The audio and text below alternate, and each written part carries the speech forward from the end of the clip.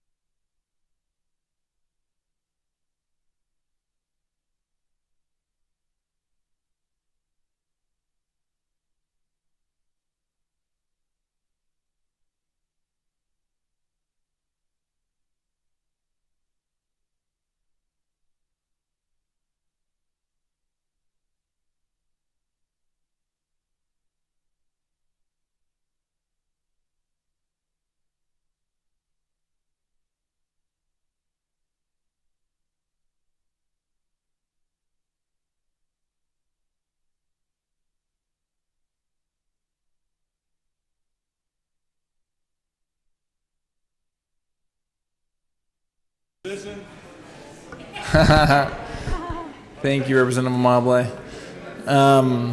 Question before us is the adoption of the journal as corrected by the Chief Clerk. Can we all give Carl a round of applause for getting that done so quickly?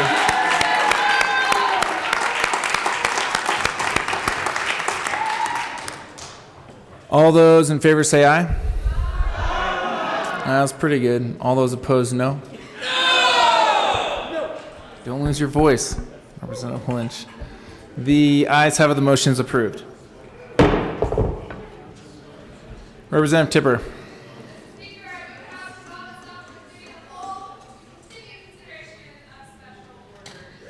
Seeing no objection, Representative Tipper will take the chair.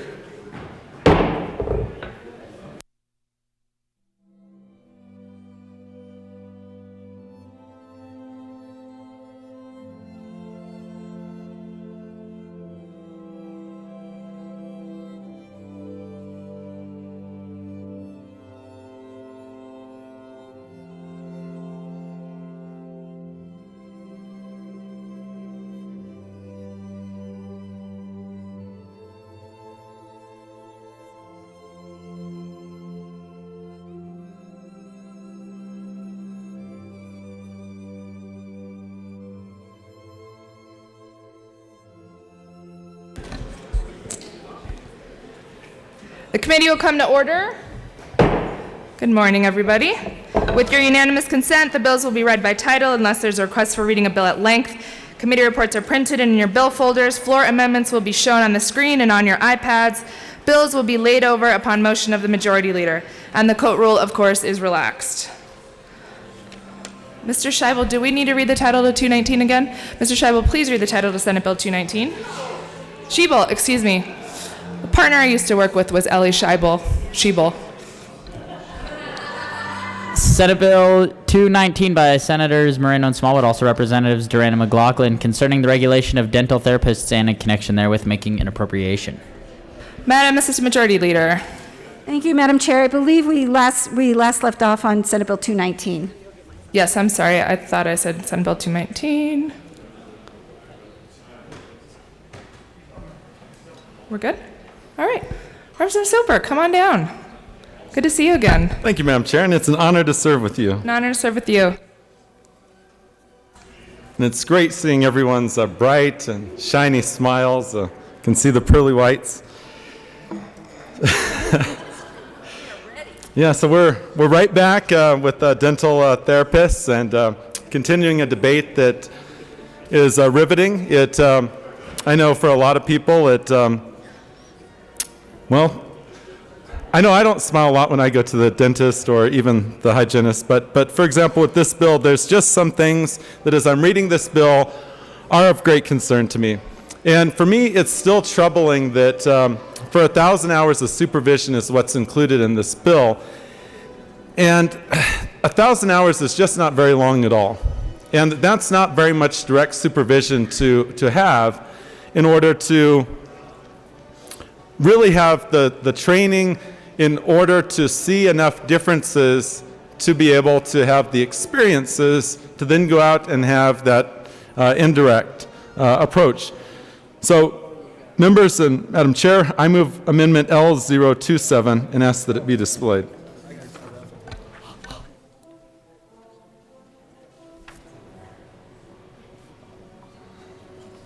L27 has been moved. We'll get it on display. Why don't you tell us about it? Thank you, Madam Chair. So this amendment requires 3,000 hours of direct supervision, which is actually in line with a lot of other professions, and I would ask for a yes vote, but at the appropriate time, I call division. Representative Sandrich. Is this on Amendment L27? Great. Thank you, Madam Chair. I stand undecided on this amendment. I look back at the discussion of the bill, and I guess it was finance. And I know there's 1,000 hours on the bill. Then, if I recall properly, the dentists were in favor of the bill or neutral on the bill. They were in favor. They weren't against it. So then if I think the dentists are in favor of the bill, then they're okay with 1,000 hours. So I'm guessing the 1,000 hours just wasn't just made up. I'm sure there was some due diligence on that. I think we have to look at the exact tasks, the exact duties that these dental therapists will be doing. And is 1,000 hours enough? Too much? I don't think that's something really for us to decide. That's what the bill sponsors Witten and asks the professionals. I'm guessing they're the ones who decided on 1,000 hours. Now, 3,000 is pretty good, but I don't know if it's justified. I think we need some type of justification of if it's 1,000 hours or we move to 500 or 3,000, there needs to be some type of justification on that. Obviously, more hours, more education is better. I think most people agree with that. But then, if you add on more hours, it adds on the cost. There's something that we need to recognize with this amendment. We do not currently, if I recall properly, have specific programs to teach dental therapists. I think what they're going to do is they're going to expand current dental programs to include this. And if we add more hours, will these programs be able to do that staff to include dental therapists? That's the question. If we already don't have the schools here that directly focus on that, and we have to go into other schools to expand to do this, I don't know if we'll be pushing them to the limit with. So this is something where, the amount of hours needs to be dictated associated with the professionals that say, hey, this is how much time it needs to learn this scope of practice. So I'm going to be undecided. Hopefully we'll get some more conversation on why 3,000. It was a 3,000? 3,000. Or 3 hours? 3,000. So we'll be, so I think if you're going to triple it, you need some justification of why, and I hopefully we'll be hearing that. Also, I'm curious, will that triple the cost of the education? If you make it so difficult to get into this profession, so costly, it may defeat the purpose of this whole bill. So I wonder if some people just say, gosh, if I'm going to do 3,000 hours, I might as well just go be a dentist. I don't know. So there's a lot of unintended consequences to this. Hopefully we'll get the justification associated with a triple of the hours, and maybe it is justified. I'm eager to have that conversation. Thank you. Any further discussion on Amendment L27? Seeing none, a division has been called.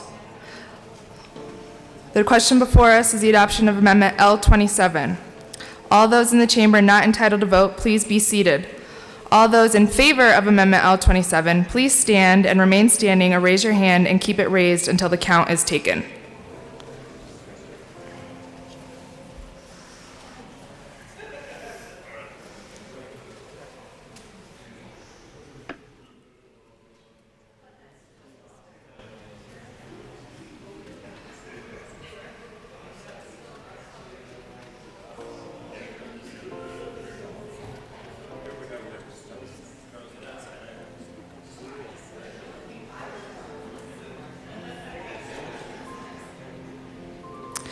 You may be seated. All those opposed, please stand and remain standing in one place until the count is taken, or raise your hand.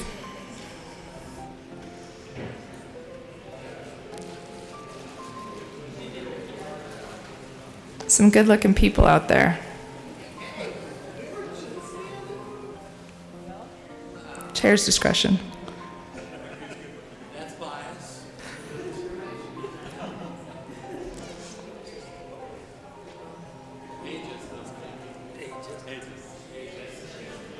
I did call you old geezers once. I felt really bad about that. I apologize.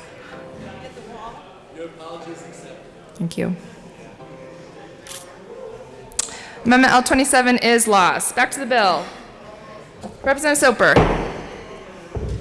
Thank you, Madam Chair. Well, I'm sorry that we certainly couldn't get there with the last amendment. But hopefully, members, what I'm sensing from the tenor of the room is that 3,000 hours really was just not enough. And actually, quite frankly, in my heart of hearts, I actually agree with you. And I actually would say that that is not enough. Instead, it needs to be 4,000 hours, which is why I offer I move amendment L026 and ask that it be displayed.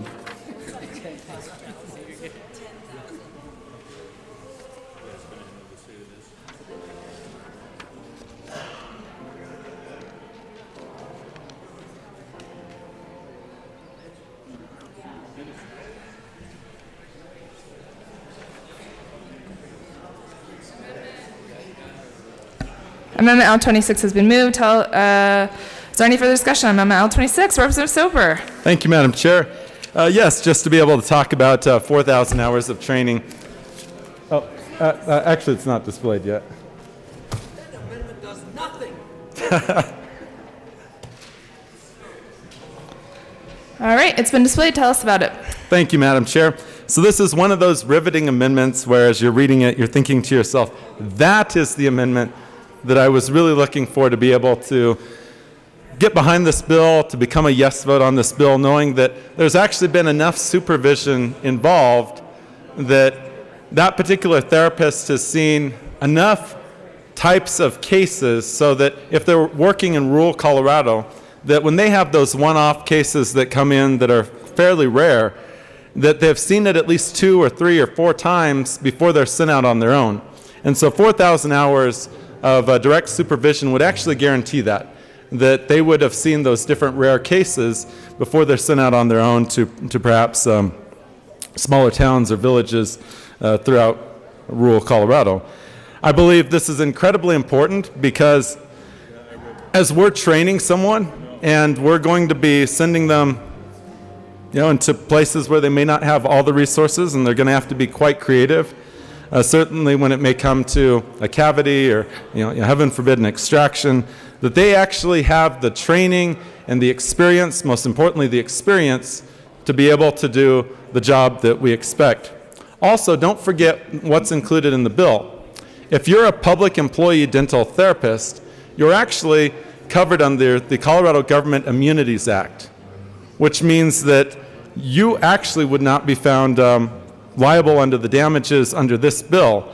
And so thinking about that, I for sure want these dental therapists to have the requisite amount of training so that they won't make a mistake, particularly if they are state employees.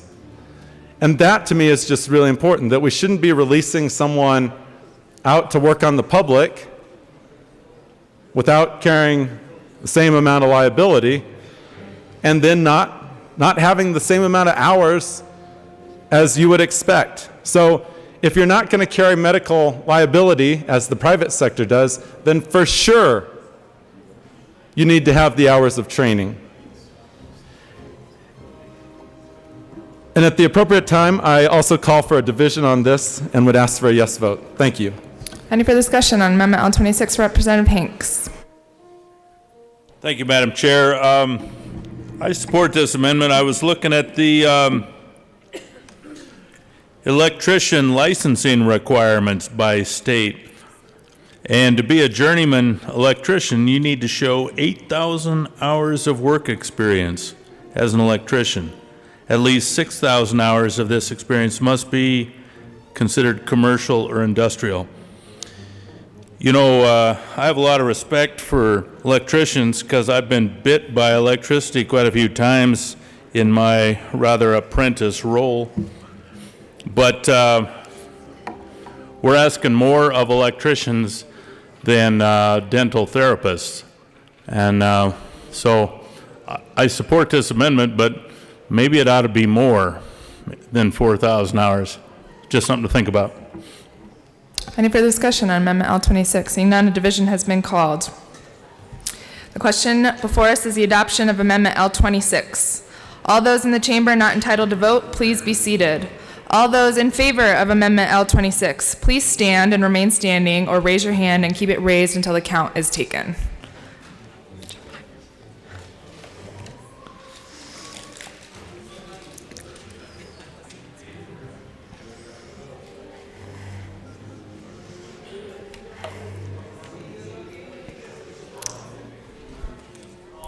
You're getting better and better looking, yes.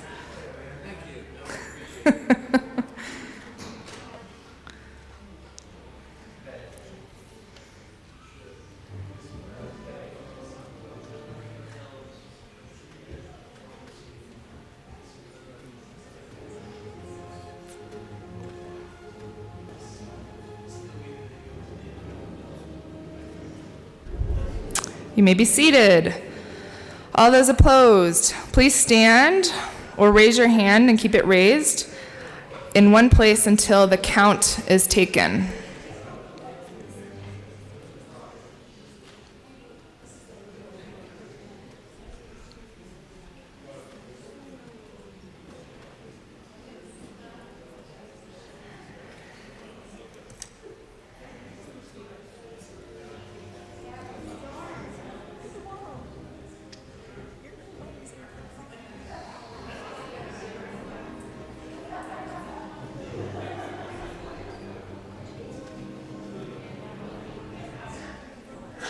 Amendment L26 is lost. Back to the bill. Any further discussion on Senate Bill 219? Seeing none, the question before us, Representative Soper. Thank you, Madam Chair. Since we, have had the conversation about medical liability, and certainly it does trouble me about that particular element within this bill, which is why we definitely need to look at the dollar figure that's included. I mean, $500,000 with today's inflation is not much money at all in case medical liability is committed by a particular dental therapist. So because I believe it actually should be a little bit higher, I move Amendment L028 and ask that it be displayed.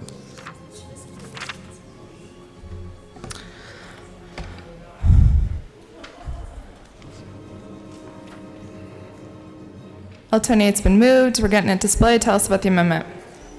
So thank you, Madam Chair. So this amendment moves it from $500,000 to $600,000, certainly in respect of the fact that we're in an inflationary period of time, and that, quite frankly, the old $500,000 is actually the new $600,000 because it's a 40-year high for inflation. Secondarily, I certainly worry if you're only going to have 1,000 hours of practice experience before you're sent out on your own. Certainly you could get into a situation where you've caused all sorts of irreparable harm to an individual, and that being able to have enough insurance out there to cover the type of harm that's caused is appropriate. So I would ask for a yes vote, and at the appropriate time I also call for a division. Any further discussion on Amendment L28? Seeing none, a division has been called. Question before us is the adoption of Amendment L28. All those in the chamber not entitled to vote, please be seated. All those in favor of Amendment L28, please stand and remain standing or raise your hand and keep it raised until the count is taken.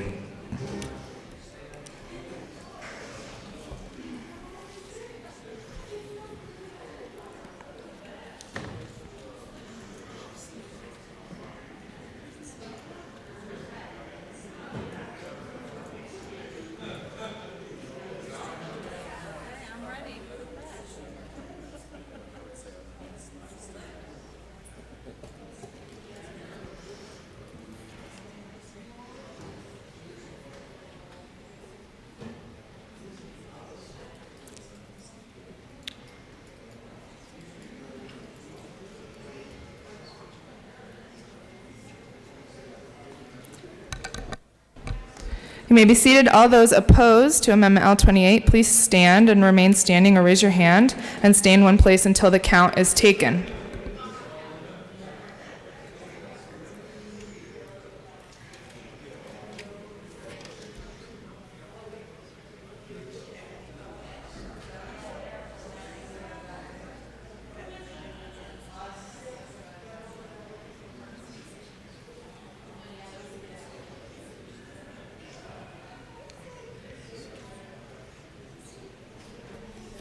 L28 fails. Back to the bill. Representative Lynch. Thank you, Madam Chair. It's an honor to serve with you in this fine morning. Honor to serve with you. And I must say that we have two of the best bill sponsors I can imagine over here on this, but I need to share with you some communication that I got from my constituents, and I'm here mainly for them. So anyway, so let me just read a little bit of this. It says, I am emailing you to ask you to vote no, and they said, and encourage your colleagues to vote no as well. So that's what this is. This is me encouraging my colleagues to vote no as well. On House Bill, Senate Bill 22-219, allowing dental therapists to practice in our state. I'm sure you've read a bunch of these, but the fact is dentists would profit from dental therapists and patients would lose out. The dentists that are campaigning for these positions want to utilize them in corporations where they do the work of dentists for low pay, and the profits get passed on to the corporations. I, too, could profit from this arrangement, but ethically it is not the best treatment. And over time, these therapists would begin to be treated as dentists, and the profession's drain on expertise and experience would be detrimental to the state's population. The hubbub about access to care and talk of rural appointments is a smokescreen to get these therapists here for corporations.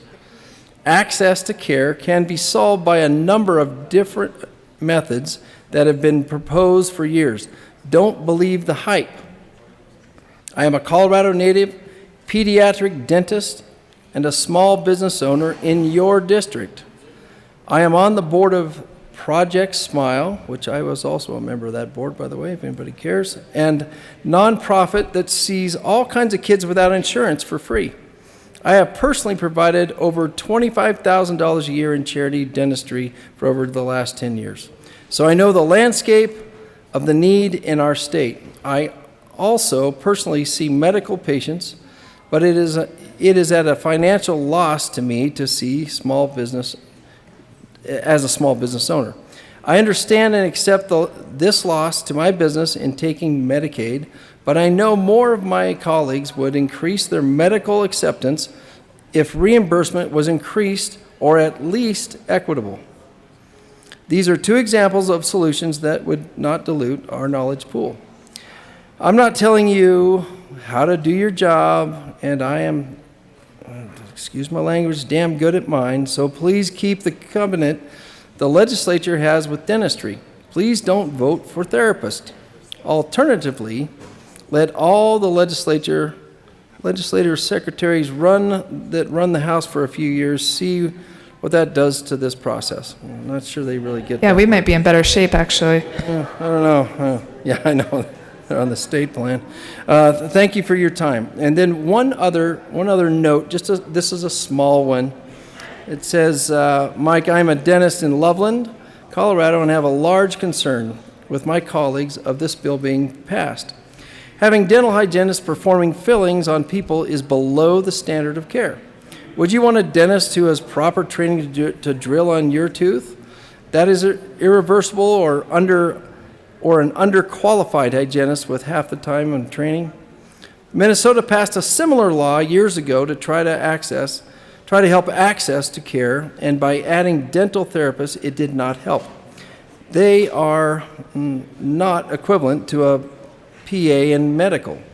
You're talking about irreversible procedures here. If you want to help access to care, put programs into place that keep Colorado dental graduates in Colorado in low-income areas and pay off their loans. Sounds like a bill. That would solve the problem and be a win-win for both sides. Please oppose this bill and don't let it pass. So I stand in opposition to this bill, and I hope that the concerns of my constituents have been heard, and thank you for bringing the bill. Representative Ransom. Thank you, Madam Chair. And I received an email as well from a dentist in my county that I really wanted to make sure that I had the opportunity to share on his behalf. It is a him. But so this is from a dentist in Douglas County. I won't identify him or the specific town that he practices in, but it actually came in a little over a week ago. So he's unaware of the amendments we've been offering tonight, or what we've done with the bill in the last couple of days. But in any event, here's what he had to say about this bill and what we're trying to accomplish here with access to care. So, dear Representative Ransom, I am a dentist and own a private family dental practice and then he listed the town in my county, in Douglas County. Bill 22-219 is in the final stages and will soon be voted by the State Senate and the State House of Representatives. I am opposed to this bill and feel it will do little to improve access to dental care and dilute the standard of care currently found in the dental profession in the state of Colorado. Bill 22-219 will make legislators and coalitions feel good, but offer no significant impact on access to oral health. As a small business owner and private dental practice, I am concerned because the main sponsors of this bill are third-party organizations that do not represent the dental profession. In an effort to increase access to care, the third-party organizations have had little input from dental professionals. Bill 22-219 will give momentum to corporate dentistry and dental insurance companies and create barriers to private practice and small businesses owned and run by individual dentists. These companies already prioritize business over health care delivery. In the end, Colorado will still be in the same situation with just more providers and an access to care problem. The only way to resolve access to care with dental therapists is to require them to work in underserved geographic locations or with specific underserved populations. In 1987, dental hygienists were allowed to practice independently. This legislation was passed in an effort to provide greater access to care. To date, there are very few independent hygiene practices, and this information should be part of this discussion, he had in parentheses. Independent hygiene practices did not solve the need of access to care.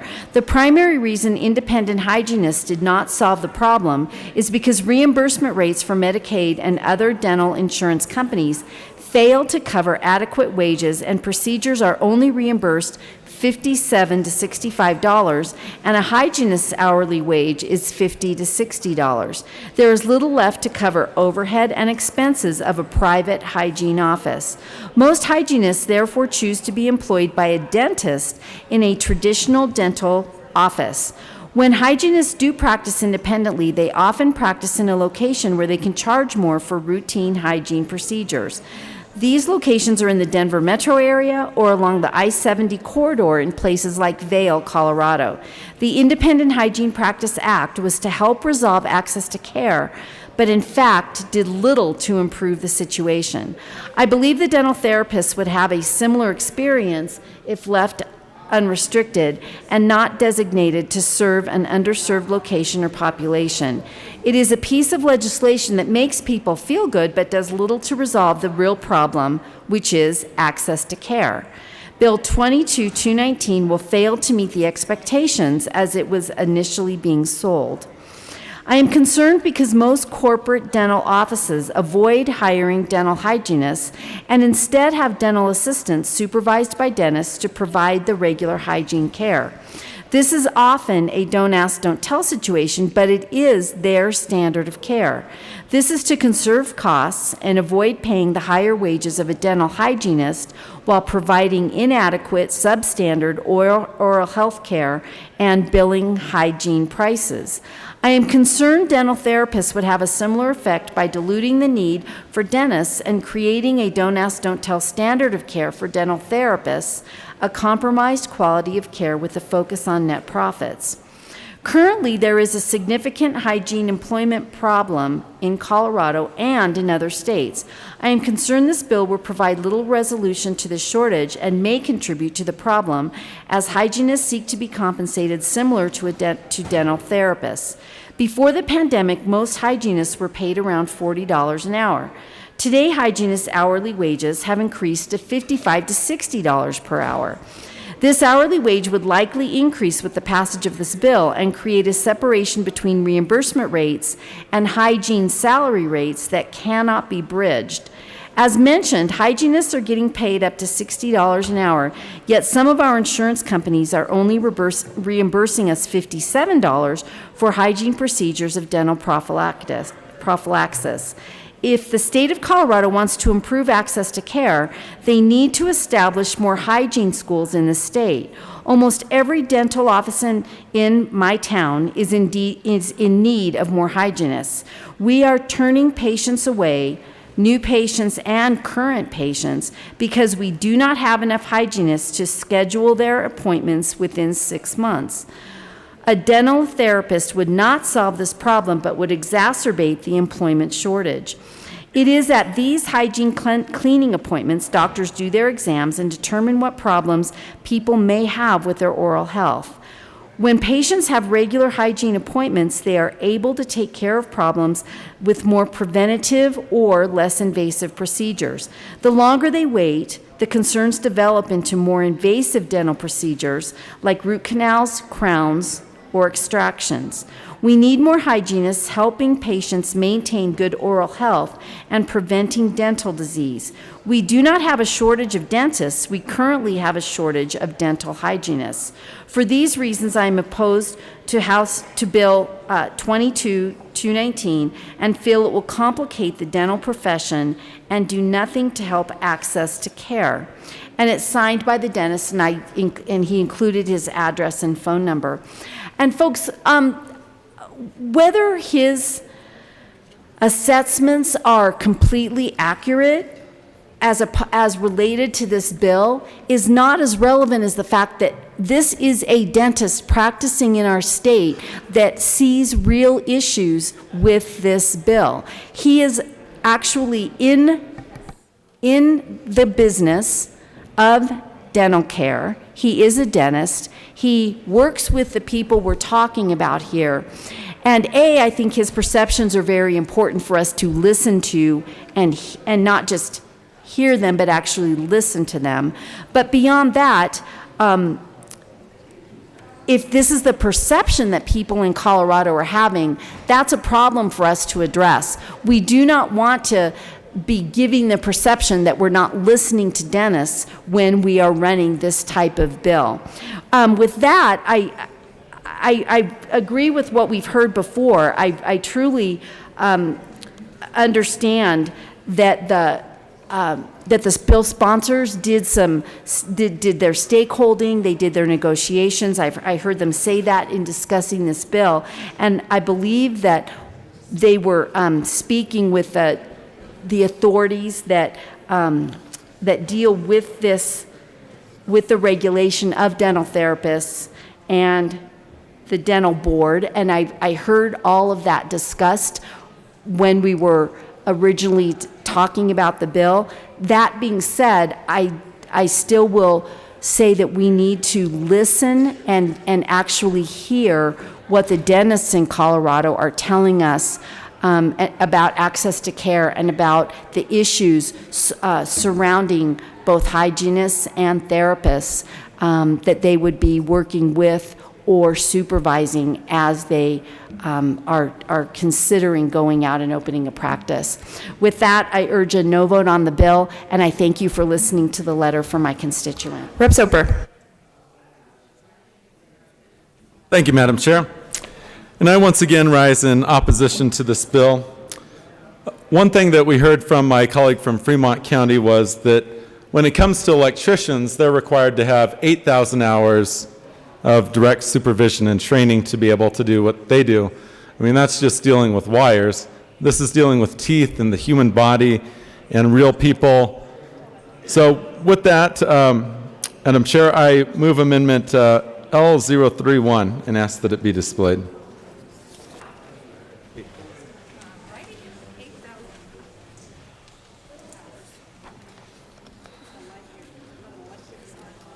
Yeah. Rep. Soper, tell us about the amendment. L31 has been displayed. Thank you, Madam Chair. So this moves it from 1,000 to 8,000 hours, which is in line with currently what's required by electricians here in Colorado. This is something that, if you're thinking about something in the medical profession, 8,000 hours does seem to be an appropriate amount of training before you go out independent on your own and are working on people without having a dentist, a arm's reach away for some help in case you're running into a very challenging case. It is really not that long if you think about 8,000 hours. I'm sure we've been in this chamber for 8,000 hours if we've calculated it. It's certainly a time that you snap your fingers and before you know it, you've completed it and you're out on your own working on real cases and have seen enough that you can recognize some of the issues when they actually come. So I'd ask for a yes vote, and at the appropriate time, I also call for division. Any further discussion on Amendment L31? Seeing none, the division has been called. The question before us is the adoption of Amendment L31. All those in the chamber not entitled to vote, please be seated. All those in favor of Amendment L31, please stand and remain standing or raise your hand and keep it raised until the count is taken.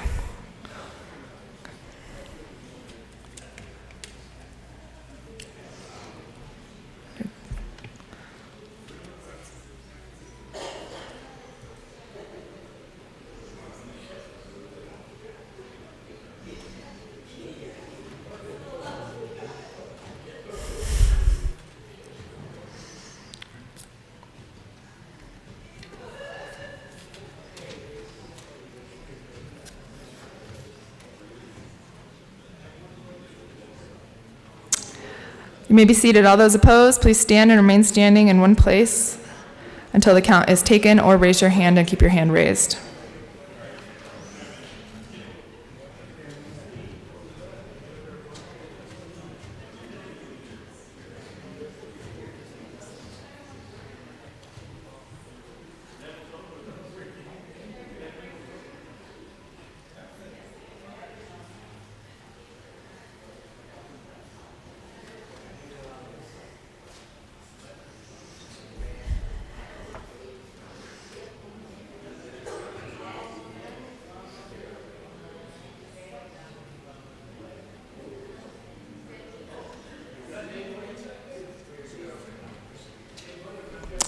L31 is lost. You may be seated. Any further discussion on Senate Bill 219? Rep. Soper.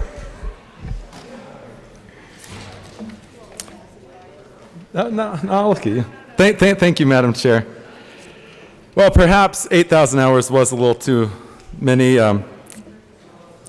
Perhaps we can certainly find a compromise here and move to 6,000 hours. So I move Amendment L030 and ask that it be displayed. L30 has been moved. We'll get it displayed. Tell us about it while it's being displayed. Yeah. Thank you, Madam Chair. So this moves it to being 6,000 hours from 1,000 hours. We've had this robust conversation down here at the well about what is the appropriate amount of training for dental therapists. Certainly, 1,000 hours is not enough. And that the vote that was just taken showed that 8,000 hours, which is in line with those who are electricians, might be too many.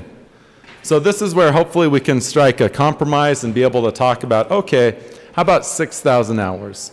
That's a good round number, but it's also a number that is enough that you're able to see the different cases, you're able to have seen, especially if you're practicing in rural Colorado, some of the more unique things several times before you go off on your own. And it's a great amendment. I would ask for a yes vote, and at the appropriate time, I call division. Any further discussion on Amendment L30? Rep. Hanks. Thank you, Madam Chair. And I used the electrician analogy here previously. I did a little bit of fracking back in my days, and I learned that there's 168 hours in a week. Because some of the concrete guys worked 168 hours a week. And so 6,000 hours is a mere 35.7 weeks. I just thought that was kind of interesting. You can be a dental therapist in almost no time if you do it a lot during the week, 168 hours.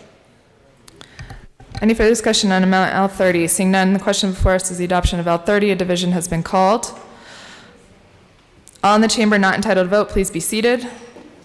All those in favor of Amendment L30, please stand and remain standing, or raise your hand and keep it raised until the count is taken.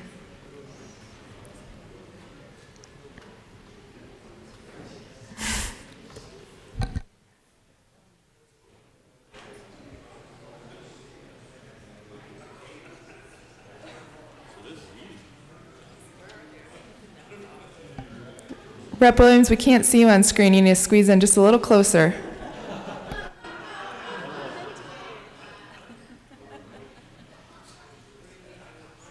Not quite. Please be seated. All those opposed, please stand or raise your hand, or remain standing or raise your hand in one place until the count is taken.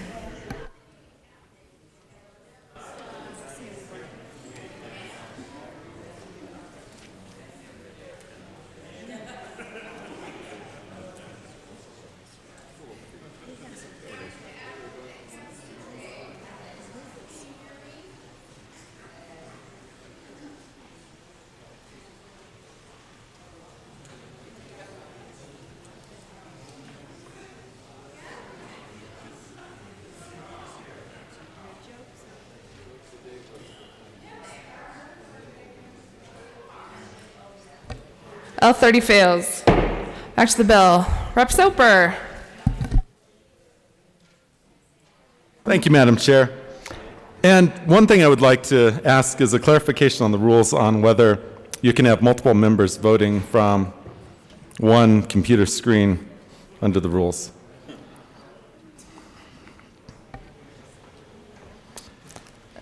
I think we can give our staff some credit that they can discern between Rep. Williams on one screen and Rep. Williams on the other. Thank Sounds you, good. Representative Soper. Thank you, Madam Chair. I appreciate the clarification here.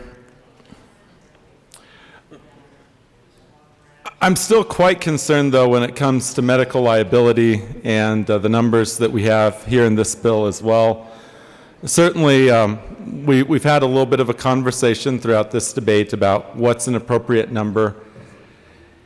And now that we're in this high inflationary period, having the ceiling at $500,000, and by the way, that's just the insurance that you would have to carry. That's not what would be paid out. So, by comparison, a lot of times for special event insurance, you have to carry about $1 million in liability insurance. But imagine extracting the wrong tooth or drilling in on the wrong tooth for a cavity. It's the wrong tooth. It was a healthy tooth to begin with, and then you have that destroyed. It certainly is a shock to the patient, but it also is one where you need to be made whole. And as all the costs are rising every single day across Colorado, I mean, shoot, gas prices have doubled in this particular term that we're serving. It should not be $500,000. It should actually be a little bit more. So I move Amendment L029 and ask that it be displayed.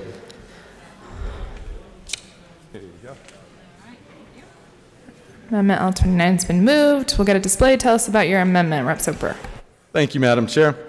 So this moves it up to $700,000, which is more in line with what we're seeing as far as inflation, and it's enough to ensure that it's an adequate amount in case something were to happen, certainly in this time of inflation, because the bill is not locked to an inflationary amount.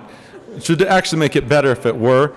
So then we need to have an amount that's actually sufficient enough to cover both the needs and also there is a penal element in medical liability, because we really don't want future dental therapists making the same mistake. So it is really important when you're looking at that liability element that it's actually built in if they're going to be sued civilly. I would ask for a yes vote and a division at the appropriate time. Any further discussion on Amendment L29? Seeing none, the question before us is L29. A division has been called. All those in the chamber not entitled to vote, please be seated. All those in favor of Amendment L29, please stand and remain standing, or raise your hand and keep it raised until the count is taken.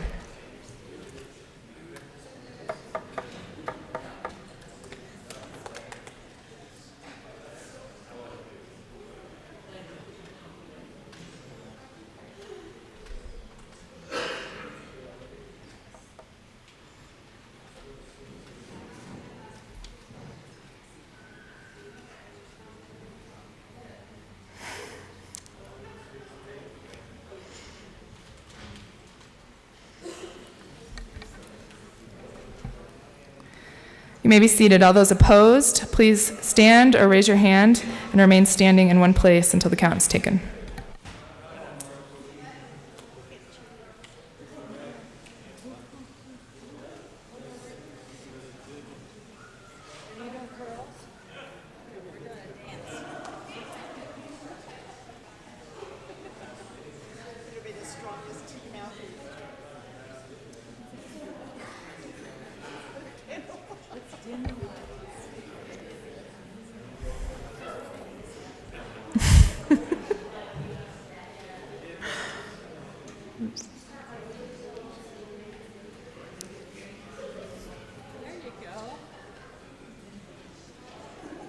Amendment 29 is lost. Any further discussion on Senate Bill 219? Seeing none, the question before us is the adoption of Senate Bill 219. All those in favor say aye. Aye. Opposed, no. The ayes have it. Senate Bill 219 passes. Mr. Schiebel, please read the title to Senate Bill 222 on page 2 of the calendar. Senate Bill 222 by Senators Pedersen and Moreno, also Representatives Kennedy and Weissman, concerning a requirement that the ballot title and fiscal summary for any ballot initiative that increases or decreases state income tax rates includes a table showing the average tax change for tax filers in different income categories. Representative Kennedy. Thank you, Madam Chair. I move Senate Bill 222. To the bill. Thank you, Madam Chair. This is a bill to increase transparency of ballot measures for voters. We ask for an aye vote. Any further discussion on Senate Bill 222? Seeing none, Representative Hanks.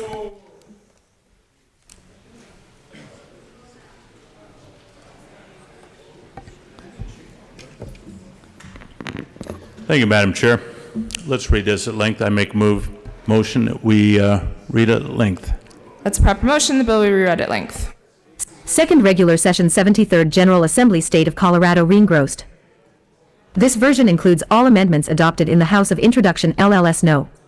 22-0639.01 Pierce Lively X2059 Senate Bill 22 to 222. Senate Committees House Committees State, Veterans, and Military Affairs Appropriations. A bill for an act. 101 concerning a requirement that the ballot title and fiscal. 102 summary for any ballot initiative that increases, or 103 decreases state income tax rates, include a table 100 and for showing the average tax change for tax filers in 105 different income categories. Bill summary. Note, this summary applies to this bill as introduced and does not reflect any amendments that may be subsequently adopted. If this bill passes third reading in the House of Introduction, a bill summary that applies to the reengrossed version of this bill will be available at http://leg.colorado.gov. The bill is a referred measure that will, if approved by the voters of the state at the 2022 general election, require Senate third reading unamended May 2, 2022.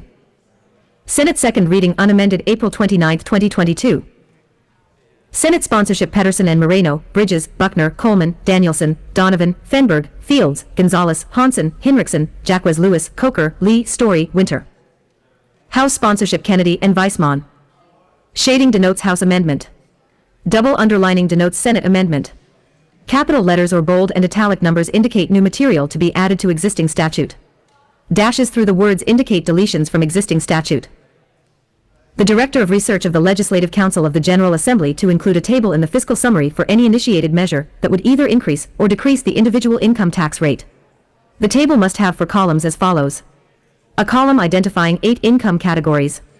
A column identifying the current average income tax owed by taxpayers in each income category. A column identifying the average income tax owed by taxpayers in each income category if the initiated measure were to pass, and a column identifying the difference between the average income tax owed by taxpayers in each income category if the initiated measure were to pass, and if the initiated measure were not to pass. The ballot title for a measure that either increases or decreases the individual income tax rate to include the table created by the Director of Research of the Legislative Council of the General Assembly for the measure's fiscal summary. 1. Be it enacted by the General Assembly of the State of Colorado. 2. Section 1. In Colorado Revised Statutes 1-5-407, amend 7. 3 as follows. For 1-5-407. Form of ballots. 7. No printing or distinguishing. 5 marks shall be on the ballot except as specifically provided in this code. 6 or in section 1-40-106, 3, E to 3, G, and 3, J. 7 section 2. In Colorado Revised Statutes 1-40-105.5 amend 8 1.5 and add 1.5 as follows. 9 1-40-105.5 Initial Fiscal Impact Statement Definition 10 1.5 for every initiated measure properly submitted to the Title Board. 11 The Director shall prepare a fiscal summary that consists of the following. 12 Information 13 any information from the initiated measure or a description. 14 Of state and local government implementation in order to provide the 222 1 Information required in subsection 1.5 I or 1.5 2 of this 2 section, and 3 if the measure would either increase or decrease the 4 individual income tax rate, a table that shows the estimated 5 effect of the change on the tax owed by individuals in different 6 income categories. The table prepared by the Director must have 7 1-column title, Income Categories that shows income 8 categories, 1 column titled Current Average Income Tax 9 owed that shows the average income tax owed by filers within 10 each income category, 1 column titled Proposed Average 11 Income Tax owed that shows the average income tax owed by 12 filers within each income category if the initiated measure were 13 to pass, and 1 column titled Proposed Change in Average 14 Income Tax owed that identifies the difference between the 15 average income tax owed by filers within each income category 16 if the initiated measure were to pass and if the initiated measure 17 were not to pass. If the difference in the amount of tax owed 18 shown in the table is an increase, the change must be expressed 19 as a dollar amount preceded by a plus sign. If the change in the 20 amount of tax owed shown in the table is a decrease, the change 21 must be expressed as a dollar amount preceded by a negative 22 sign. The Director shall use the following income categories in 23 creating the table. 24 Federal Adjusted Gross Income of $25,000 or less. 26 Federal Adjusted Gross Income greater than $25,000 and no more than $50,000. -3 222 $1 2 Federal Adjusted Gross Income greater than $53,000 and no more than $100,000 for dollars. 5 Federal Adjusted Gross Income greater than $1,600,000 and no more than $207,000. 8 Federal Adjusted Gross Income greater than $900,000 and no more than $510,000. 11 Federal Adjusted Gross Income greater than $1,200,000 and no more than $1,013. 14 Federal Adjusted Gross Income greater than $115 million and no more than $2 million. And 16 Federal Adjusted Gross Income greater than $17 million and no more than $5 million. 18 Section 3. In Colorado Revised Statutes 1-40-106, amend 19 3H and add 3J as follows. 21-40-106. Title Board Meetings, Ballot Title, Initiative and 21 Referendum, Definitions. 3H in determining whether a ballot title 22 qualifies as brief for purposes of Section 1-40-102 10 and 23 1-40-106 3B subsection 3B of this section, the language 24 required by subsection 3E 3F or 3G or 3J of this section may 25th not be considered. 26J, a ballot title for a measure that either increases or 27 decreases the individual income tax rate must, if applicable. -4 222 1. Include the table created for the fiscal summary pursuant to Section 1-40-105.5, 1.5, AV. 3. Section 4. In Colorado Revised Statutes 1-40-124.5, amend 4 1B 3, introductory portion as follows. 5 1-40-124.5. Ballot Information Booklet. 1B. The Director of 6 Research of the Legislative Council of the General Assembly shall prepare 7 a fiscal impact statement for every initiated or referred measure, taking 8 into consideration fiscal impact information submitted by the Office of 9 State Planning and Budgeting, the Department of Local Affairs or any other 10 state agency, and any proponent or other interested person. The fiscal 11 impact statement prepared for every measure shall be substantially similar 12 in form, and content to the fiscal notes provided by the Legislative Council 13 of the General Assembly for legislative measures pursuant to Section 14 2-2-322. A complete copy of the fiscal impact statement for such measure 15 shall be available through the Legislative Council of the General Assembly. 16. The ballot information booklet shall indicate whether there is a fiscal 17 impact for each initiated or referred measure, and shall abstract the fiscal 18 impact statement for such measure. The abstract for every measure shall 19 appear after the arguments for and against such measure in the analysis 20 section of the ballot information booklet, and shall include but shall not 21 be limited to 22(3) for any initiated or referred measure that modifies the state 23 tax laws, if the measure would either increase or decrease individual 24 income tax revenue or state sales tax revenue, a table that shows the 25 number of tax filers in each income category, the total tax burden change 26 in the amount of tax owed for each income category, and the average 27 tax burden change in the amount of tax owed for each filer within. Dash 5, 222. 1 each income category. If the change in a tax burden the amount of tax to owed shown in the table is an increase, the change must be expressed as 3 a dollar amount preceded by a plus sign. If the change in a tax burden the 4 amount of tax owed shown in the table is a decrease, the change must 5 be expressed as a dollar amount preceded by a negative sign. The table 6 must use the following income categories. 7 Section 5. Refer to people under referendum. At the 8 election held on November 8, 2022, the Secretary of State shall submit this 9 Act by its ballot title to the registered electors of the state for their 10 approval or rejection. Each elector voting at the election may cast a vote 11 either yes/for or no/against on the following ballot title. Shall 12 there be a change to the Colorado revised statutes requiring that the 13 ballot title and fiscal summary for any ballot initiative that increases or 14 decreases state income tax rates include a table showing the average tax. 15 change for tax filers in different income categories. Except as otherwise 16 provided in Section 1-40-123, Colorado Revised Statutes, if a majority of 17 the electors voting on the ballot title vote yes/for, then the Act will 18 become part of the Colorado Revised Statutes. Dash 6, 222. Any further discussion on Senate Bill 222? Rep. Soper, or Rep. Bockenfeld? And Rep. Woog? Well, no, I'll let Rep. Woog. No, go for it. Rep. Woog. Thank you, Madam Chair. I have an amendment here. I move L002 and ask it to be displayed. Amendment L2 has been moved. We'll wait for it to get, or while it's getting displayed, why don't you tell us about the amendment? Thank you. Okay, ask for a yes vote. This does away with the tax brackets. It would then show a flat increase or decrease in the tax, and ask for a yes vote. Any further discussion on Amendment L002? Rep. Soper. Gets up fast. Thank you, Madam Chair. This is a really good amendment. I really appreciate it. It's one that instead of just having a bracket that we actually do see the increase or decreases in taxes owed and just have it be a flat amount, which makes sense. It's easy to understand. And I believe certainly when it comes to what you're reading in the book, the blue book, that the blue book ought to be very easy to read and easy to understand, because the blue book should be written for the average common person in Colorado. And that as they're reading that, they're not necessarily going to understand the brackets. And the brackets can be kind of confusing because when you move up into the next bracket of income, it's just the income in that bracket that's taxed within that bracket. So that can be quite confusing.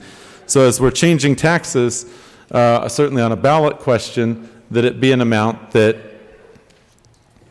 we see the increase or decrease.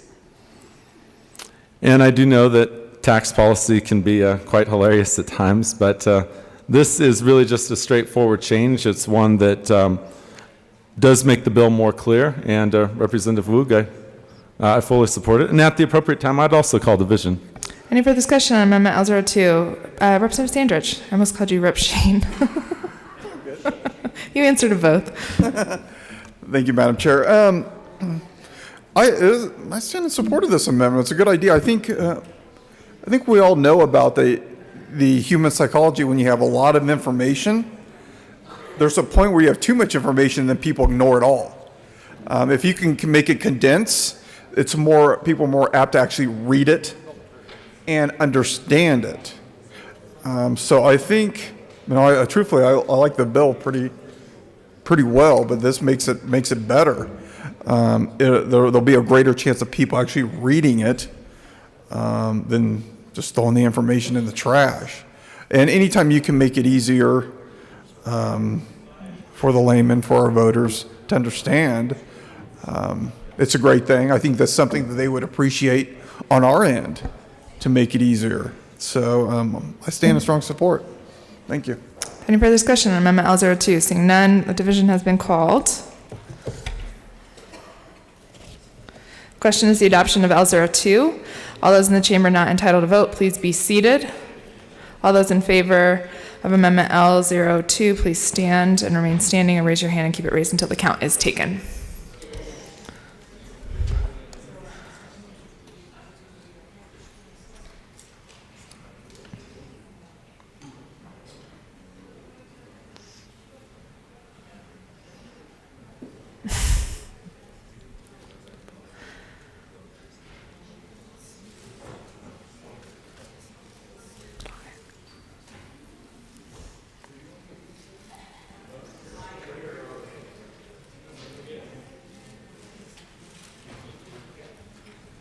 Please be seated. All those opposed, please stand or raise your hand and remain in one place until the count is taken.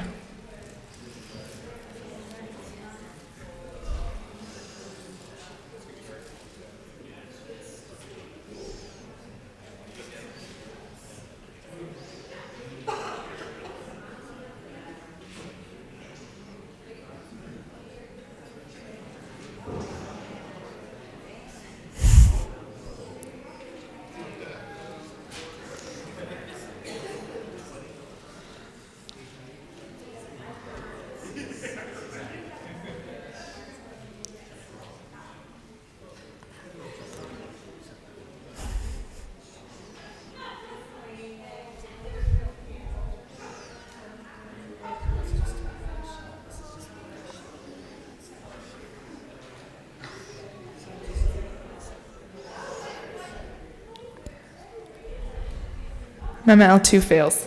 Further discussion, Rep. Bachenfeld. Thank you, Madam Chair. It's an honor to serve with you. An honor to serve with you. Madam Chair, I'd like to move Amendment L-001, and I would ask for it to be displayed. All right, Amendment L1 has been moved, and while it's getting displayed, tell us about the amendment. Folks, you remember some time back when we was dealing with the Gallagher Amendment? Remember the ballot language? We talk about it all the time. Without raising your tax rate, there were a number of senior citizens that were confused by that language after it was changed. And then, of course, their taxes went up and they were surprised. We don't want that to happen again.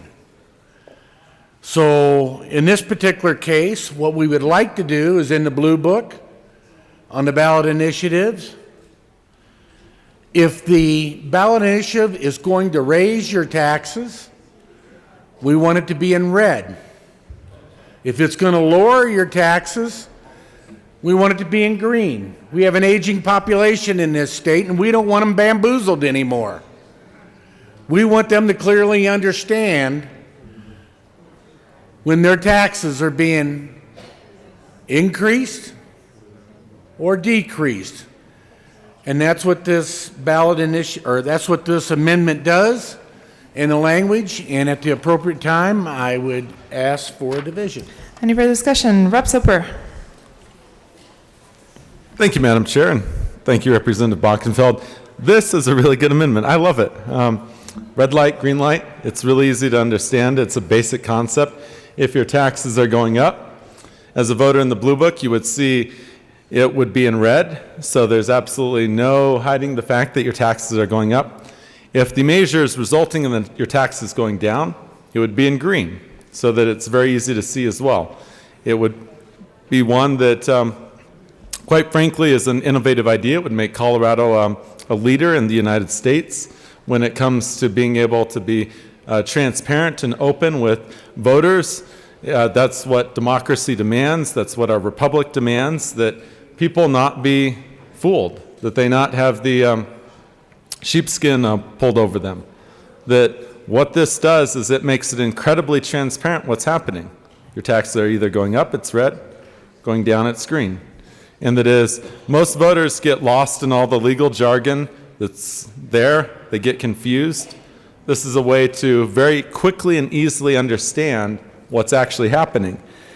I know that I've helped write some ballot measures to, I hate to say it, increase taxes. I have also written or helped write some ballot measures that help get rid of certain provisions. And then I have read a number of ballot measures. And I can tell you that Words matter, and you want to be very careful with your words, but there's oftentimes a lot of lawyers that get involved, and of course, the jargon that ends up being there, you can't just stop at one sentence. You have to keep going on and on and on. And before you know it, you have several paragraphs describing what's happening with this tax. And so when a voter is reading through it, it can be very confusing what's actually happening. And you know what? That's actually on purpose. Oftentimes, to get a ballot measure passed, you don't want it to be straightforward. You don't necessarily want the voter to just glance at it and say, oh, my taxes are going up, or my taxes are going down. And what this amendment does by actually color coding it, it means that the average voter who's quite frankly going to be skimming through the blue book, they actually could see right away, just based on the colors alone, what the measure is doing. And once they understand that, for example, your taxes might be increased, then a well-informed voter can actually ask the next question. What's this new revenue to the government actually doing?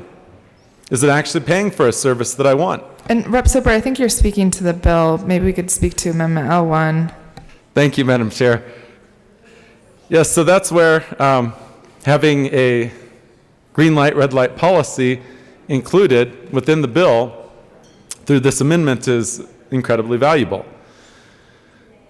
The voter can easily assess what the priorities are that they want, and based on what color, they can make that value judgment. Is it worth it? Is it not worth it?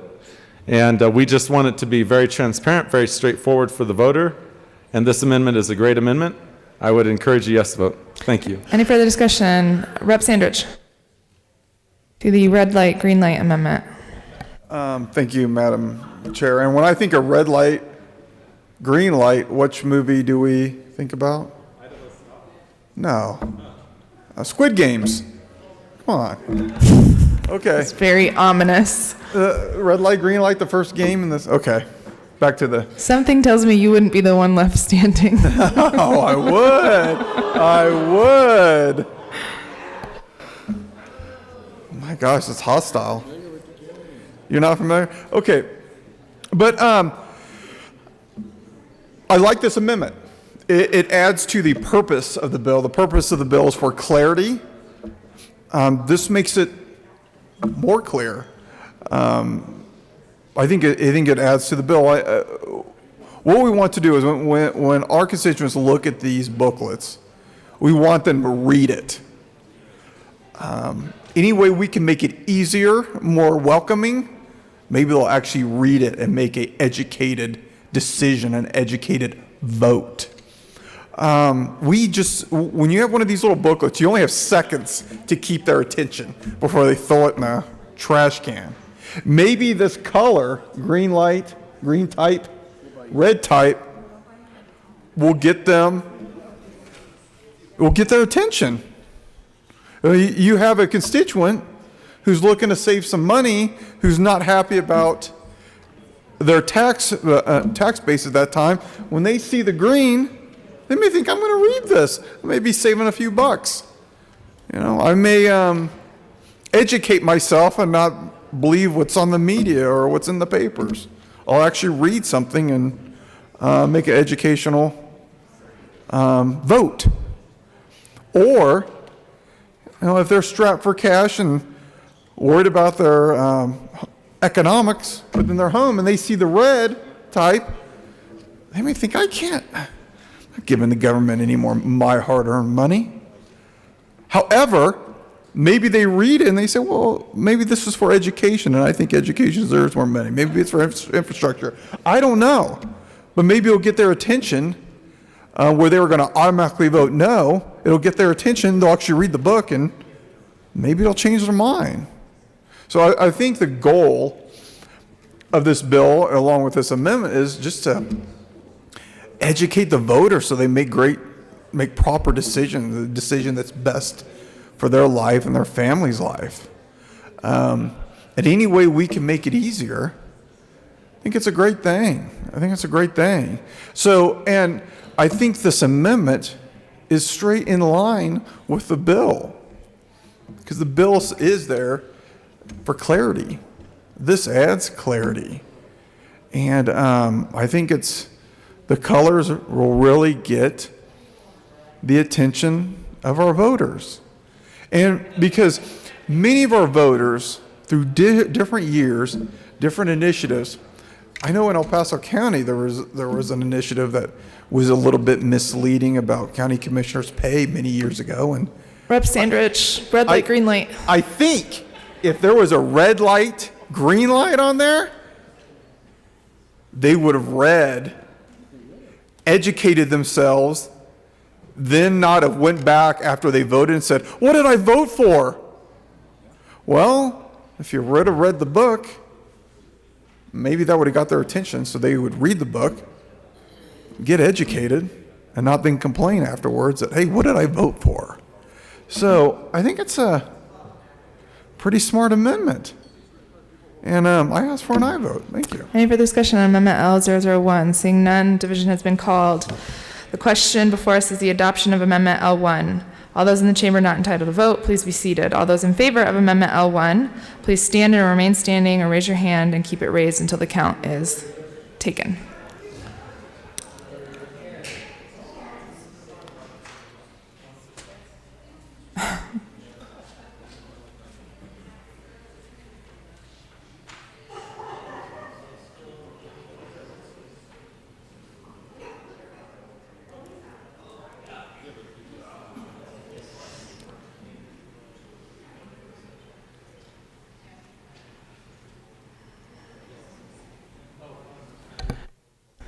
You may be seated. All those opposed, please stand or raise your hand and remain standing in one place until the count is taken.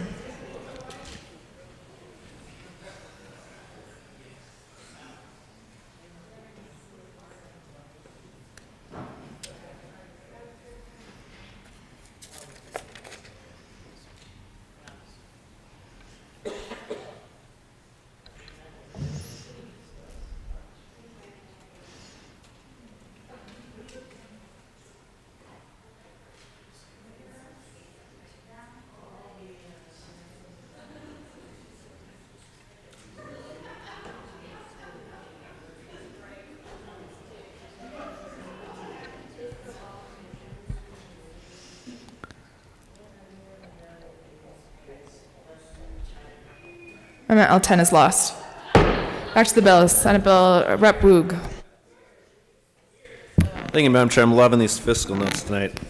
Okay, summary of legislation. Under current law, Legislative Council staff, LCS, prepares a fiscal summary for all citizen-initiated measures when the initiative is heard by the title board.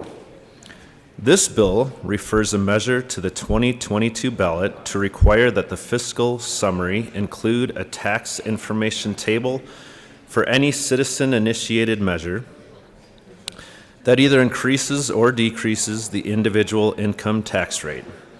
The tax information table must include 8 income categories specified in the bill, the current average income tax owed in each category, the average income tax paid in each category if the measure passes, and the difference between average tax owed before and after the rate change. The table must appear in the printed title set by the title board. Can we keep it down over here, please? Now I lost my spot. Okay, the table must appear in the printed title set by the title board and used by proponents for collecting signatures. If a measure qualifies for the ballot, the tax table must appear on the printed ballot mailed to voters at an election.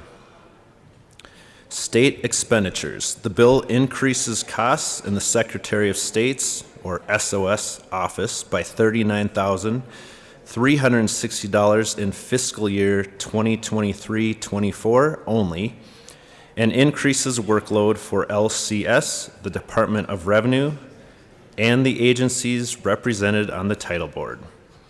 These impacts, which are conditional on voter approval of the referred question included in this bill at the 2022 general election, are described in more detail below. Information technology updates.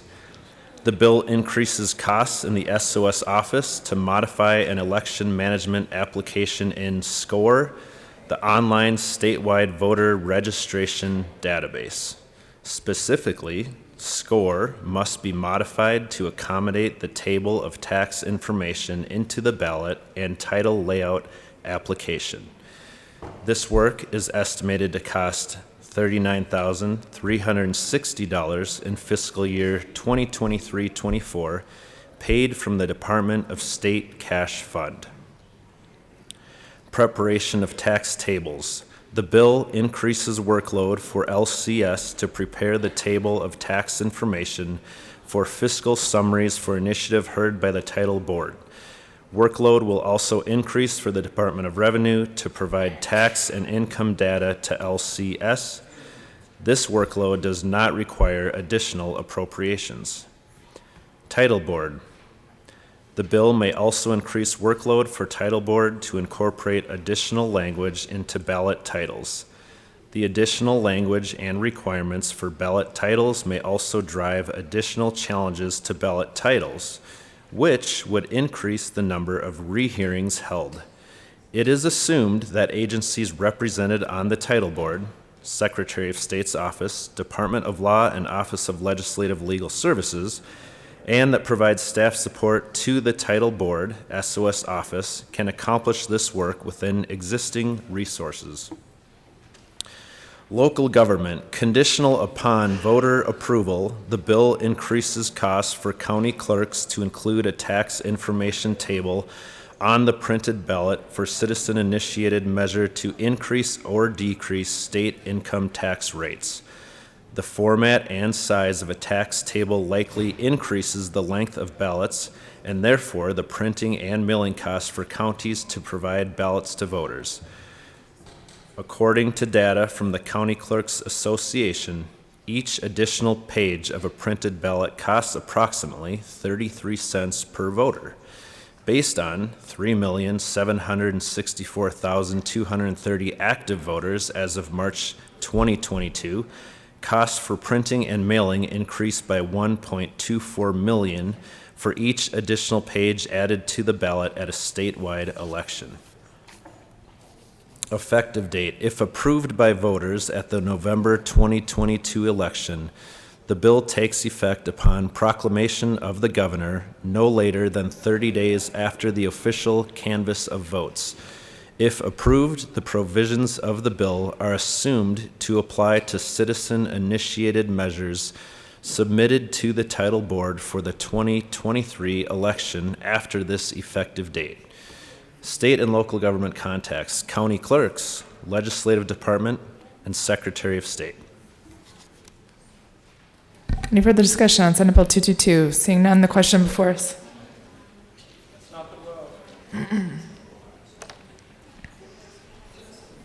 I mean, he read pretty slow to give you time, Representative Larson. Come on up. Yeah. Thank you, Madam Chair. I apologize. I was getting an amendment drafted and actually some substitute amendments to my amendment.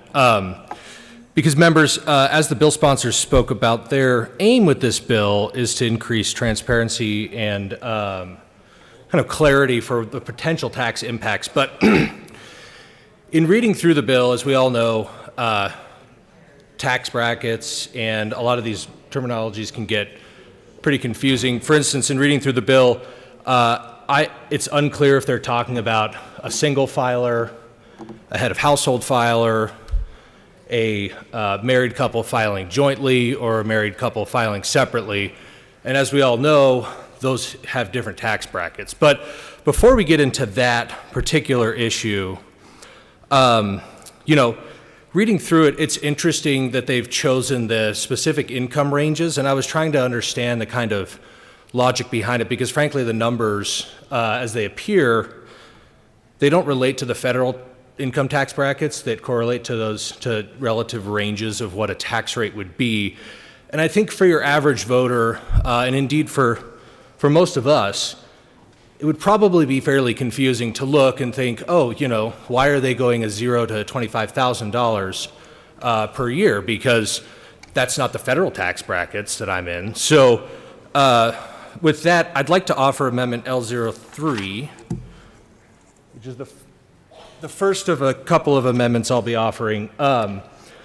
but in an attempt to bring some clarity to the situation. So what Amendment L03 is going to do is it's going to strike what I'm just going to call arbitrary, and forgive me if there is a underlying method to the madness, as it were, to the ranges that they've chosen. I am totally happy to rescind my characterization of it as arbitrary, but and this will just replace it with the federal brackets, because that's something that every taxpayer will be familiar with as they pay their federal taxes on that. Indeed, up until very recently, our state taxes were tied to our federal rates. So in the spirit of clarity and in the spirit of simplicity, I think that these are probably going to be the best thing that we want to work off of. So, and I'm going to read through the tax rates for 2021. And again, these are the taxes that people will be paying on April 2022, because again, I know that can get a little confusing, the taxes that many of us just paid, unless of course we filed an extension, which I know has been a point of some controversy in some other bills that we've gotten to in this legislature, because I think we inadvertently excluded a lot of people that file extensions from things like Tabor refunds and all of that, which is very common for a small business. But anyway, I digress. I'm going to start off with the single tax brackets and read those through, which actually will lead me into several substitute amendments, because I discovered a secondary problem. But we're going to start off with the single brackets just so everybody gets kind of a refresher. So at the federal rate, somebody who makes between $0 to $9,950, if you're a single filer, will pay a tax rate of 10%. Then the second category that goes above, so that's any dollars earned above $9,950, is between $9,951 all the way up to $40,525. And members, you'll notice that that's a pretty significant discrepancy already from the table that's contemplated in the original bill. And that would be the 12% tax rate. And members, just for the point of clarity, when you're in that 12% tax rate, you're taxing the dollars that you've made in that income range. So, the first $9,950 that any person earns, no matter if you have earned $10,000 in a given year or up to millions of dollars, the first $9,950 is taxed at that 10% rate. Now, of course, members, we can get into a discussion about your taxable income versus your adjusted gross income. I'm sure you're all very enthused with that, and there'll be plenty of time to get into that later. There'll be a whole series of amendments on that. But for now, we're going to focus on the single tax rate. So we got to the 12% tax rate. The next one in the federal tiers is 22%. So it's the third highest tax rate for federal. Again, notice the discrepancy between these rates and the ones contemplated in the introduced version of the bill. But this 22% tax rate starts at $40,526 and then goes up to $86,375. And again, members, for clarity, because these numbers can get rather boring, this is the 2021 rates, which were the rates that were payable April 2022, unless, of course, you filed an extension, and then it would be due in October of 2022. So that's the range, and again, we're talking about single filers. That's the range for 22%. Then we would go into the fourth tier, and this is the 24% bracket, again, for single filers, and again, for the 2021 tax bracket, which was due April 2022, unless, of course, you filed an extension, which then it would be due in October of 2022. But the fourth tier starts at $86,000 or $86,376 and goes all the way up to $164,925. And again, please compare that to the ranges contemplated, because again, I think you can see where there would be some pretty significant confusion for a taxpayer who's sitting here looking at these ranges and thinking, why are we capping it at 100,000? There's no federal bracket that really correlates to that. Which one am I in? But again, I digress because we do have 3 more brackets to get to. And that one that we just covered, the 24%, was the 4th tax bracket in the federal bracket. The 5th bracket, which is 32%, and again, because the whole name of the game here is clarity, this is a 2021 tax bracket, and these do change fairly frequently. The IRS redoes their tables. So if you want to look back historically what this might mean, or indeed what it might mean for filers next year, I'm sure there'll be an update that the IRS will publish, but this is for 2021. Again, the taxes you paid in April 2022, unless, of course, you filed that extension. And forgive me if I harp on the extension a lot, because it just seems like a lot of policy we've passed here doesn't recognize the fact that there's a lot of taxpayers that file an extension, and I do think that's important. Again, not necessarily maybe for this bill, but certainly for bills that are contemplating TABOR refunds or anything like that. But again, to the bill. So I'm going to go to the 32% tax bracket. Again, this is the 5th highest of the federal tax brackets. This starts at $164,000 and $926, and then goes all the way up to $209,425. And again, this is only for a single filer, so keep that in mind. The numbers are wildly different, actually, for the other classifications of federal filers, but we've got 2 more tax brackets to talk about before we get to those other classifications. So we're going to just keep right on going along. The next bracket is at 35%. And again, this is 2021, payable April 2022, unless you file that extension, and then it's October 2022.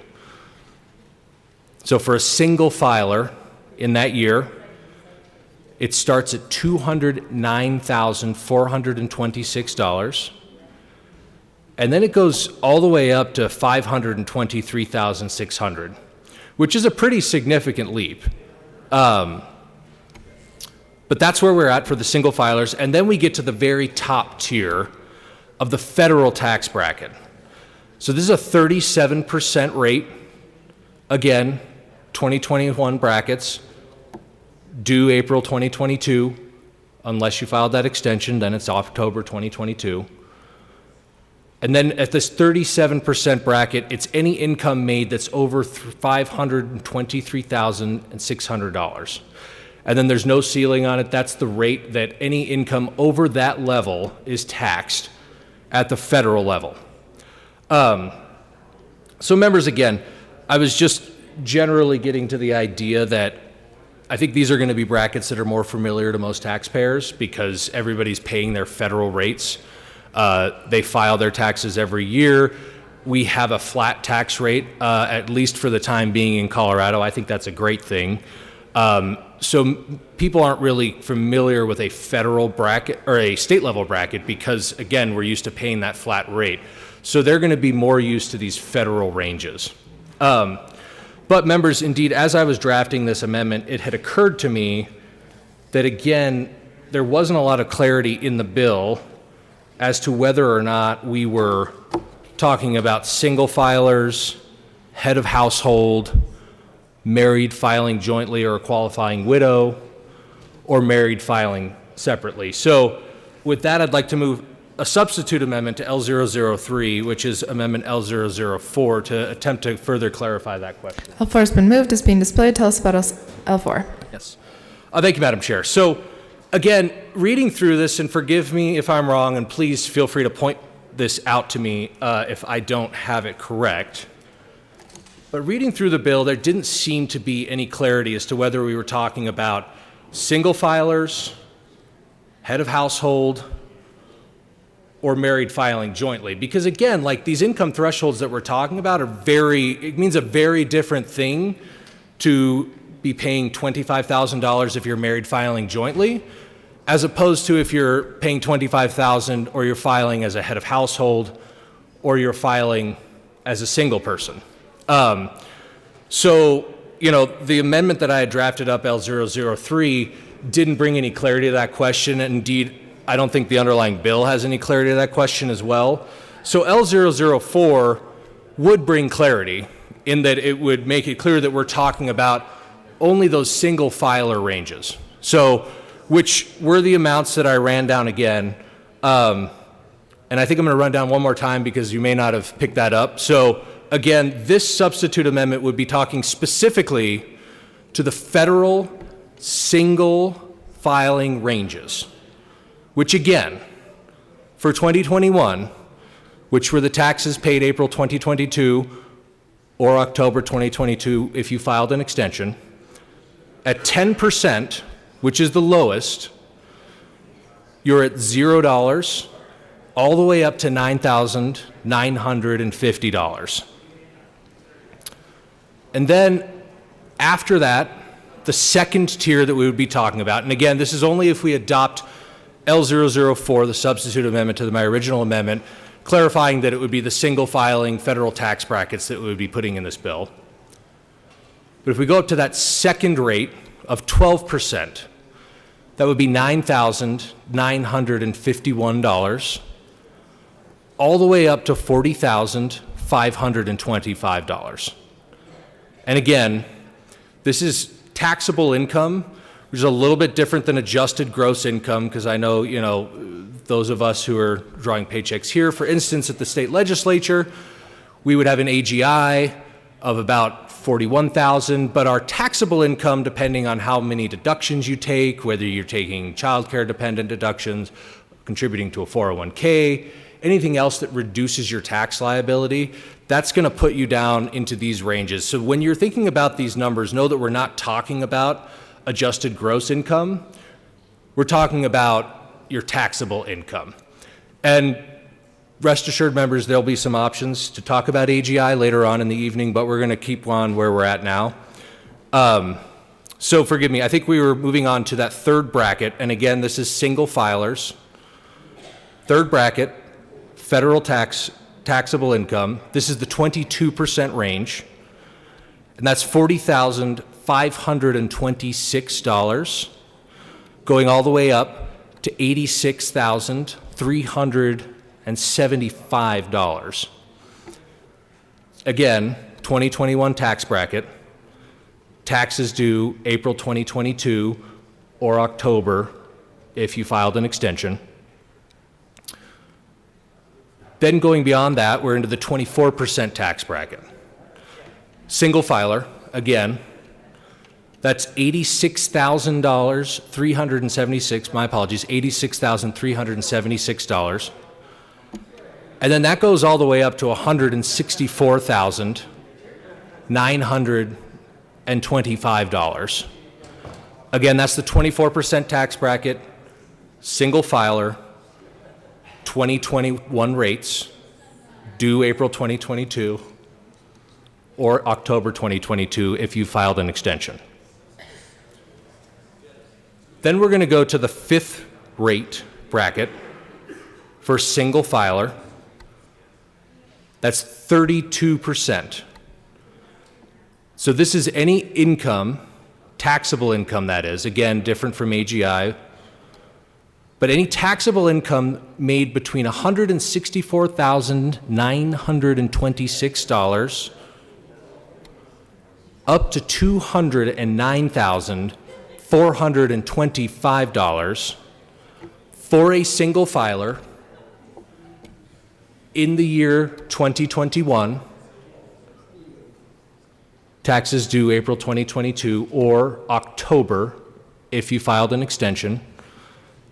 That's the range that you would pay if you're a single filer, that you would pay 32% for federal taxes. Going up yet another level, this is the 35% bracket for a single filer in 2021, payable April 2022 or October 2022 if you filed an extension.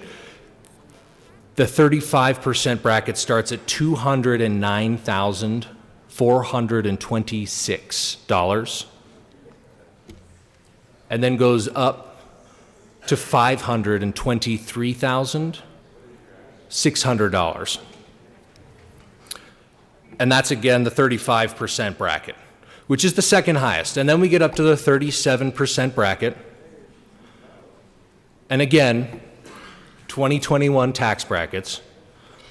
These are the ones payable April 2022 or in October if you file that extension.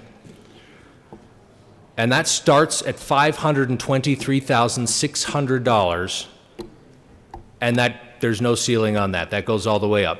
Now again, remember, members, this is only if we adopt L004, which would clarify that we're talking about single filers. Because again, we're talking about taxes, and I admire the sponsors in many ways for taking on a very complicated issue and attempting to bring some clarity. But oftentimes we kind of get lost in the woods here, and we can oftentimes end up bringing further confusion when in fact the intention was to further clarify. So that's if we adopt the single tax bracket, which is L004, which is ahead of you. And now, and I apologize, I might need to ask the chair a question here. I do have a further substitute. Now, my question would be, do I ask the question on this substitute amendment, or do I ask for a substitute to the substitute amendment? You can't substitute to a substitute, so the question Very well. is... Then I would call for a division on the substitute amendment. Yes. The question for us is the adoption of Amendment L004. Division has been called. All those in the chamber not entitled to vote, please be seated. All those in favor of Amendment L004, please stand and remain standing, or raise your hand and keep it raised until the count is taken.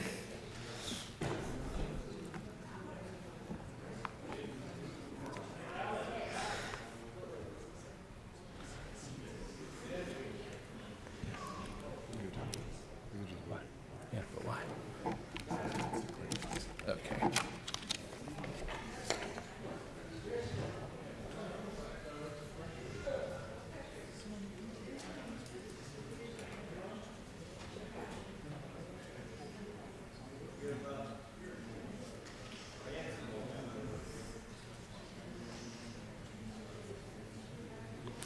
Please be seated. All those opposed, please stand or raise your hand and remain in one place until the count is taken.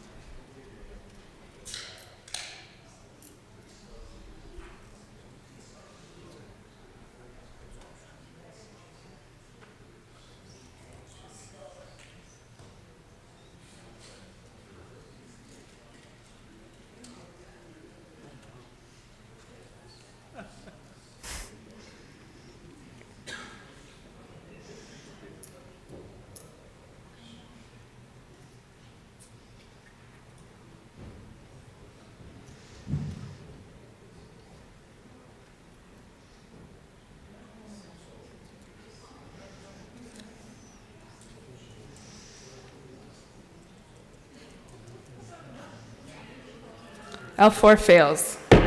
Question for us, Representative Soper, or excuse me, Larson. Thank you, Madam Can Chair. you blame me? Yes, I do blame you. But no, Madam Chair, it is an honor to serve with you. An honor to serve with you.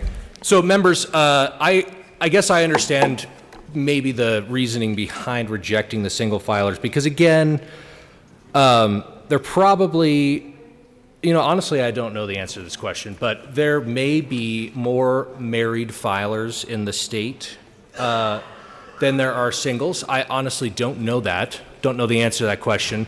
It would be fascinating information to get, and indeed, I would think perhaps more might be something important to know before we move forward on a piece of legislation like this. However, I think there will be time to go down that rabbit hole later. I do, however, in that spirit, want to move another substitute amendment to L003, L005, and ask that it be displayed. L5's been moved as a substitute to L3. Tell us about L5. Yes. Thank you, Madam Chair. So we're working. Yes. Perfect. So we have this displayed. So members, this is very similar to the last amendment. But again, as I kind of alluded to a little bit earlier, there are different filing categories and ranges of income. And again, we're talking about taxable income, not adjusted gross income. But there are different filing ranges for married couples filing jointly, or a qualifying widow, which is an important caveat. I'm not entirely sure, to be frank with you, what the specific qualifications are for a qualifying widow. Again, would probably be an important thing for us to figure out before we pass a piece of legislation like this, because we wouldn't want somebody who's a qualifying widow to file or to vote for a measure thinking that she's in a certain income classification, but because of her status as a qualifying widow, would actually be in a different tax bracket category. But again, this amendment's purpose is really to, again, put clarity so that people, when they're looking at the ballot, they can say, oh, okay, we're looking at, this is how it would affect me if I were married filing jointly. Again, it's an imperfect instrument, much like the amendment L004 that we just rejected. There are going to be a lot of filers who, don't necessarily fit this qualification, because with the last one, you may have had a married couple or qualifying widow looking at those brackets and thinking to themselves, well, that's not the bracket that I'm in, so I don't know how this impacts my taxes. Again, I realize, having offered this, that we're running into the same folly here where, obviously this works out great if you're married filing jointly or a qualified widow. Looking at this, you would know what bracket you're falling into. But if you're single, you would look at this and say, well, this doesn't apply to me, I'm a little bit confused.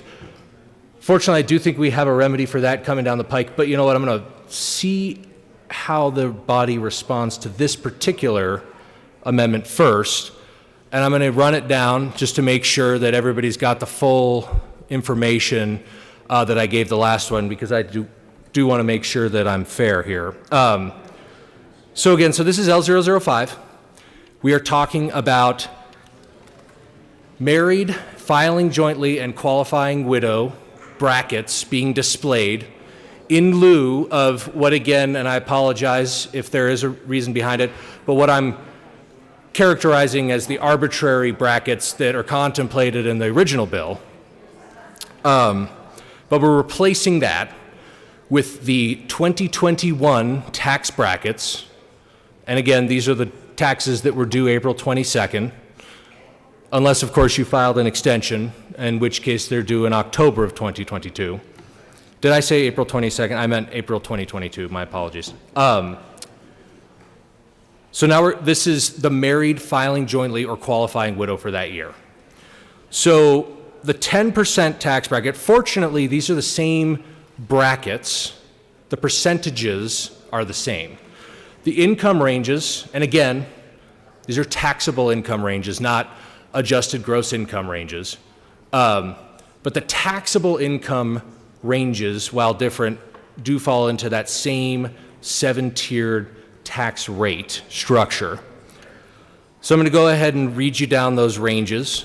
And this is, again, if we were to adopt L005 to L003 and then adopt that to the bill, this is what would be required to be printed on every ballot issue contemplated under this bill. So the 10% rate, which again is the lowest rate for a married person filing jointly or qualifying widow, would be from $0 to $19,900.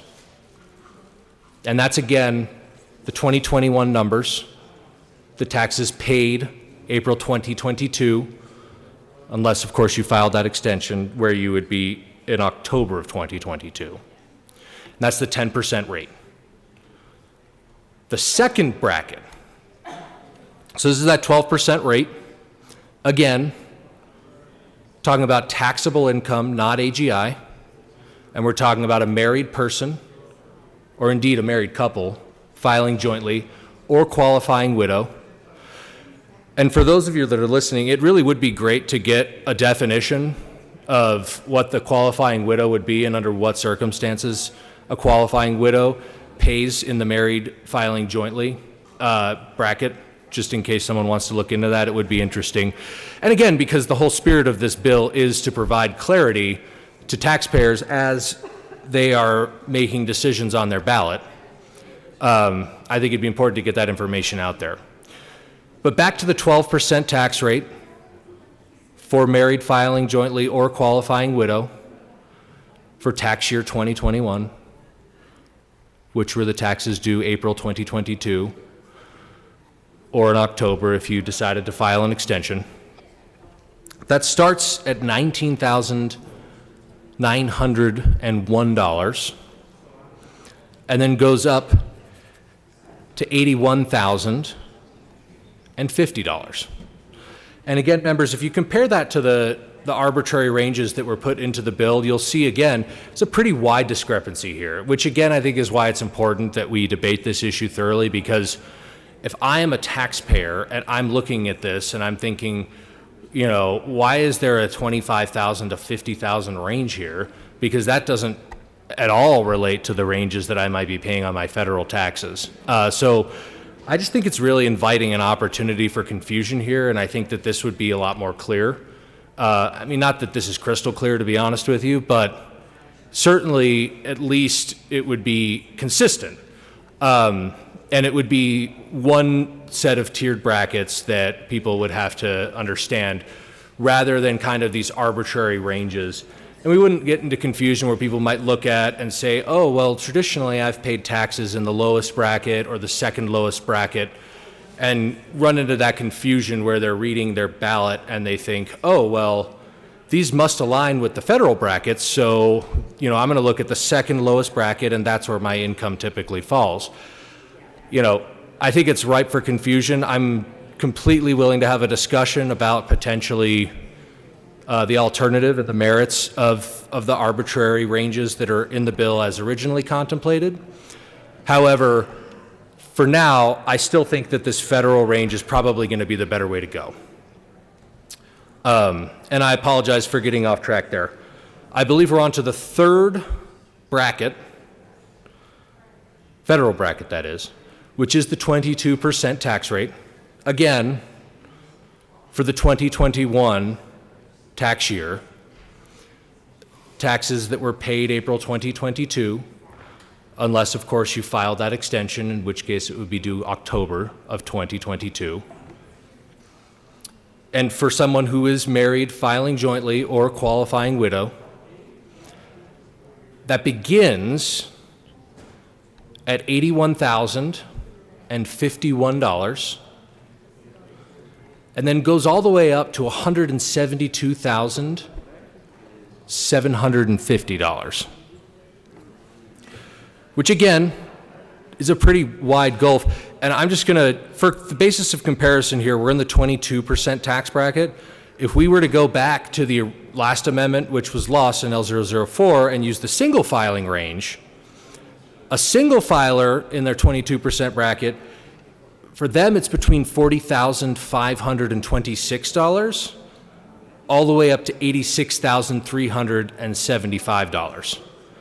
And again, comparing that to the married filing jointly or qualifying widow bracket, which starts at $81,051 and goes all the way up to $172,750.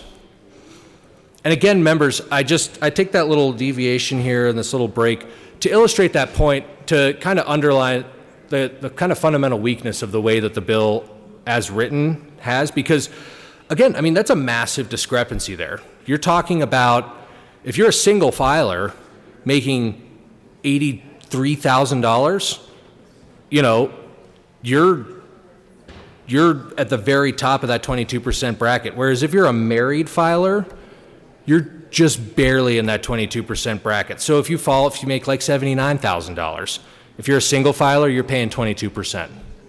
But if you're married filing jointly, or indeed that qualifying widow, you're down in that 12% bracket. So if the point of this ballot initiative is to provide clarity to voters as they're trying to make their decision on their ballot question,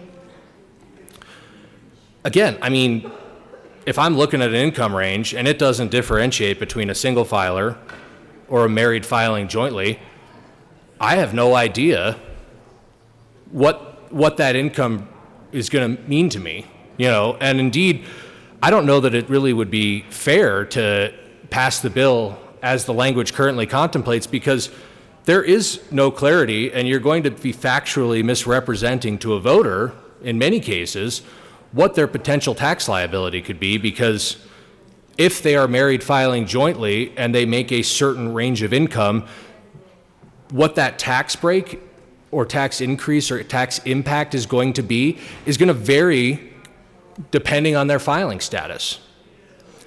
And again, if the whole point of the bill is to provide clarity so that I can sit down and think, oh, okay, I'm going to vote for this tax measure that, may increase my tax liability in this range, but if I'm below that range, it may decrease my tax liability. If I don't know if it's talking about a single filer or a married filer filing jointly or a qualified widow, we haven't even gotten into head of household, which we'll have a chance to get there. A little preview. But if I don't know which kind of filer this table is contemplating, I will, in fact, have no clarity. I will, in fact, be further confused and may make the wrong decision. I may have decided that I wanted to vote for a measure because I thought it would have a certain tax impact based upon the bracket in which I'm paying taxes, and then in fact find out, because I am a married filing jointly, that I'm in a different bracket and that it didn't have the impacts that I thought it was going to have when I voted for it. Which again, I think fundamentally defeats the purpose of the bill. And Madam Chair, I apologize. It's getting a little bit loud. If you could bring some, thank you. Okay. Anyway, but getting back to the original purpose of this exercise, I believe we're on the fourth tax bracket for the married filing jointly or qualified widow.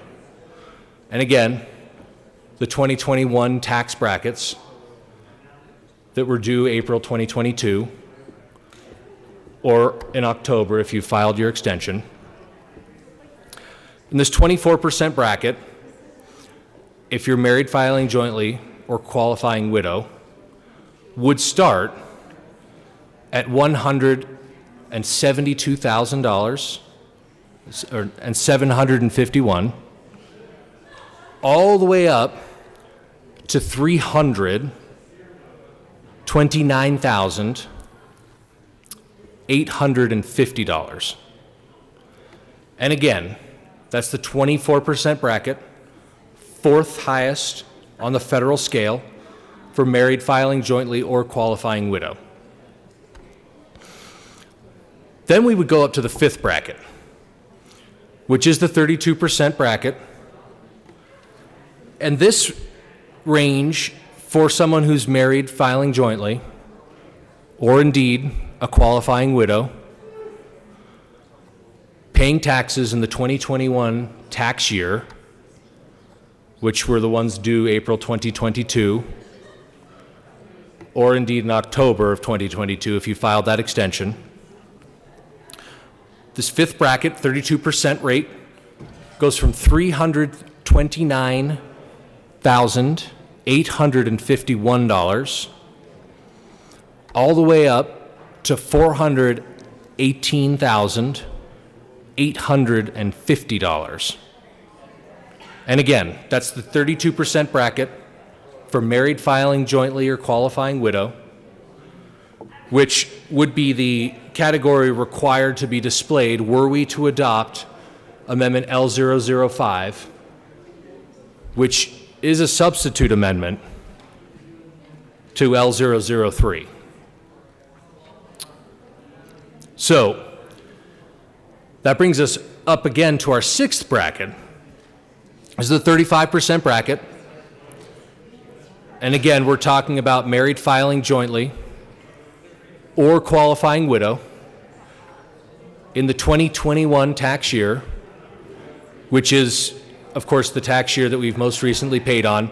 That's the one that most of us probably paid April 2022, unless, of course, you filed an extension, at which case those taxes are due in October of 2022. But again, getting back to that 35% bracket, that starts at $418,851. And then that goes all the way up to $628,300. And again, I think the comparison would be helpful here because that's the range for the 35% bracket, which is the second from the highest for the federal brackets for married filing jointly or for a qualified widow. Whereas if we compare that to the 35% bracket for the single filer, which again was what we would have been displaying had we adopted Amendment L004, but we decided not to do that. That would have been a range of $209,426 up to $523,600. And members, I say that again to just demonstrate the discrepancy in the ranges there and how the original underlying language contemplated in the bill could lead to confusion for your average voter. Because again, and we haven't even gotten to AGI versus taxable income, it's important to remember that all of these numbers that I've been discussing up until this point are specifically talking about taxable income, which again is different from your adjusted gross income. But as we talked about, that married filing jointly or qualifying widow range of 35%, $418,851, all the way up to $628,300, vastly different from the range if you were a single filer, also paying that 35% range. Because then it would be your income between $209,426 all the way up to $523,600.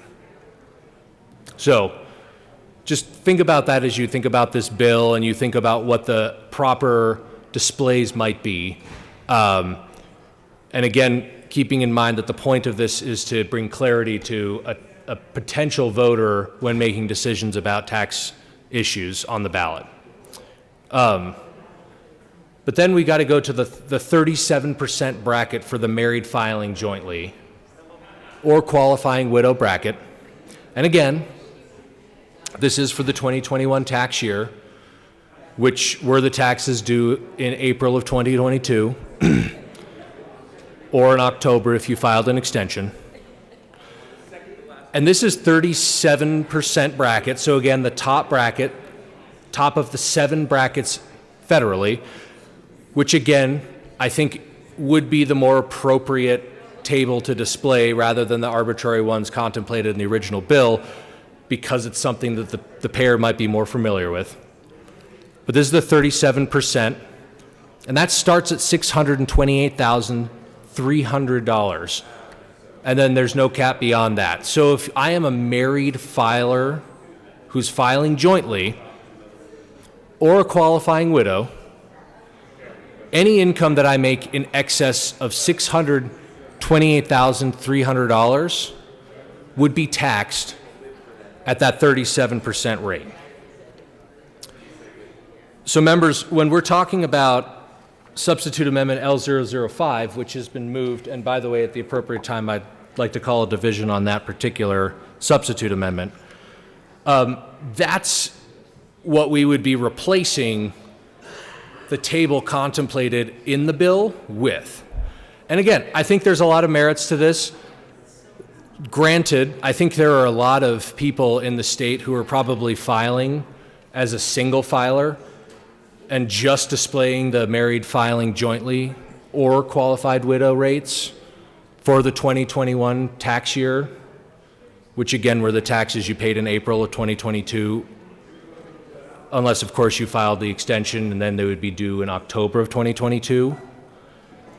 If you're a single filer, that might create some confusion. But again, without having the numbers in front of me to know how many single filers there are in the state versus how many married filers jointly, or, of course, qualified widow, we're kind of having to pick between one or the other. I do have a couple more ideas, but I just want to see how the body deals with this one first. So, again, that's substitute amendment L005. Question before us is the adoption of substitute amendment L005. A division has been requested.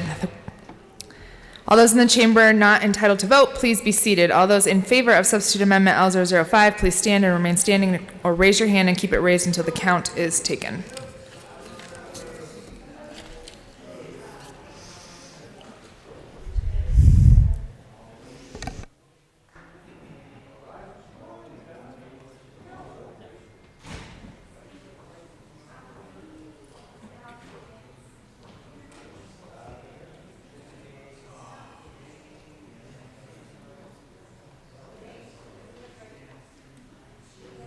Please be seated. All those opposed, please stand or raise your hand and remain in one place until the count is taken.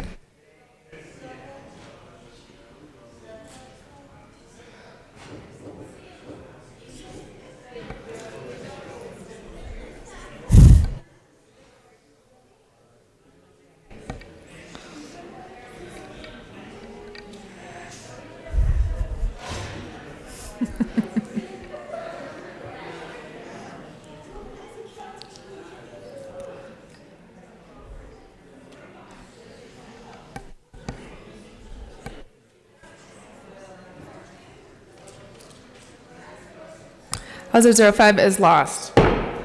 Back to L003, Rep. Larson. Thank you, Madam Chair.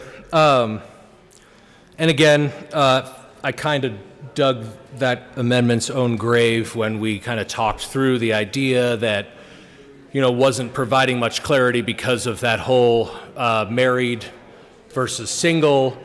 And, it's going to create confusion, and I know that's defeating the underlying purpose of the amendment. So I think I have a more elegant solution, but before we do that, I do think I need to move amendment L006. Again, I don't know that this is going to be the solution, but I do want to put it out there for consideration, and I'd ask that it be displayed. Amendment L6 has been moved. It'll be displayed. Tell us about the amendment. All right. Perfect. So thank you, Madam Chair. So amendment L006 contemplates a third set of brackets in the federal filing. And this is a rather obscure one. I don't know how many of you pay that much attention when you're doing your taxes. There is actually a third set of income ranges for filers called head of household. Now, again, perhaps someone more learned in tax law can tell me why this exists versus a single filer, because in all honesty, I don't know why anyone who is a single filer wouldn't file as a head of household. There may be some legal requirements there. And please, somebody who maybe studied tax law or who has more information on the subject, perhaps whoever's looking into the specific qualifications of what a qualified widow is, could also look into what the legal separation between head of household and a single filer, and indeed why anyone would choose to file in the single category as opposed to head of household. Because there is a much better advantage to filing as a head of household because you have a more generous income range. And again, members, at the risk of being self-defeating, I do, of course, see at the end of this rainbow, as it were, the same potentially confusing situation that we got into with the single versus the married filing jointly or qualifying widow. Because again, by limiting the display table to only the head of household category and not including the single and married filing jointly or qualifying widow categories, you're going to run into that same situation where I may be a taxpayer looking and thinking, I file my taxes as head of household, and looking at this table, I'm seeing married filing jointly or qualifying widow, or alternatively, the single category, and wondering, are these rates and ranges in fact applicable to my particular tax situation?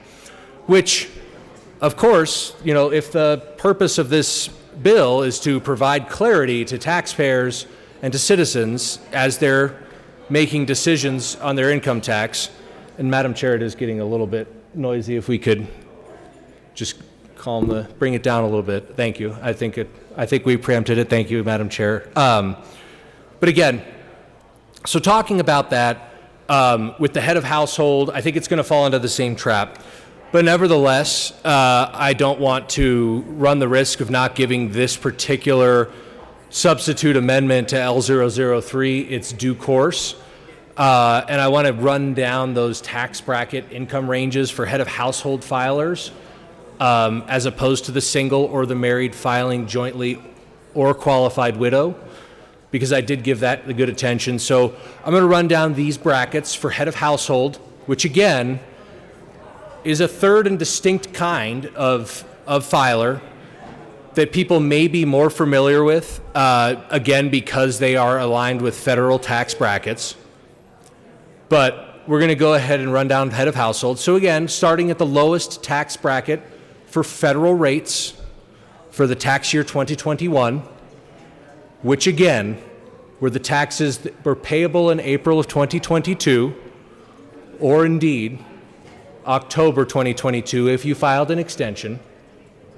And forgive me if I sound a little repetitive on that, but I just feel like, given some of the legislation that's moved through here, the idea that some taxpayers file an extension and do not actually file their taxes until October of a year might be something that policymakers in this chamber and in this body might not be familiar with. So I just want to kind of drive that one home. If you take nothing else home away from the debate tonight, do know that a significant number of taxpayers do file an extension every year, which pushes it into October of a given tax year. Again, most of the time this is going to be small businesses who have more complicated tax filings. But I would encourage you all to maybe take some time during the interim and speak to some people about what that's like. So, but back to the task at hand, which is, of course, Amendment L006, which would contemplate changing the original income tables within the underlying bill, which again, I've characterized as arbitrary, and I, again, am fully willing to be corrected on that account.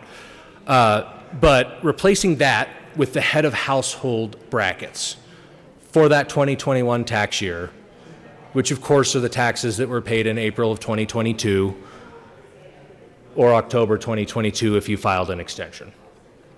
So starting with that 10% rate for head of household, that's going to be, for someone filing as a head of household, $0 all the way up to $14,200. And again, that's the 10% rate for head of household. If we then go up to the 12%, which is the second highest bracket in the 2021 tax year, which were the taxes paid in April 2022, unless, of course, you filed that extension, in which case they'd be payable in October of 2022. For the 12% bracket for head of household, you're going to be at $14,201, all the way up to $54,200. And members, just to kind of illustrate, again, the complexity here, in that same 12% bracket, if we're a single filer, which again, I'm hoping someone will come up and explain to me, frankly, the difference or why somebody as a single filer would not file as a head of household. But if I were a single filer filing in that 12% tax bracket, that would cover my income that I made from $9,951 all the way up to $40,525. But if I file as head of household, in that same 12% bracket, that's covering income between $14,201 all the way up to $54,200, which again is a pretty significant discrepancy there. And again, I think can lead to some pretty significant confusion, especially if we stick with the originally contemplated kind of arbitrary brackets in the bill. Because if I'm not mistaken, in the bill as contemplated, there's a cutoff at $50,000 of income. So for instance, if I'm a single filer and I made $45,000, I would be bumped up into that third tax bracket, which is a 22% bracket. Whereas if I made that same amount of money and I filed as a head of household, I'd be in the 12% bracket. So again, very different tax situation. I mean, 10 percentage points different taxation for a portion of my income based on whether I'm filing as a head of household or if I'm filing as a single taxpayer. And again, you know, if I'm a voter and I'm sitting down looking at a ballot and I'm getting an estimated range that's being displayed, that's a pretty big discrepancy, especially if the underlying purpose of this is to bring clarity. I honestly think it may introduce more confusion. Now, let's also compare on the other end. So that head of household 12% rate had us at $14,201 all the way up to $54,200. And again, that's the 12% rate, head of household filer, 2021 tax year, which were taxes due April 2022, unless, of course, you filed that extension and then we're bumped up to October of 2022. So if we compared that to the married filing jointly or qualifying widow taxpayer, in that 12% bracket for the 2021 tax year, which is payable in April of 2022, or October 2022 if you file an extension, that range is $19,901 all the way up to $81,050. Again, a pretty wide discrepancy. And I do think it's going to, again, lead to some more confusion. But that, again, that's the comparison between the head of household and the married filing jointly or qualified widow. If we go up to the 22% bracket for head of household for the 2021 tax year, payable in April 2022, unless, of course, you filed that extension, then it's October of 2022. Your bracket is going to be $54,201. And again, this is the 22%, which is the third highest bracket for the head of household, all the way up to $86,350. And this is head of household. So again, and it's actually interesting if you look here, compared to the single filer, and I do just want to talk about this a little bit because this is the tax brackets for head of household are actually very strange. Because here in the 22% range, while we're starting at $54,201 and going up to $86,350 for head of household, if you go down to the single filer in that same 22% tax rate bracket, which is of course the third highest bracket in the 2021 tax year, which were the taxes due April 2022, unless of course you filed that extension in October of 2022. If you're a single filer, that range hits at $40,526 up to $86,375. And see, this is where it gets a little bit strange for me if I look at this, because you look at the high end of the head of household range for the 22% bracket, and it's $86,350. Then you look at the top tax bracket for that same 22% range for a single filer, and it's $86,375. So indeed, you would have an advantage for your $25 if you filed singly in that particular bracket. Whereas if you drop down to the 12% bracket and compare the head of household upper range in the 12% bracket, which is $54,200, to the upper range for the single filer in that same 12% bracket, which is of course the second lowest bracket for the 2021 tax year, which are of course the taxes due in April 2022, or indeed October 2022 if you filed an extension. But if you go down, you can see there's almost a $14,000 advantage if you file as a head of household for $14,000 in that second bracket. But then you jump up to the 22% bracket, and indeed you lose, not only do you lose any kind of comparative advantage, but actually that last $25 you make in that 22% bracket, you're better off filing as a single, which is a really interesting differentiation. And indeed, looking forward, I'm going to give you a little sneak preview.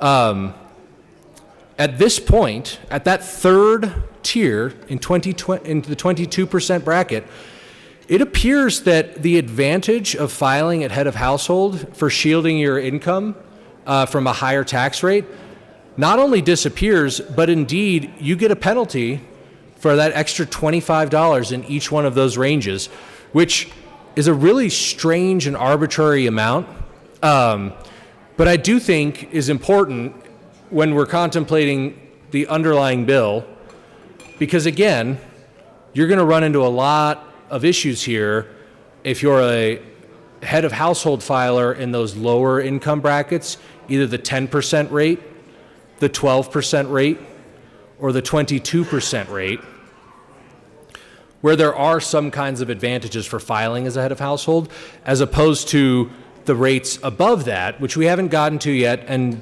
trust me, we'll get there. But those are the 24%, the 32%, the 35%, and indeed that 37% filing brackets. And again, it's important, members, to remember that this is only for the 2021 tax year, which were the taxes due on April 2022, unless, of course, you filed an extension, in which case those taxes would be due in October of 2022. So, moving along, we've hit that 22%, which again seems to be where the tax filing advantage for head of household dissipates. But we're going to keep going through it because we do have 4 other brackets to go through. So we're moving on to the 24% bracket. Again, head of household, which is what we're contemplating because, of course, we are on the substitute amendment L006 to amendment L003, which would mean were this to pass and then the underlying amendment were to pass to the bill, we would be displaying on all ballot initiatives a table of what somebody filing as head of household could expect to either gain or lose through voting on this particular tax measure. And again, it is self-defeating because I think this falls victim to the same issues that we ran with the single and the married filing jointly. I think, oh wait, or the qualifying widow. I thank you, Representative Byrd, because it is important for that clarification. And I do hope that somebody has the specific circumstance where somebody does qualify as a widow, because I do think we need to hear that. But getting back to that, this is what would be displayed, this head of household, were this amendment to pass. So let's continue going down there. I think I found a solution that I think maybe everyone will go for after this, but again, we got to give this one its due. So moving on to that 24% bracket for the 2021 tax year, head of household filer, those taxes were due April 2022, unless, of course, you filed an extension. Then they were due in October of 2022, or will be, I apologize. Obviously, October 2022 hasn't happened yet, so it needs to be future tense. So the 24% bracket, head of household filer, starts at $86,351, tops out at $164,900.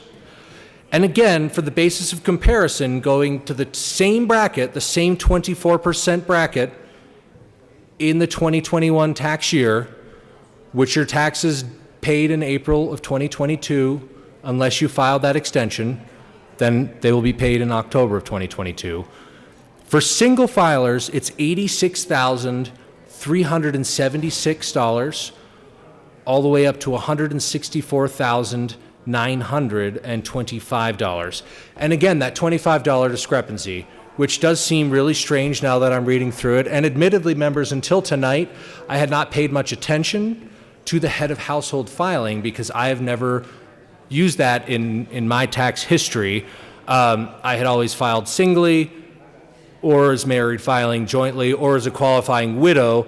And indeed, I've never been a qualifying widow, but indeed, and I've actually filed a number of other taxes because of my history owning and operating a small retail business.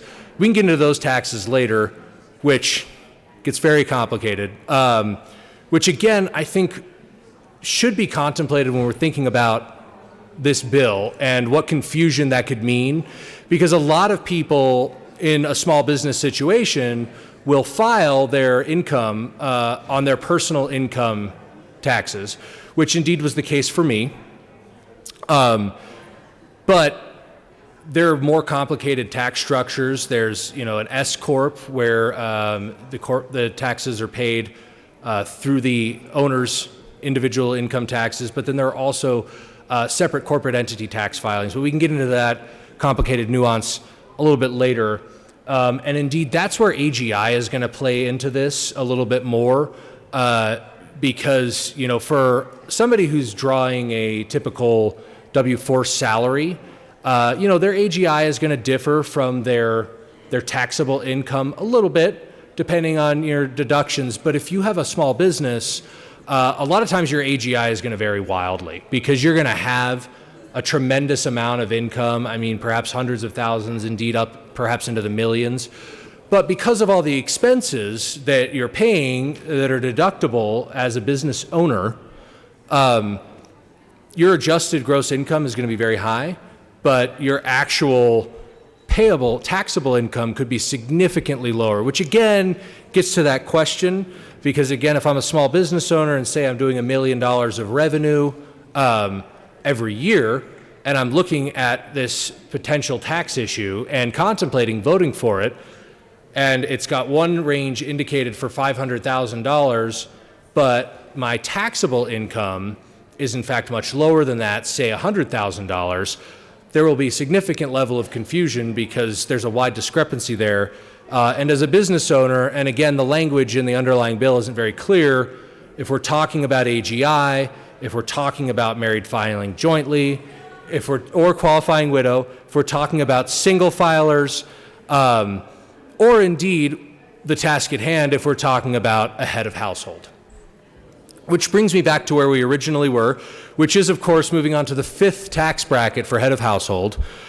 This is 32% for the 2021 tax year, which were taxes that were due in April of 2022, or of course in October of 2022, if you filed an extension. Fifth tax bracket, 32%, head of household. That ranges from $164,901 up to $209,400. And again, for basis of comparison, were I a single filer in the 32% tax bracket in the 2021 tax year, which is of course due in April of 2022, unless you filed an extension, in which case it will be due in October of 2022. And members, that's due in October 2022. Many people will pay it in the time that intercedes between April and October. Not everybody.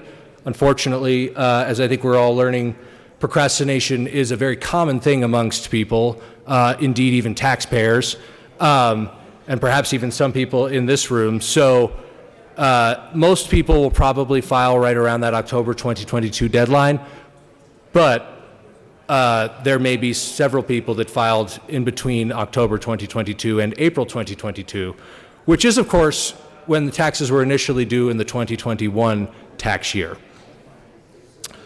But again, as we got to it, we talked about that 32% rate. We compared the single and the head of household ranges. Again, that $25 discrepancy, which again, now that I'm looking at it with a fine-tooth comb, just seems very strange that we would have a $25 discrepancy, and indeed not only a discrepancy, but a $25 penalty, if it were, to the head of household filer compared to the single filer. But that's apparently what the federal government has decided to do. Now, just for the basis of comparison, head of household, 32% bracket, $164,900 up to $209,400.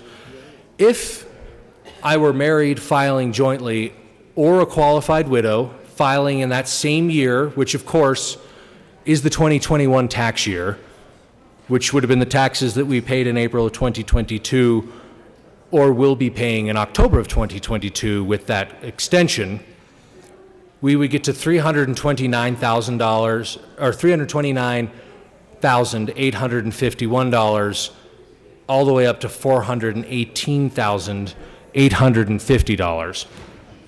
So again, the same discrepancy and the same different ranges between the head of household or the married filing jointly for qualified widow, or qualified widow, I apologize, in that 32% bracket.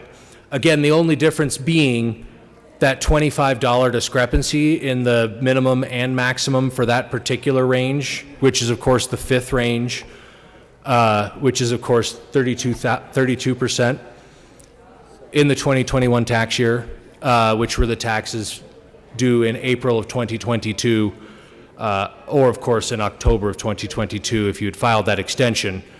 So there's just kind of a little difference there.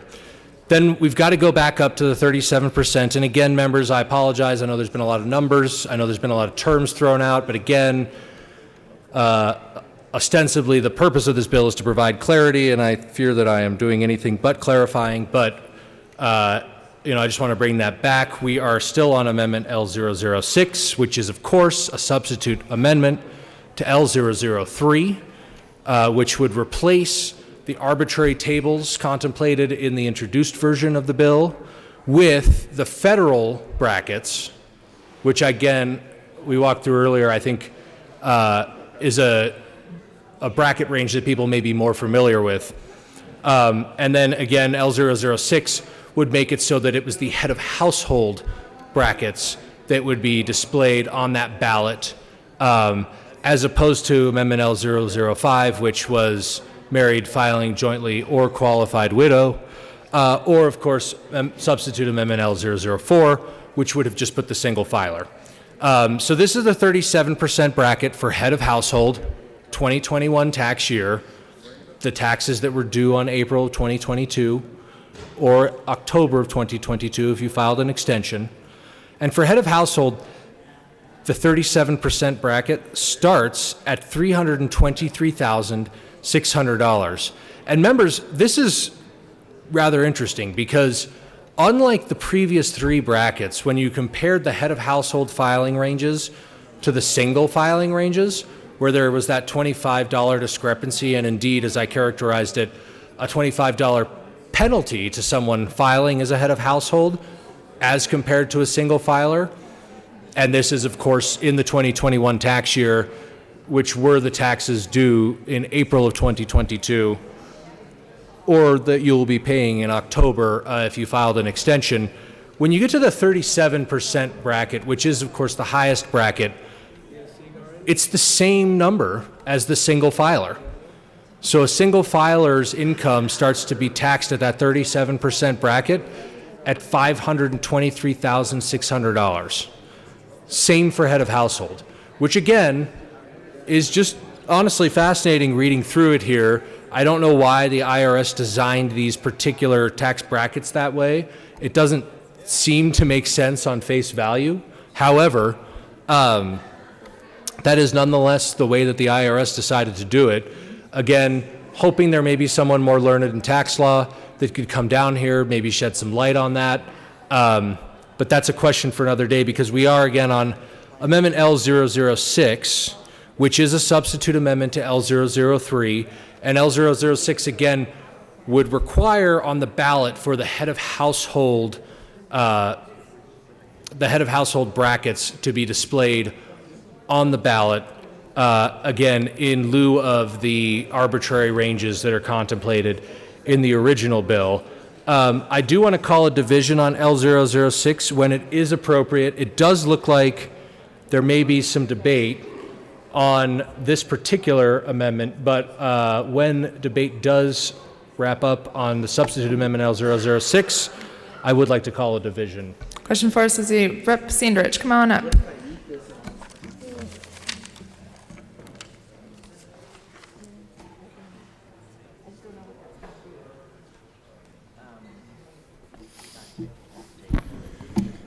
Thank you, Madam Chair. That was an exhilarating speech. What I really wish when we're discussing this amendment, if we knew the brackets and we could discuss the different brackets, each one. I think if we could have discussed that, I think it would have been a little bit more clearer in whether this amendment's good or bad. I still think it's good.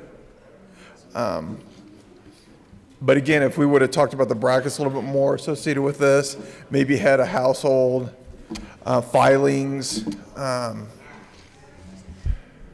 think it would have been a little bit better. But I'm in the middle of this amendment. I'm not really quite sure because the bill adds for clarity, but does this add to it? I think it does. But I think some people may have a different opinion on it. Should we leave it like it is and not have that? I don't know.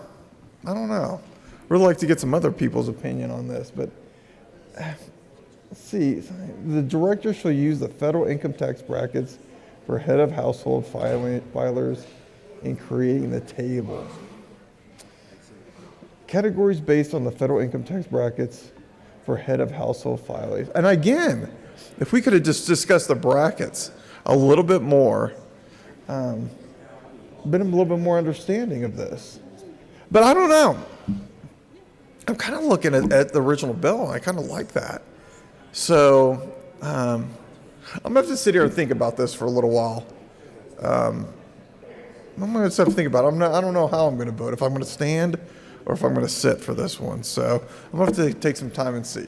Thank you. Question for the adoption of Amendment L006. Division has been called. All those in the chamber not entitled to vote, please be seated. All those in favor of Amendment L006, please stand and remain standing or raise your hand and keep it raised until the count is taken.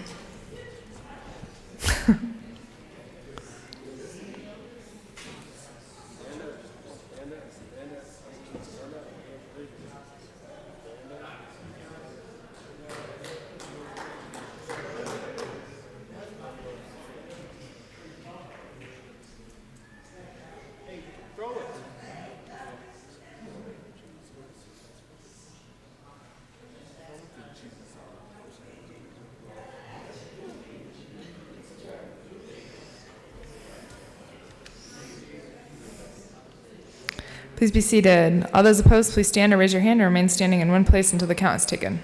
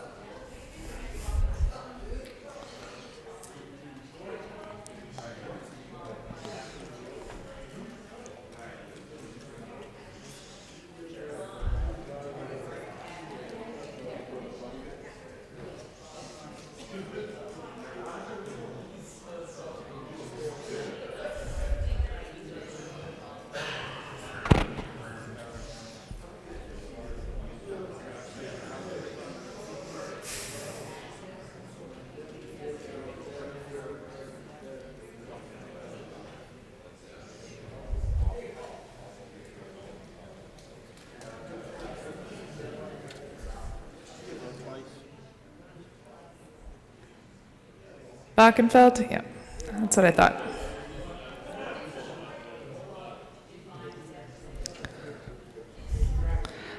L6 is lost. Back to L3. Rep. Larson.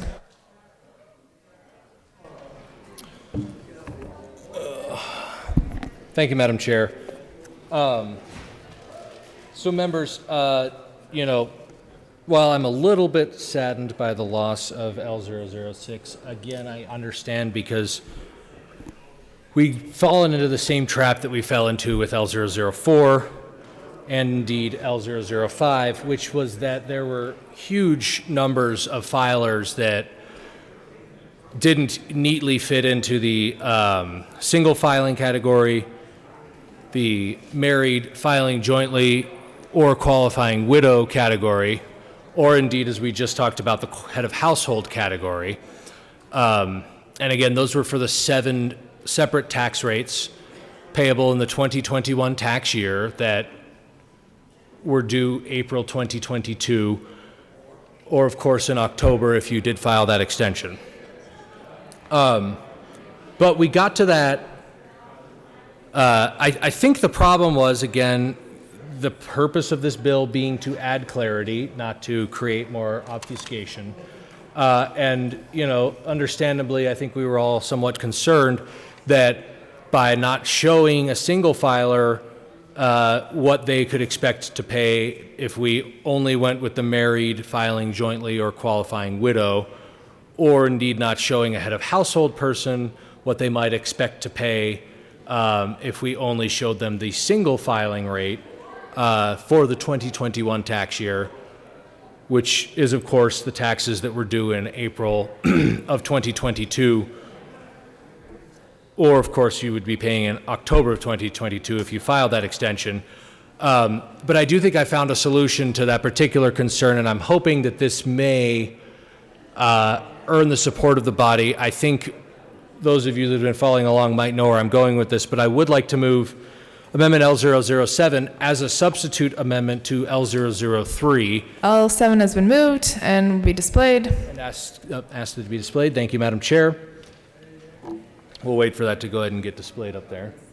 It's displayed. All right, perfect. So members, I think I figured it out. Amendment L007 removes that ambiguity because what this would do is require the single filing tax brackets, the head of household filing tax brackets, and the married filing jointly or qualifying widow tax brackets to all be displayed on the ballot when we are contemplating tax issues. And again, that would be all 7 tax rates payable in the 2021 tax year, which of course were the taxes that were due in April of 2022, or indeed will be payable in October of 2022 if you filed an extension.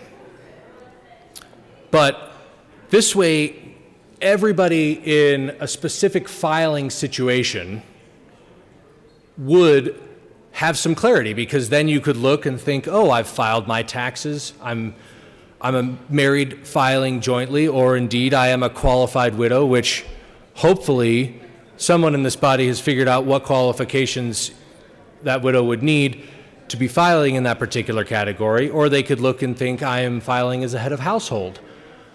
Or indeed they could look and think I am filing as a single filer. And this way they'd be able to look within this grid, know exactly what the potential tax impacts would be. And again, because the underlying amendment L003 would be conforming these brackets to the federal filings as opposed to the underlying arbitrary ranges that are contemplated in the original bill, I think that this would give a lot more clarity to a taxpayer who's looking at these potential tax issues. Now, of course, I did commit the faux pas and the folly indeed of not including the married filing separately category, which is the separate 4th category of taxation. Indeed. Well, good. I think one of my colleagues has caught that. But I'm going to let them go ahead and speak to that. But because, we can have a discussion about this, but the married filing separately is largely the same as a single tax bracket, but not entirely the same. So there may be actually some merit to running that as a 4th alternative substitute amendment to L003.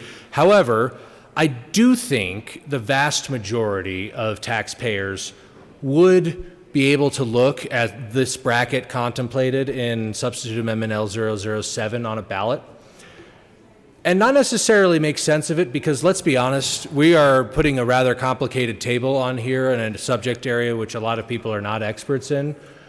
Indeed, most people file an EZ form, so they're not very familiar with tax filing brackets, but this would at least give people a frame of reference that they should be familiar with the federal rates that they're already paying or fall into, and they would be able to kind of understand what they're looking at. So this would put all three of those categories, which is again the single filing category for the 2021 tax year, which were the taxes due in April 2022, or indeed will be due in October 2022, or the head of household tax brackets for the year 2021, which were the taxes due in April 2022, or will be due in October 2022.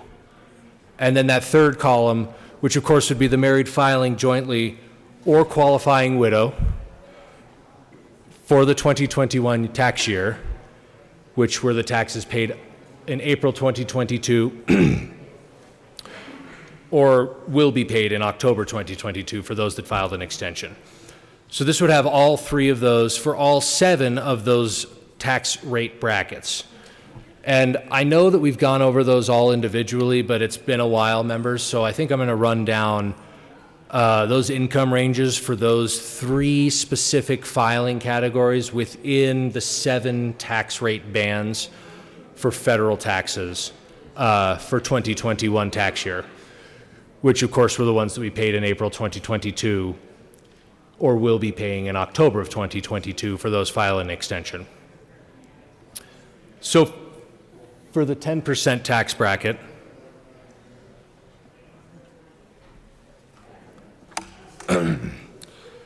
a single filer, and again, this is how I would contemplate that the table would be displayed on the ballot initiative. And indeed, legislative intent is important. So were we to adopt these amendments, and if someone were to look back, for instance, in the Secretary of State's office or county clerk, looking back on how to enact this bill, were it to pass into law, they could look back to this particular component when we passed this amendment and think that the way we intended for the table to be displayed would be with the tax rate moving along the y-axis from the lowest rate at the top to the highest rate down at the bottom of the y-axis of the table, and then with the different categories of filer listed along the x-axis at the top of the table. And that is indeed how I think that this should be, should we choose to enact this bill into law, which, in all honesty, members, I don't necessarily agree with the underlying premise of this bill. I think it's overly complicating tax measures, and I think will lead to some costs incurred by counties. I have some amendments that may address that particular concern that we'll get to later. But for now, we're going to get to the legislative intent as to how that table will be designed on the ballot should this bill pass. So again, the way I'm contemplating it, and I think indeed the best way, but admittedly, this could just be because I'm looking at a source from the IRS table, and because the whole underlying premise of Amendment L003, and indeed all of the substitute amendments that I've run to L003 up until this point, have been to align as closely as possible with what the IRS displays. I think it would probably be the best option to go with the way that the IRS displays this table, which is, of course, the tax rate on the y-axis with the lowest rate at the top going down the 7 brackets down to the bottom, which would be the highest rate, and then the individual types of filers displayed along the top on the x-axis. Now, if there are differing opinions on this configuration, I'm willing to have that discussion, and indeed, we may end up having a robust debate on this. I don't know that this is necessarily the best one. To me, it makes sense, but again, totally open to differing opinion. But I'm going to assume that's the way we're going to go forth, and therefore, as I read these income ranges, I'm going to ask everybody to envision how this would be displayed. So I am going to be reading from the left to the right, and picture how this would be displayed on a ballot were we to pass the underlying bill into law, having adopted L003, and indeed in this case, the substitute amendment L007, which again, admittedly, does not include the married filing separately categorization. There is an amendment that can rectify that particular omission on my part, but we'll get to that a little bit later because, again, I'm not sure that we need to include married filing separately, but we can have that discussion a little later. So, starting at that 10% tax rate bracket for a single filer, and that would be the second row in the table that we'd be contemplating here, and that would be $0 to $9,950 for a single filer. We'll get to the married filing jointly a little bit sooner, but you're jumping over the head of household, which again, and actually, I thank Representative Byrd for that comment because I had incorrectly, perhaps, assumed that we would go single, head of household, and then married filing jointly or qualified widow as the order for that x-axis at the top of the table. Again, and this is just how I'm contemplating it.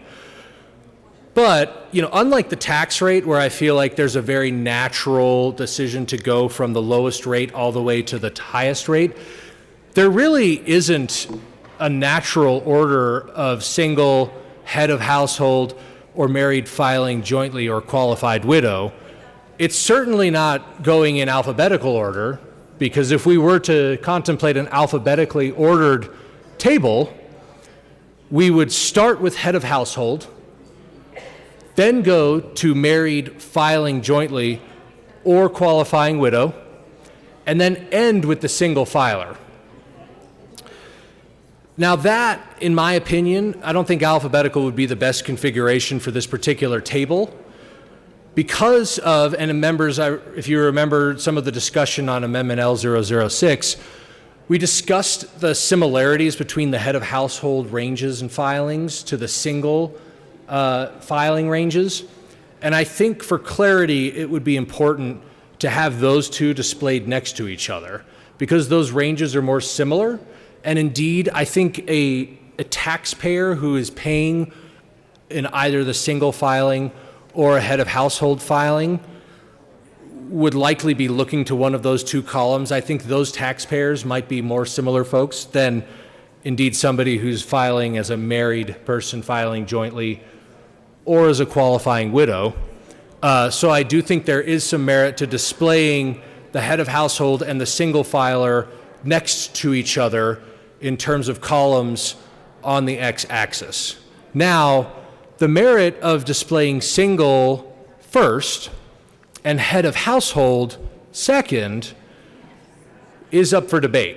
So if you want to go by numerical ranges of tax liability for taxable income, and again, this would be for the 2021 tax rates, which were the taxes due in April 2022, or the ones that you'll be paying in October of 2022 if you filed an extension, and you're looking only at that 10% bracket, then the single would have the most narrow range, and that range would be $0 to $9,950.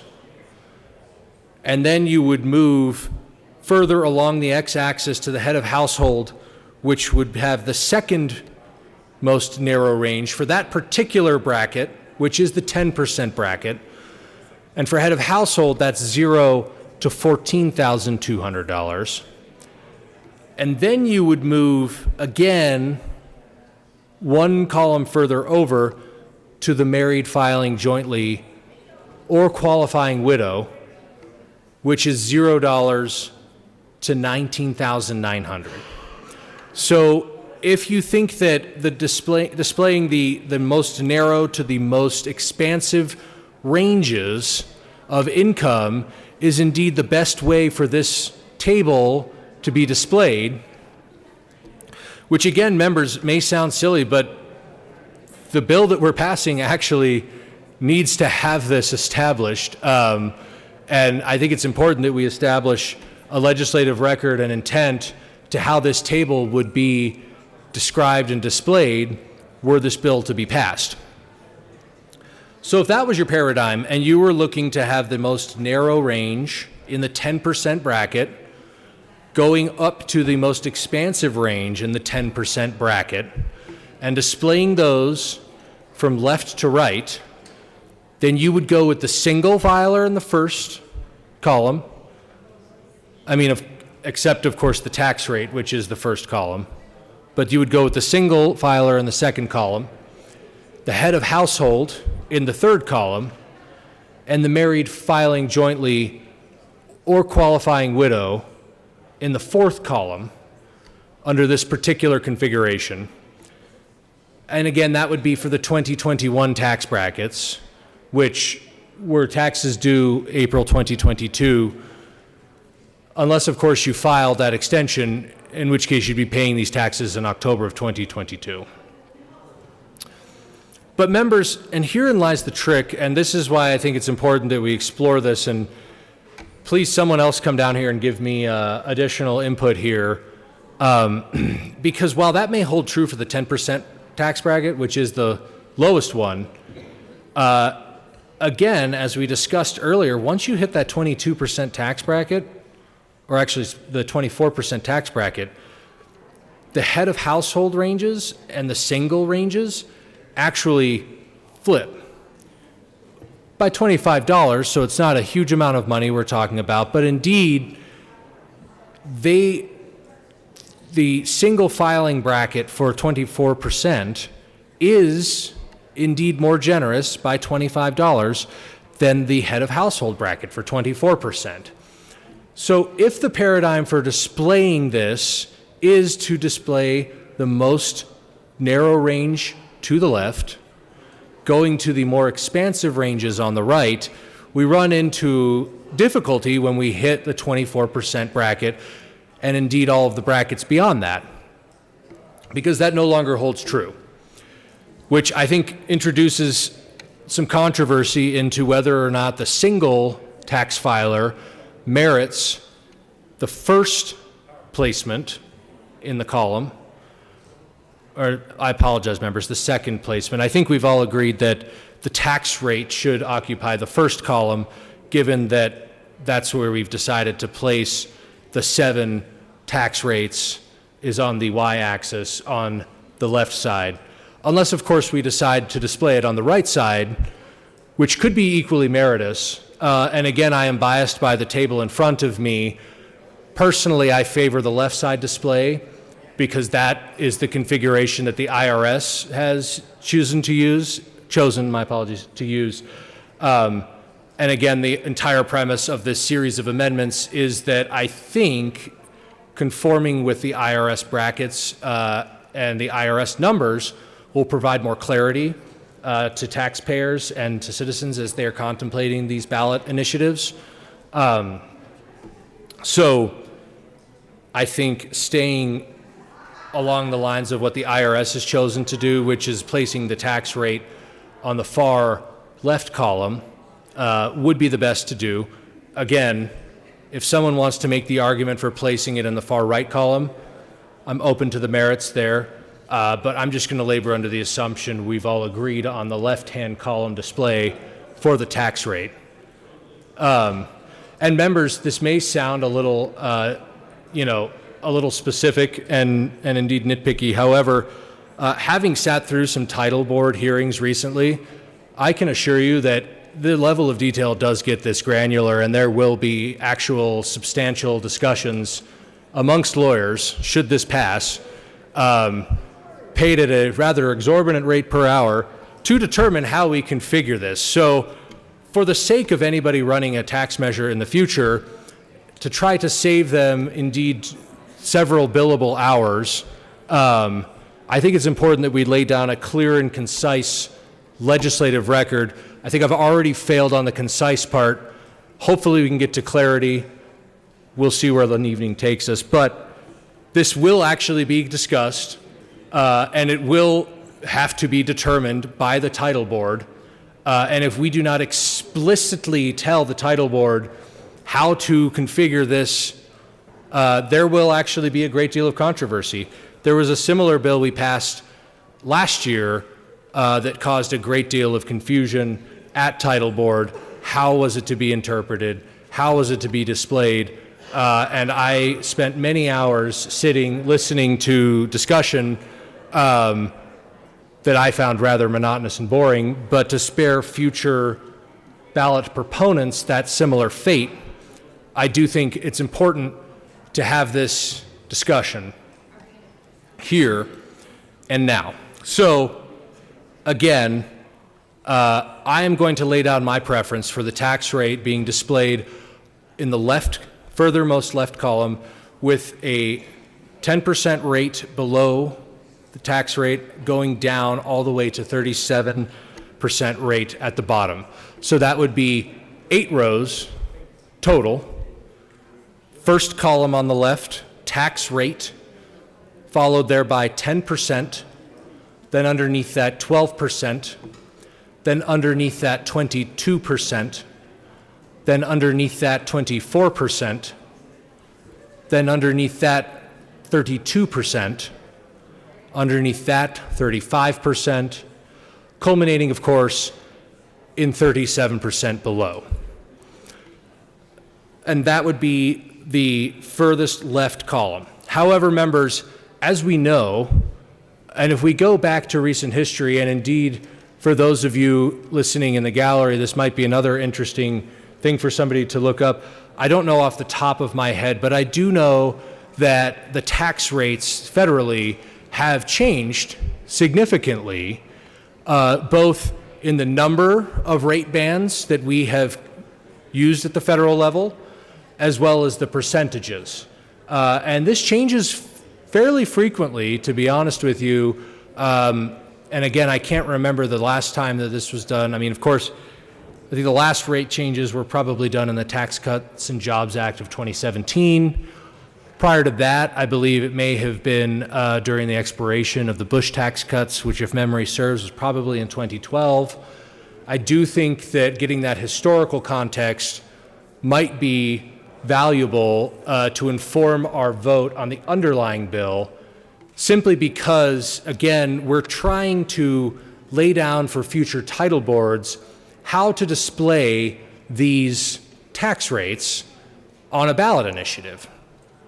And again, this may be an argument for the underlying bill in the original configuration, because the arbitrary ranges that they decided on, while would create confusion and for all the reasons we've argued earlier, might not be the most effective for the purposes of clarity.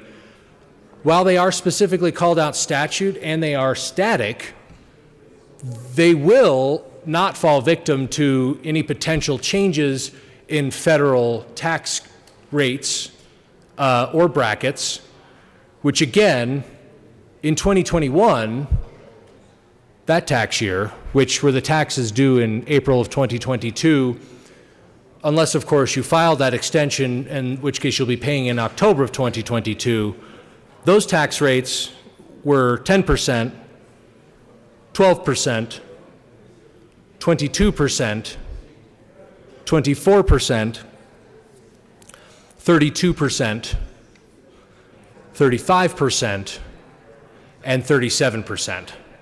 But again, this doesn't necessarily mean that that will be the case in years to come. So I think in the event that the federal government does decide to either consolidate some of these rate bands or expand them, I think it's important that we indicate that our legislative intent to be, regardless of how many individual rates that the federal government decides to do for income, should we decide to adopt L003 and go with the IRS table as opposed to the arbitrary bands that have been established in the underlying legislation, that it is our intent, regardless of how many rate bands there are, that these tables should always be displayed with the tax rate on the first column to the left side in ascending order of tax rate. And again, members, I do apologize because we're making an assumption that we want to go with ascending order, which we haven't had any sort of discussion on up until this point. And again, I confess that ascending order is the bias simply because that is the table that is in front of me, which does have it displayed in ascending order, which would be the 10% tax rate, followed by the 12% tax rate. After that, the 22% tax rate, then the 24%, the 32%, the 35%, culminating in, of course, the 37%. And those are the tax rates for 2021, members, which are, of course, the taxes that were paid in April of 2022, unless you filed an extension, in which case you will be paying them in October of 2022. But I've made the assumption that we wanted to go in descending order. Now, there may be merit to ascending order, which would be, of course, after the tax rate being displayed at the top of the leftmost column, you would go then, instead of 10%, you would display 37%. Then after that, instead of 12%, you would display 35%. After that, instead of 22%, you would display 32%. 24% would actually remain static in the middle, regardless of which configuration we decide. And then below 24%, instead of 32%, it would be supplanted by 22%. Below that, instead of 35%, it would be replaced with 12%. And then, of course, culminating rather in not 37%, but down to 10%.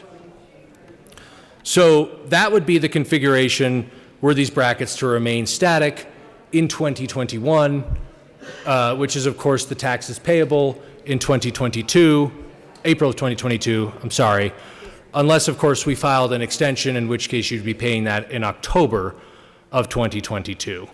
I do think that there is more merit to doing it the original way, which is displaying it in ascending order with the lower brackets displayed first, down to the higher brackets, simply because I do think there are more filers that will find themselves in a bracket that is closer to the lower percentages as opposed to the higher percentages. So I think for the point of clarity, it would be best to go with that configuration. Again, I am open to alternative views on this, and I do think it would be worthwhile to contemplate. But I will let somebody else speak to Amendment L007 for a brief moment. Mr. Minority Leader. Thank you, Madam Chair.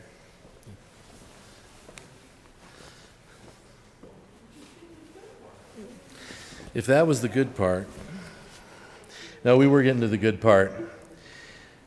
You know, the thing about the amendment that's before you is that as we start talking about these tax brackets, and what we start talking about is how much taxes people in the state are going to pay, it brings us back to what we keep talking about anyway. We keep talking about how much are we going to be able to save families in the state.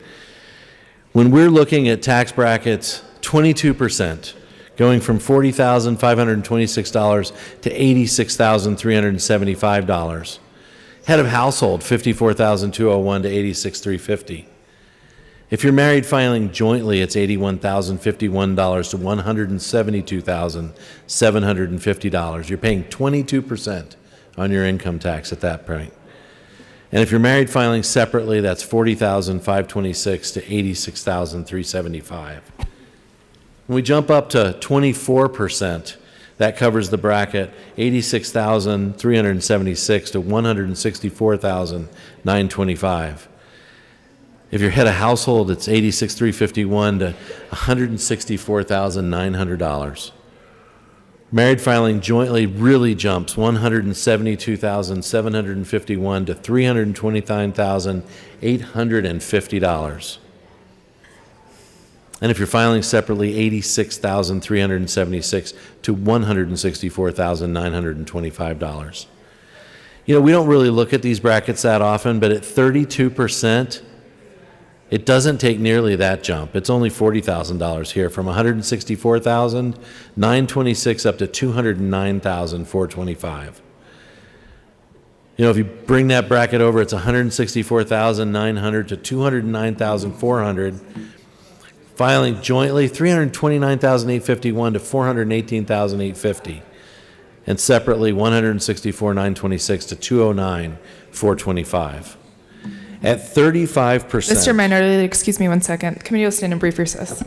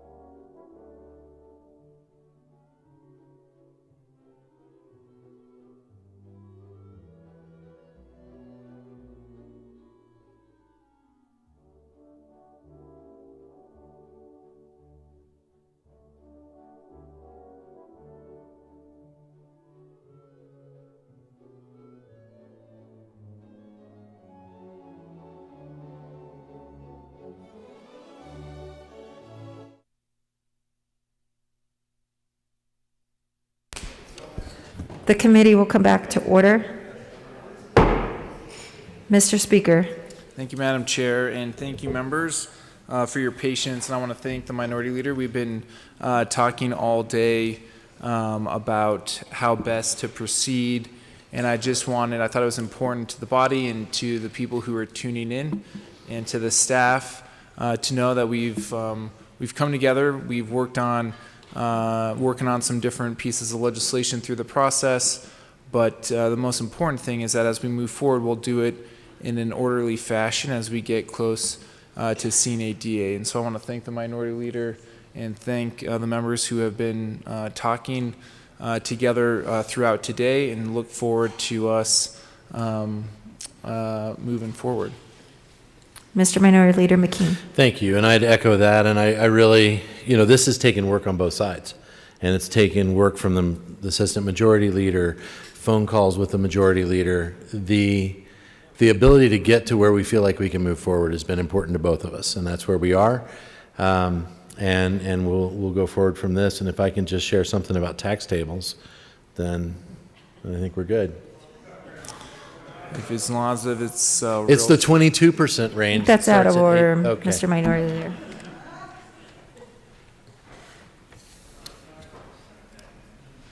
Bacon. Representative Bacon.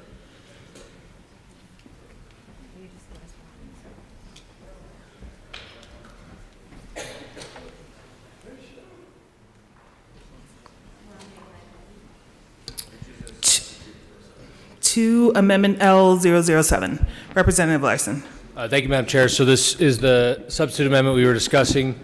I think hopefully people have a better idea of what we were trying to get at.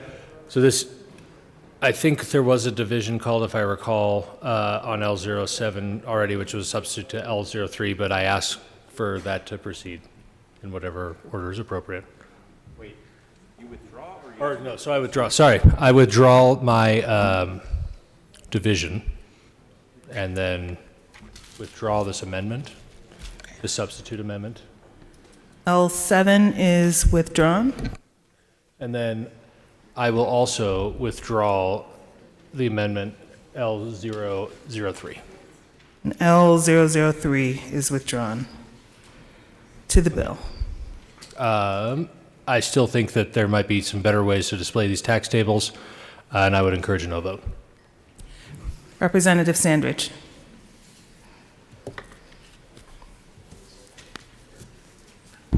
Thank you, Madam Chair. So, I was up here earlier. I like the bill. I like the bill. I like some of the things that I've heard about it. I think there are some clarity measures that is needed. I know we offered some amendments to make it a little bit more clear. But in general, as it is, I think there's some good things on it. Let me elaborate some of the things that I feel that we all should consider when we're thinking about this bill, some of the positives. And to start, it says the bill is a referred measure that will, if approved by voters of the state at the 2022 general election, require, and this is the requirements that are, some of the requirements I'm going to list off, that are, I think we all should listen to and understand the benefits of this. One of the requirements is the Director of Research of the Legislative Council of the General Assembly to include a table in the fiscal summary for any initiative measure that would either increase or decrease the individual income tax rate. The table must include, and I know we discussed the tables, but let's discuss the four broad measures that's in this table, because I think some of our conversations got really in the weeds. First column, it'll have four columns, and they are as follows. A column identifying the 8 income categories, and that's what Representative Larson was describing. A column identifying the current average income tax owed by taxpayers in each income category. a column identifying the average income tax owed. And I think the average, that's the main part of this one. A column identifying the average income tax owed by taxpayers in each income category if the initiated measure were to pass. A column, and another column identifying the difference between the average income tax owed by taxpayers in each income category if the initiated measure were to pass and if the initiated measure were not to pass. So it gives information if it does pass, it gives information that if it doesn't pass, and then it allows you to compare them to kind of understand what you're voting for. So also the ballot title for a measure that either increases or decreases the individual income tax rate to include a table created by the Director of Research of the Legislative Council of the General Assembly for the measure's fiscal summary. So this is the parts that I like of this bill. You know, we all look at, gosh, we've talked to constituents that you could tell didn't really understand what they were voting for.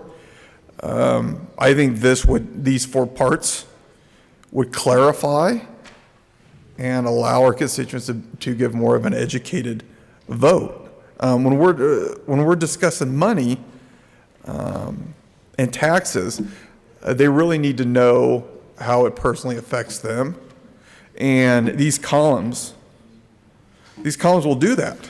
So I think it's a great thing. Also. There's a few other things that I feel that's positive about this, and I'm going to put it more in a broad sense and take a few pieces, positive pieces from the fiscal note, and this is something we all should be considering when we're deciding yay or nay on this bill. How it affects or is associated with local government. Conditional upon voter approval, the bill increases costs for county clerks to include a tax information table on the printed ballot for citizen-initiated measures to increase or decrease state income tax rates. The format and size of a tax table likely increases the length of ballots, and therefore the printing and mailing costs of counties to provide ballots to voters. And this is something we all need to understand because we may get a question from our clerk and recorders about this. According to data from the County Clerks Association, each additional page of a printed ballot costs approximately 33 cents per voter, based on 3,764,230 active voters as of March 2022. Costs for printing and mailing increased by $1.24 million for each additional page added to the ballot of a statewide election. So this is something I think we all should consider. There's some positive parts of this bill, some clarity parts. There's some parts that I think some of our clerk and recorders may have an issue with associated with costs. But I think in general, it's a clarity bill. I think it's a good thing. So I'm leaning towards a yes. Thank you. Is there any further discussion? Seeing none, the question before us is the passage of Senate Bill 222. All those in favor, please say aye. Aye. All opposed, say no. No. The bill passes. Assistant Majority Leader, Madam Assistant Majority Leader. Thank you, Madam Chair. I move to proceed out of order for immediate consideration of Senate Bill 207. We will proceed out of order.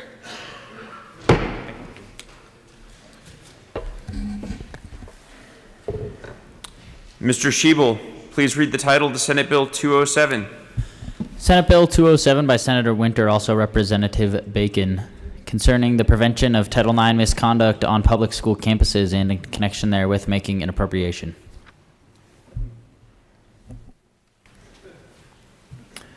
Representative Bacon. Thank you, Mr. Chair. Members, Senate Bill 207 comes to us in particular to look into the Title IX statutes. We heard from students, parents, families from across the state who'd like to learn more about their rights, as well as who they can call on if they feel like they have been harassed or harmed while in K-12 schools. The bill as it is before you is ultimately a study bill for CDE to look into the new regulations that may be coming from the federal government in the next couple of months and figure out what the floor is in requirements and figure out where there are opportunities for us here in Colorado to implement Title IX laws across the state, as well as being consistent in our language and application across the state. I do have an amendment that I'd like to move. I'd like to move L15. And Representative Bacon, I'm sorry to interrupt you. Would you move the bill first, please? I move Senate Bill 207. And do I have a committee report? There are no committee reports. You can go ahead and move your amendment. So I move Senate Bill 207. And then I would like to move L15 and have it displayed.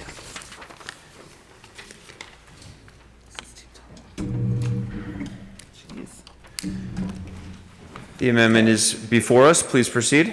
Thank you, members. This amendment is just to clean up some of the language in regards to, fluency of the sentences. We just had to insert Title IX in some spaces, as well as just be clear on what the instructions are by way of looking at the federal regulations and tying them to Colorado laws and opportunities. I urge and I vote. Is there any further discussion on the amendment? Seeing none, the question before us is the adoption of Amendment L15. All those in favor, please say aye. All opposed, no. The ayes have it. The amendment passes. Representative Bacon, to the bill. Thank you, members. I urge and I vote on this. Again, this bill is now just a study bill and asking CDE to look into the federal regulations and figure out how we can incorporate them here in the state. I urge and I vote. Representative Rich. Thank you, Mr. Chair, and thank you to the sponsors. I don't really see an issue with it being a study bill, but I don't see that it needs to be, I don't see the urgency on this either. And with that, I offer and move Amendment L016 and ask that it be displayed.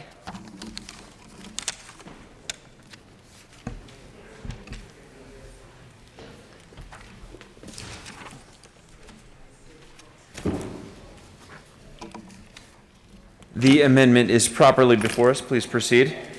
Thank you, Mr. Chair. Like I said, this is now a study bill, and safety clauses are for immediate preservation of the public peace, health, and safety. I don't see the need for it to be a safety clause. I'm asking that the bill be amended to a petition. I don't consider this a hostile amendment, and I hope you'll consider supporting L016. Representative Bacon. Thank you. I appreciate the amendment, but I'm going to ask for a no vote. We have timelines in this bill. We know that the federal regulations may come in a couple of months. We are asking CDE to contract with an organization or a university to do this work by January 31st, 2023. And, the sooner that we understand how folks can be protected and supported through harassment, we feel that the better, especially for all of the students who came forward to us to ask us to put forward this bill. Is there further discussion on the amendment? Seeing none, the question before us is the adoption of Amendment L16. All those in favor, please say aye.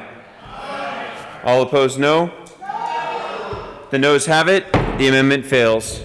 We are back to the bill. Representative Hanks. Thank you, Mr. Chair. I think for the folks that are, I'm doing a time check. For the folks that are up at 4:10 in the morning, this is a short bill. Let's go through it. A bill for an act concerning the prevention of Title IX misconduct on public school campuses and in connection therewith, making an appropriation. Bill summary. To comply with the federal law, the bill requires covered public schools to adopt a Title IX policy pursuant to Title IX of the Federal Education Amendments of 1972. The bill outlines the information that must be included in the Title IX policy, including definitions of forms of misconduct and the procedures for reporting and investigating misconduct under Title IX. The bill requires covered public schools to provide their Title IX policy to the Department of Education. To comply with federal law, the bill requires covered public schools to designate at least one employee as Title IX coordinator who is responsible for coordinating the school's compliance with Title IX, including investigating or adjudicating complaints under the covered public schools Title IX policy. The bill requires covered public schools to promote on their websites awareness and prevention of misconduct, the Covered Public Schools Title IX policy, and the name and contact information of the Title IX coordinator. Covered public schools are required to annually distribute through electronic or other means of communication the Covered Public Schools Title IX policy as part of the Covered Public Schools Handbook to parents with students enrolled in kindergarten through 5th grade and to students enrolled in 6th grade in 6th through 12th grade. The bill requires covered public schools to provide training for employees, parents, and students on the Title IX policy. The bill outlines the training requirements, which include how to promote awareness and prevention of misconduct, an explanation of the Title IX policy, and an explanation of relevant federal and state law that affect the Title IX policy. The bill creates the Rural School District Title IX Implementation Grant Program. The purpose of the grant program is to award money to rural school districts to assist rural schools with creating, implementing, or updating Title IX policies and procedures to comply with federal and state law. The State Board of Education shall promulgate rules for the grant program. Line 1, be it enacted by the General Assembly of the State of Colorado, Section 1, in Colorado revised statutes, add 22-1-134 as follows. 22-1-134, Title IX Regulation Study, Definitions Repeal. 1A, there is created in the department the Title IX Regulation Study, referred to in this section as the study. The department shall contract with a third-party contractor to conduct the study. The third-party contractor shall consult with the department, a sexual misconduct advisory committee within the Department of Higher Education, a K-12 advocacy organization, and a Colorado student government organization. The third-party contractor shall study the amendments to the Title IX regulations issued by the United States Department of Education's Office for Civil Rights. B, the study must include an examination of the following. Roman numeral 1, best practices for prevention, notification, training, and responding to sex-based discrimination and harassment in public schools, and Roman numeral 2, the gaps between state and federal law regarding Title IX.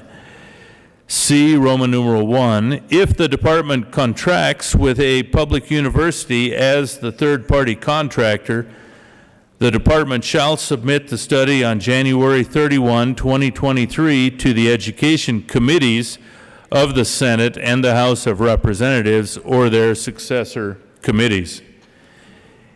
If the department contracts with a third-party contractor that is not a public university, the department shall submit the study on March 20, 2023 to the education committees of the Senate and the House of Representatives or their successor committees. 2A, Department means the Department of Education created in Section 24-1-115. B, public school means a school of a school district, a charter school authorized by a school district pursuant to Part 1 of Article 30.5 of this Title 22, a charter school authorized by the State Charter School Institute pursuant to Part 5 of Article 30.5 of this Title 22, or a board of cooperative services created and operating pursuant to Article 5 of this Title 22. C, Title 9 means Title 9 of the Federal Education Amendments of 1972, 20 U.S.C. Sections 1681 to 1688 as amended. 3, this section is repealed effective July 1, 2023. Section 2, appropriation. For the 2022-2023 state fiscal year, $57,850 is appropriated to the Department of Education. This appropriation is from the general fund. To implement this act, the department may use this appropriation for a Title IX regulation study. Section 3, safety clause. The General Assembly hereby finds, determines, and declares that this act is necessary for the immediate preservation of the public peace, health, or safety. So for the people at home, the revised fiscal note on SB 22-207, and I want to just do a quick summary of this pink sheet. It's pretty short. The bill requires the Colorado Department of Education to study the federal government's Title IX amendments. In FY 22-23 only, the bill increases state expenditures. Appropriation summary. For FY 22-23, the bill requires and includes an appropriation, I say again, includes an appropriation of $57,850 to the Colorado Department of Education. This fiscal note reflects a re-engrossed bill, and we'll leave it at that, but that is for the people a general and concise description of SB 22-207. Representative Soper. Thank you, Mr. Chair. I would move that the bill be read at length. At the request of Representative Soper, the bill will be read at length.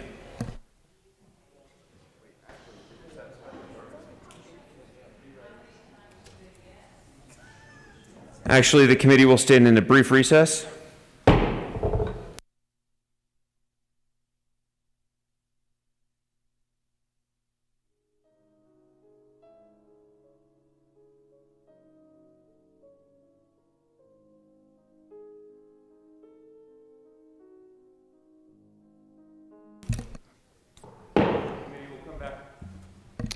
The committee will come back to order. Representative Soper. Thank you, Mr. Chair. I withdraw that motion.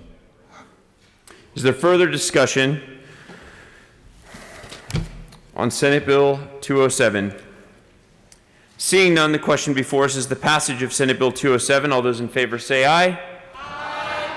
All opposed, no. No. The ayes have it. The bill passes.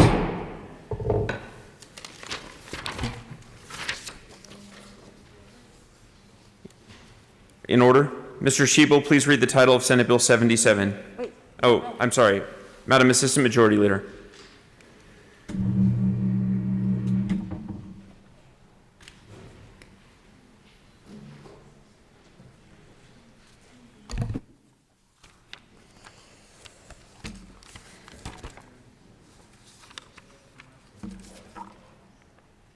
If we proceeded out of order to 207, wouldn't we be on 23 next? I think we jumped back to where we were. Okay. Thank Assistant you. Majority Leader Gonzalez Gutierrez. Thank you, Mr. Chair. I move to proceed out of order for immediate consideration of Senate Bill 23. Seeing no objection, we will proceed out of order as requested by the Assistant Majority Leader. Mr. Shebel, please read the title to Senate Bill 203. I'm sorry, Senate Bill 23. Senate Bill 23 by Senator Gonzalez, also Representatives Bacon and Gonzalez Gutierrez, concerning prohibiting deceptive tactics during custodial interrogation of a juvenile. Representative Gonzalez Gutierrez. Thank you, Mr. Chair. I move Senate Bill 23, the Appropriations and the Judiciary Committee reports. To the Appropriations Committee report. Thank you, Mr. Chair.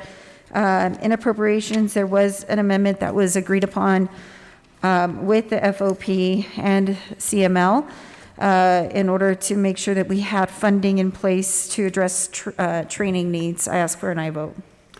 Representative Carver, unless Representative Bacon had. This is the Appropriations?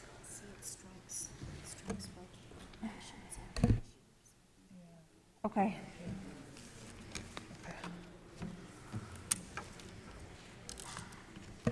Representative Carver. Thank you, Mr. Chair. I move Amendment L030 and ask that it be displayed.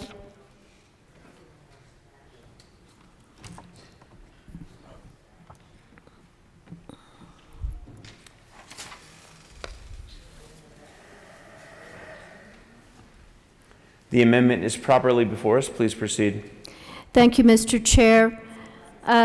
This amendment is a strike below and provides for a requirement for law enforcement across the state of Colorado to adopt model policies and protocols on judicial custodial interrogations, and also specifies some additional 3 areas that need to be specifically incorporated into those protocols and policies. Ask for an aye vote. Assistant Majority Leader Gonzalez Gutierrez. Thank you, Mr. Chair. Thank you, Representative Carver. Members, although the strike below doesn't necessarily, it takes a little bit, or takes quite a bit away of what we were originally intending for this bill. The sponsors are willing to accept this amendment, and before doing so, we want to make sure to talk a little bit about what the original intention of this bill is. I'm going to turn it over to my co-perm. Representative Bacon. Thank you, members. We brought Senate Bill 23 through the Senate into the House to address an issue that we've been seeing around young people when they are in custodial interrogation with law enforcement. And custodial interrogation means, quite frankly, they're in custody and they're unable to leave, at least without being advised on their rights. We brought this bill because we have seen data across the country that says young people are more susceptible to believe deception and perhaps say things that are more likely to be untrue that definitely impact their life or liberty. And so the question before us was, should law enforcement be able to use deceptive practices with juveniles in custodial interrogations? I just want to be able to share some insights and some facts that we found from studies across the country in regards to why we brought this bill. We noted that kids are more likely to give false confessions when the police claim to have evidence of their guilt. 38% of youth who were exonerated through the Innocence Project after being convicted of crimes gave false confessions. Compared to adult suspects, youth are easier to be misled and manipulated, and youth can't process or appreciate the long-term consequences of a false confession. Ultimately, we found as well in the practice that there is some best practice that has been shared, not only nationally but internationally, and that we are encouraging law enforcement to adopt those policies. What I'd like to point out in Representative Carver's amendment is a reference to one of those documents. And the amendment says that law enforcement agencies across the state should create policies on how they will deal with juveniles during custodial interrogations. There is an organization, the International Association of Chiefs of Police, that have shared best practice. Again, just keep in mind we're talking about minors who aren't able to fully process and comprehend what it means when they're talking to law enforcement, quite frankly, who are adults. Adults who we've all trained kids to believe and be mindful of, and adults who have particular power over their liberty. So here are some of the recommendations to take care with Miranda warnings. And what that means is, how can we share with young people what their Miranda rights are in language that meets their age level? If many of you may or may not know this, Miranda has been assessed as being at an 8th to 10th grade level of comprehension. And so how do we help young people understand what their right is to remain silent? Another recommendation is to limit the length of questioning and the time of questioning, to avoid the use of deception, as well as avoiding promises of leniency and threats of harm. And so again, we brought this bill to be able to recognize that false convictions actually don't help victims. We believe that in all of our jurisprudence in this country, that it is more important that the right people go to jail than to have people be falsely accused. And we were concerned that young people just could not handle the weight of what was in front of them when they were in interrogation spaces. So again, the amendment is providing guidance to law enforcement that they need to create their policies in dealing with juvenile interrogations, and we were asked that the 3 things, A, B, and C there listed, are included in those policies. So thank you, Representative McCarver. I hope I explained the amendment properly, and I want to also hand it over to my co-prime. Assistant Majority Leader Gonzalez Gutierrez. Thank you, Mr. Chair. Members, so we ask for an aye vote on this amendment. That's it. Is there further discussion on the amendment? Seeing none, the question before us is the adoption of Amendment L30. All those in favor, please say aye. Aye. All opposed, no. The ayes have it. The amendment passes. We are to the bill as amended. Representative Bacon. We struck, yeah. So just back to the bill, members. The bill is now the amendment. Again, we urge an aye vote, and we urge those across Colorado to look into this issue on behalf of not only our neighbors and their safety, but also for our young people who find themselves in these situations, that they have the opportunity to truly access our system and justice. Assistant Majority Leader Gonzalez Gutierrez. Thank you, Mr. Chair. The last thing I'll add is that, I think with this strike below what we're on the bill right now is the fact that what is before us as it relates to these recommendations, these are recommendations, members, that have been around for 10 years. Recommendations that law enforcement has had before them to be able to put into policy. So now we're giving them a chance to put this into their policy. So I sure hope that they do so, because now they have to. So I vote yes. Representative Carver. Thank you, Mr. Chair. I urge an aye vote on the bill. Seeing no further discussion, the question before us is the passage of Senate Bill 23 as amended. All those in favor, please say aye. Aye. All opposed, no. The ayes have it. The bill passes.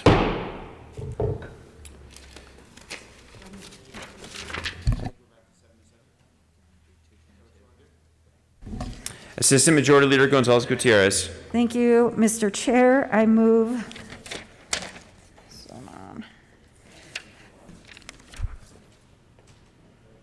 I move to proceed out of order for immediate consideration of Senate Bill 36. Seeing no objection, we will proceed out of order as requested by the Assistant Majority Leader. Mr. Schiebel, please read the title to Senate Bill 36. Senate Bill 36 by Senators Hansen and Heisey, also Representatives Burton Van Winkle, concerning a payment to the statewide Death and Disability Trust Fund to pay benefits for members hired before January 1st, 1997, and in connection therewith making an appropriation.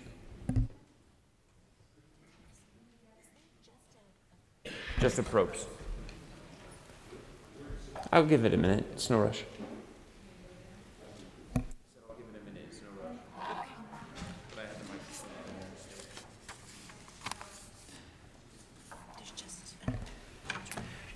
Representative Byrd. Yes, thank you, Mr. Chair. I move Senate Bill 36 and the Appropriations Committee report. To the committee report. In the committee report, we amended the appropriation. Instead of having 5 equal payments over the next 5 years of $6.65 million, we instead amended that down to one single one-year appropriation of $6.650 million. I ask for a yes vote. Is there further discussion on the Appropriations Committee report? Seeing none, the question before us is the adoption of the Appropriations Committee report. All those in favor, please say aye. Aye. All opposed, no? No. The ayes have it. The committee report passes. Representative Van Winkle. Thank you, Mr. Chair. And members, this is a very good bill. I urge you to vote yes. Representative Byrd? Yes, thank you, Mr. Chair. This is the Fire and Police Pension Association. They manage a special plan to cover death and disability expenses of police and firefighters while they're employed and serving communities across our state. Under this plan, the state of Colorado was responsible for funding all death and disability benefits for police and firefighters who were hired before January 1, 1997. The law changed, and after this date, the responsibility for funding all of these benefits shifted to employees and their employers. Due to this change, the state made a one-time payment based upon actuarial projections at the time to cover anticipated benefits for those members. Notwithstanding, however, the actual cost of benefits for those pre-1997 hires was much greater than what had been anticipated. And what the plan has been doing since that time is been covering the resulting funding shortfall using other funds that are meant to pay benefits to members hired after the state's one-time payment. So this $6.650 million payment is a payment in partial satisfaction of how much the state should have paid earlier. We ask for a yes vote. Is there further discussion? Representative Hanks. Thank you. Thank you, Mr. Chair. So on this bill, the bill requires the state treasurer to pay $33.191 million from the general fund to the Fire and Police Pension Association. But for the bill sponsors, L003 did a $6.6 million payment on it. Is that where we are on this? So are we 20-something short? Okay.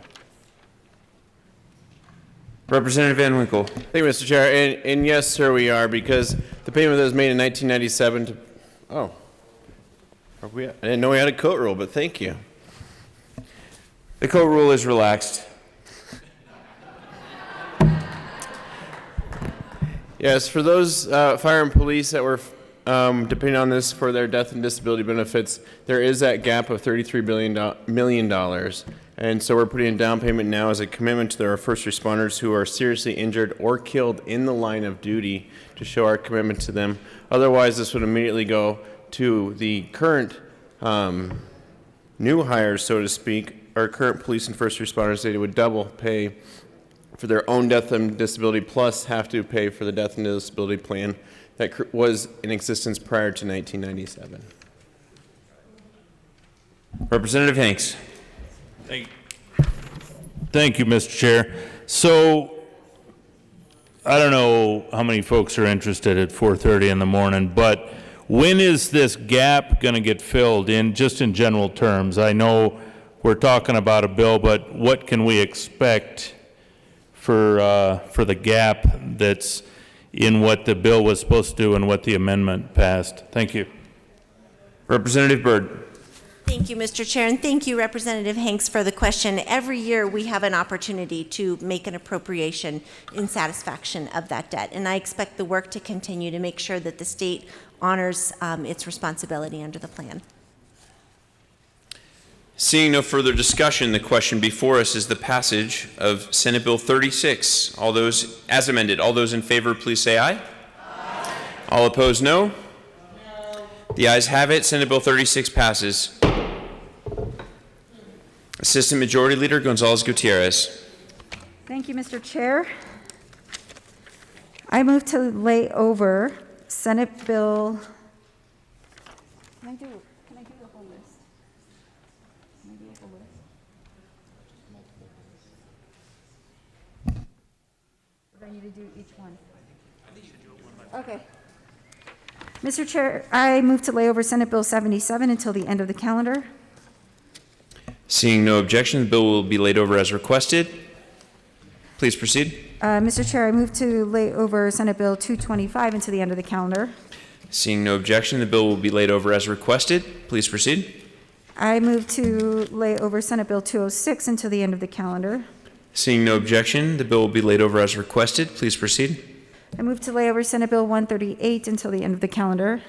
Seeing no objection, the bill will be laid over as requested. Please proceed. And I would like to lay over Senate Bill 179 until the end of the calendar.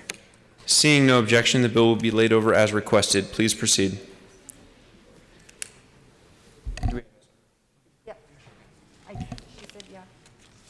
Mr. Shebel, please read the title to Senate Bill 133.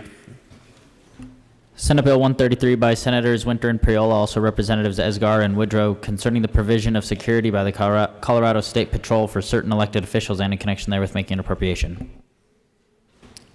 Who would like to begin? Representative Woodrow. Thank you, Mr. Chair. I move Senate Bill 133. To the bill. Good morning, House colleagues. The moment you've all been waiting for. Senate Bill 133, security for certain elected officials. Friends, it's no secret to anyone in this chamber or anyone else with an internet connection that our political rhetoric has grown overheated. Threats and acts of political violence have followed. Central to what it means, friends, to be an American is the fundamental idea that it's okay to agree to disagree. Instead of dueling, we debate. Rather than overthrow, we organize. Unfortunately, some have lost sight of this ideal, and the results leave much to be desired. The last several years have seen increased threats of violence against elected officials across the country. It has affected our statewide electeds. It has impacted members of this very body. Senate Bill 133 ensures that pathways exist for folks who've been on the receiving end of threats can receive the protection they need. This bill was extensively negotiated over in the Senate with the involvement of State Patrol and the governor's office. Folks, we in this building do a pretty good job of agreeing to disagree with each other. We can do a better job at all times, but we do a pretty good job. Outside of this room, things have grown to a point that's unacceptable. And no one, I repeat, no one in this chamber or any other elected office should have to face some of the misogyny, racism, sexism, and horrible other isms that are pouring in. It impacts every last one of us. We need to get back to debate, but in the meantime, we got to make sure that our electeds aren't on the receiving end of threats. And for that, I ask for an aye vote.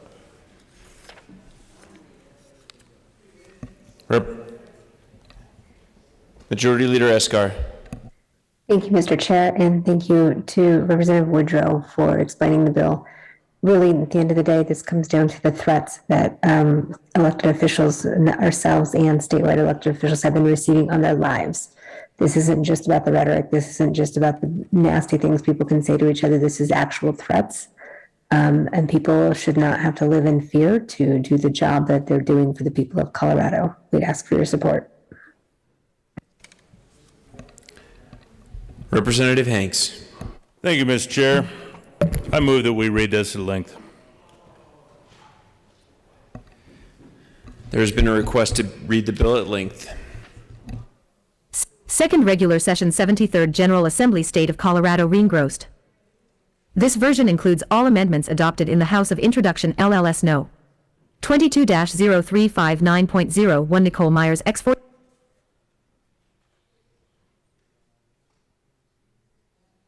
X4326 Senate Bill 22 to 133.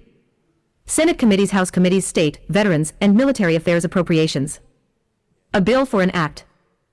101 concerning the provision of security by the Colorado State 102 patrol for certain elected officials, and in connection 103 therewith, making an appropriation.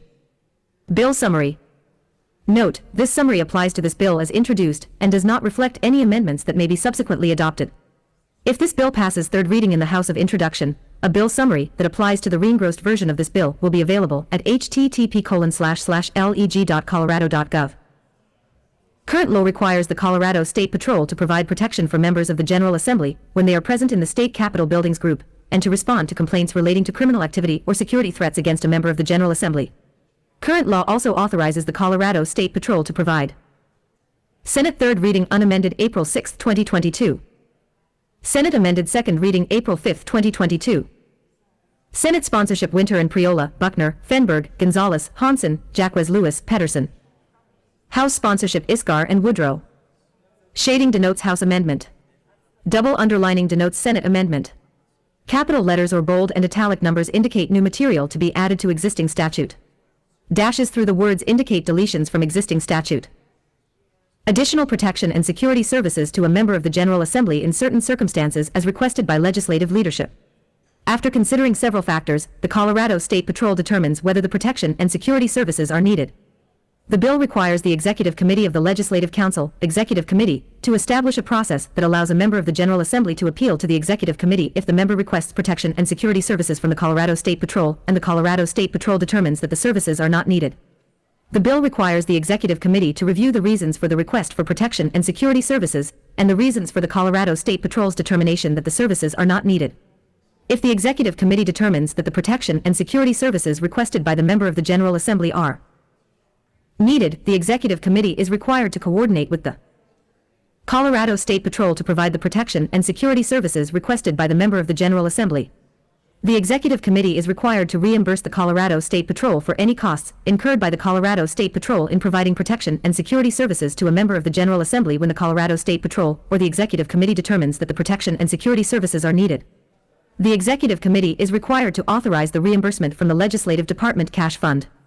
In addition, the bill specifies that the Colorado State Patrol is required to provide the same protection and security services to the Secretary of State, Attorney General, and State Treasurer, statewide constitutional officers, when they are present in the State Capitol Buildings Group as it provides to members of the General Assembly, and that statewide constitutional officers may also request that the Colorado State Patrol provide additional protection and security services to a statewide constitutional officer upon request of the officer.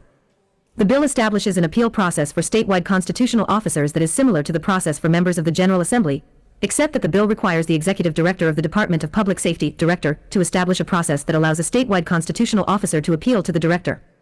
If the Director determines that the protection and security services requested by the statewide constitutional officer are needed, the Director is required to coordinate with the Colorado State Patrol to provide the services, and the Colorado State Patrol bears the cost of providing the services. If the Director determines that the protection and security services requested by a statewide constitutional officer are not needed, but the statewide constitutional officer requests that the Colorado State Patrol still provide the services, the statewide constitutional officer is required to reimburse the Colorado State Patrol for the cost of providing the -133 protection and security services. 1. Be it enacted by the General Assembly of the State of Colorado, 2 Section 1. In Colorado Revised Statutes 24:33.5-16.5, 3 amend 1 and 3, and add 4 and 5, as follows, for 24:33.5-16.5. Patrol services furnished to the General 5 Assembly definition. 1. The Colorado State Patrol shall provide 6 protection for the members of the General Assembly when they are present 7 in the State Capitol Buildings Group, and shall respond to all complaints 8 relating to criminal activity against or security threats against or risks 9 to a member of the General Assembly. For purposes of as used in this 10 subsection, 1. State Capitol Buildings Group shall have has the same 11 meaning as set forth in section 24-82-105, 1A. 12.3a. In addition to the requirements of subsections 1 and 2, 13 of this section, the Colorado State Patrol may render other protection 14 and security services as may be requested by the President of the Senate. 15. The minority leader of the Senate, the Speaker of the House of 16 representatives, or the minority leader of the House of Representatives on 17, behalf of any member of the General Assembly. 18. B. The Colorado State Patrol may provide protection, and 19 security services as described in paragraph A of this subsection 3, 20 subsection 3, A of this section for any function held in Colorado at 21 which a member of the General Assembly is in attendance in an official 22 capacity with appropriate coordination with local law enforcement.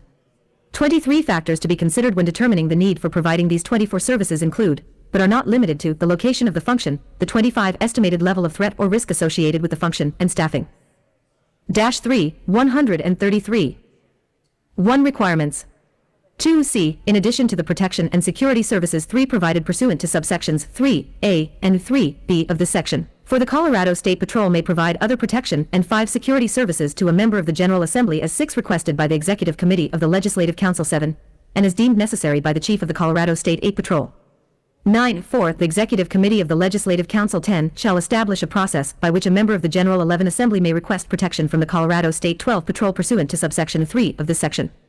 13. 5. The Colorado State Patrol shall ensure that members 14 of the General Assembly are aware of the protection and 15 security services that may be requested from the Colorado 16 State Patrol pursuant to this section. 17. Section 2. In Colorado Revised Statutes, add 24, 33.5-216.718 as follows. 1924, 33.5-216.7. Patrol services furnished to statewide. 20 constitutional officers definition. 1. As used in this section, 21 unless the context otherwise requires, statewide 22 constitutional officer means the Secretary of State, the 23 Attorney General, and the State Treasurer. 24. 2. The Colorado State Patrol shall provide protection to 25 each statewide constitutional officer if such protection is 26 requested by the statewide constitutional officer. 27. 3. The Colorado State Patrol shall designate state. Dash 4, 133. 1 patrol officers to be available to provide protection services to pursuant to subsection 2 of this section. The chief of the 3 Colorado State Patrol shall determine the priority in assigning for state patrol officers among each statewide constitutional 5 officer. Factors to be considered when determining the need, and 6 priority for providing protection services include, but are not 7 limited to, the location of the function, the estimated level of 8 threat or risk associated with the function, and staffing. 9 requirements. If each statewide constitutional officer requests 10 protection services in excess of 80 personnel hours a week, 11 for each individual, priority will be given first to protect 12 against credible threats, then at a function at which the 13 statewide constitutional officer is in attendance in an official 14 capacity, and finally against generalized threats. 15. 4. Nothing in this section is intended to provide 16. Around-the-clock protection for a statewide constitutional 17 officer unless there is a credible threat as determined in the 18 discretion of the Chief of the Colorado State Patrol. 19. 5. Nothing in this section prohibits a statewide 20 constitutional officer from obtaining additional protection. 21. Which must be done in coordination with the Colorado State 22 Patrol. 23. Section 3. Appropriation. 1. For the 2022 to 23 state fiscal 24 year, $1,115,090 is appropriated to the Department of Public Safety.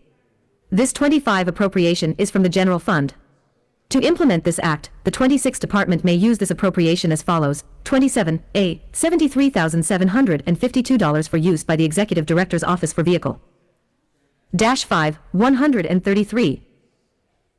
1 lease payments. 2B, $887,043 for use by the Colorado State Patrol for the Executive 3 and Capital Complex Security Program, which amount is based on and for assumption that the division will require an additional 6.4 FTE. 5C, $54,295 for use by the Office of Prevention and Security for 6 personal services, which amount is based on an assumption that the Office 7 will require an additional 0.9 FTE. And 8D, $100,000 for the Office of Prevention and Security for 9 operating expenses. 10.2, for the 2022 to 23 state fiscal year, $73,752 is appropriated to 11 the Department of Personnel. This appropriation is from reappropriated 12 funds received from the Department of Public Safety under subsection 13, 1A of this section. To implement this act, the Department of Personnel may 14th use this appropriation to provide vehicles to the Department of Public 15 Safety. 16 Section 4. Safety Clause. The General Assembly hereby finds. 17 determines and declares that this act is necessary for the immediate 18 preservation of the public peace, health, or safety. Dash 6, 133. Seeing no further discussion, Representative Soper would like to have further discussion. Thank you, Mr. Chair. I move Amendment L003 and ask that it be displayed.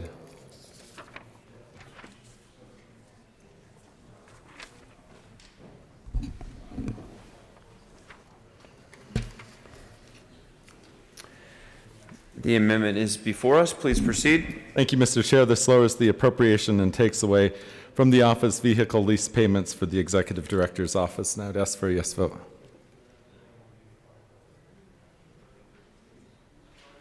Representative Woodrow. Colleagues, I would ask for a no vote. These amounts were extensively negotiated over in the Senate, and this would disrupt that, so I'd ask for a no vote. Seeing no further discussion, the question before us is the adoption of Amendment L3. All those in favor, please say aye. All opposed, no? No. The noes have it. The amendment fails. Representative Soper. Thank you, Mr. Chair. I move Amendment L004 and ask that it be displayed.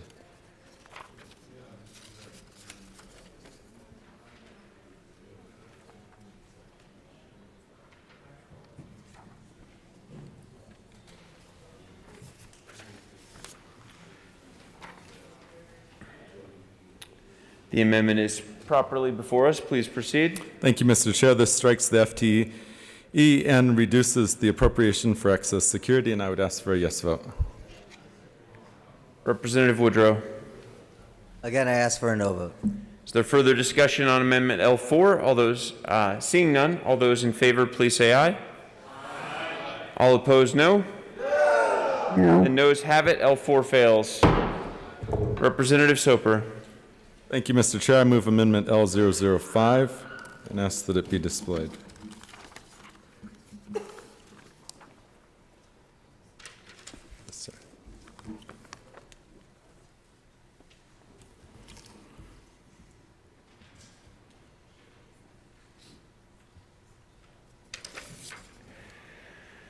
The amendment is before us. Please proceed. Thank you, Mr. Chair. This strikes the overage of $73,000 from the Department of Personnel and asks for a yes vote. Thank you. Representative Woodrow. Thank you, Mr. Chair. Folks, we need the overage. No vote.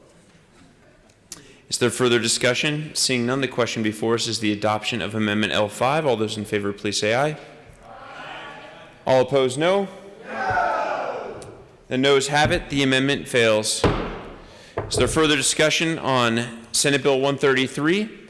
Seeing none, the question before us is the passage of Senate Bill 133. All those in favor, please say aye. All opposed, no? The ayes have it, and the bill passes.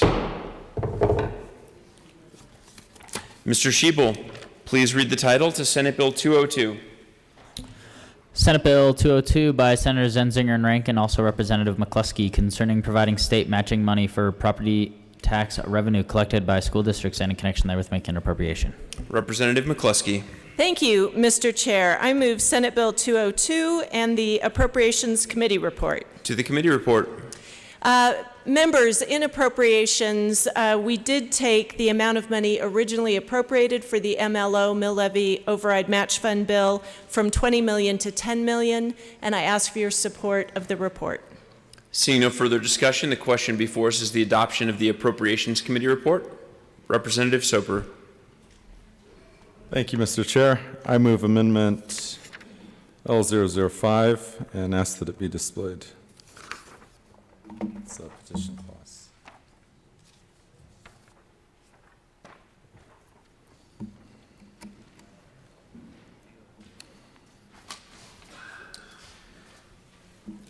The amendment is properly before us. Please proceed.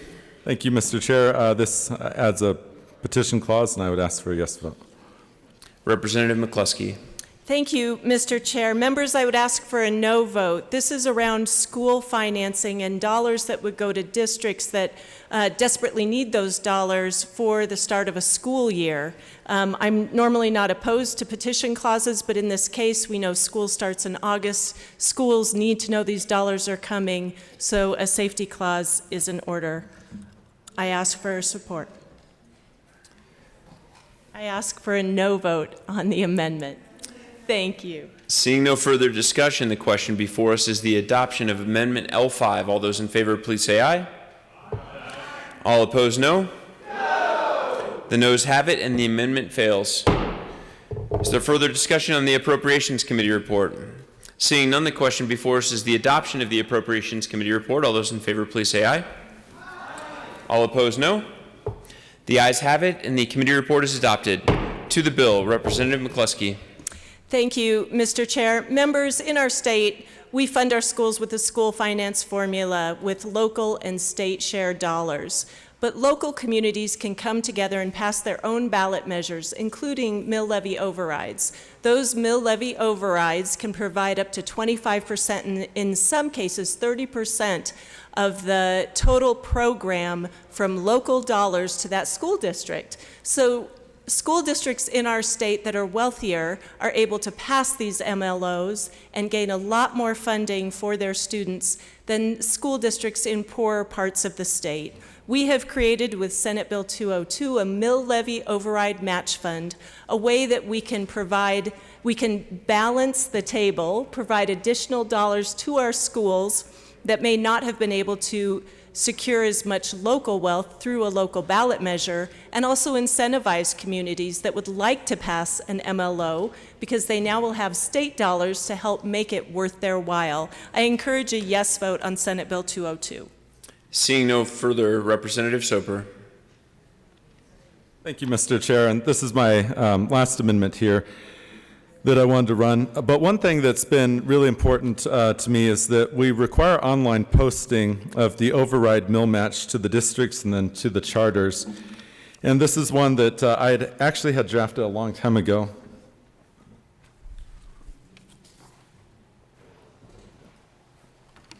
Did I say I was moving? I move Amendment L006. To the amendment.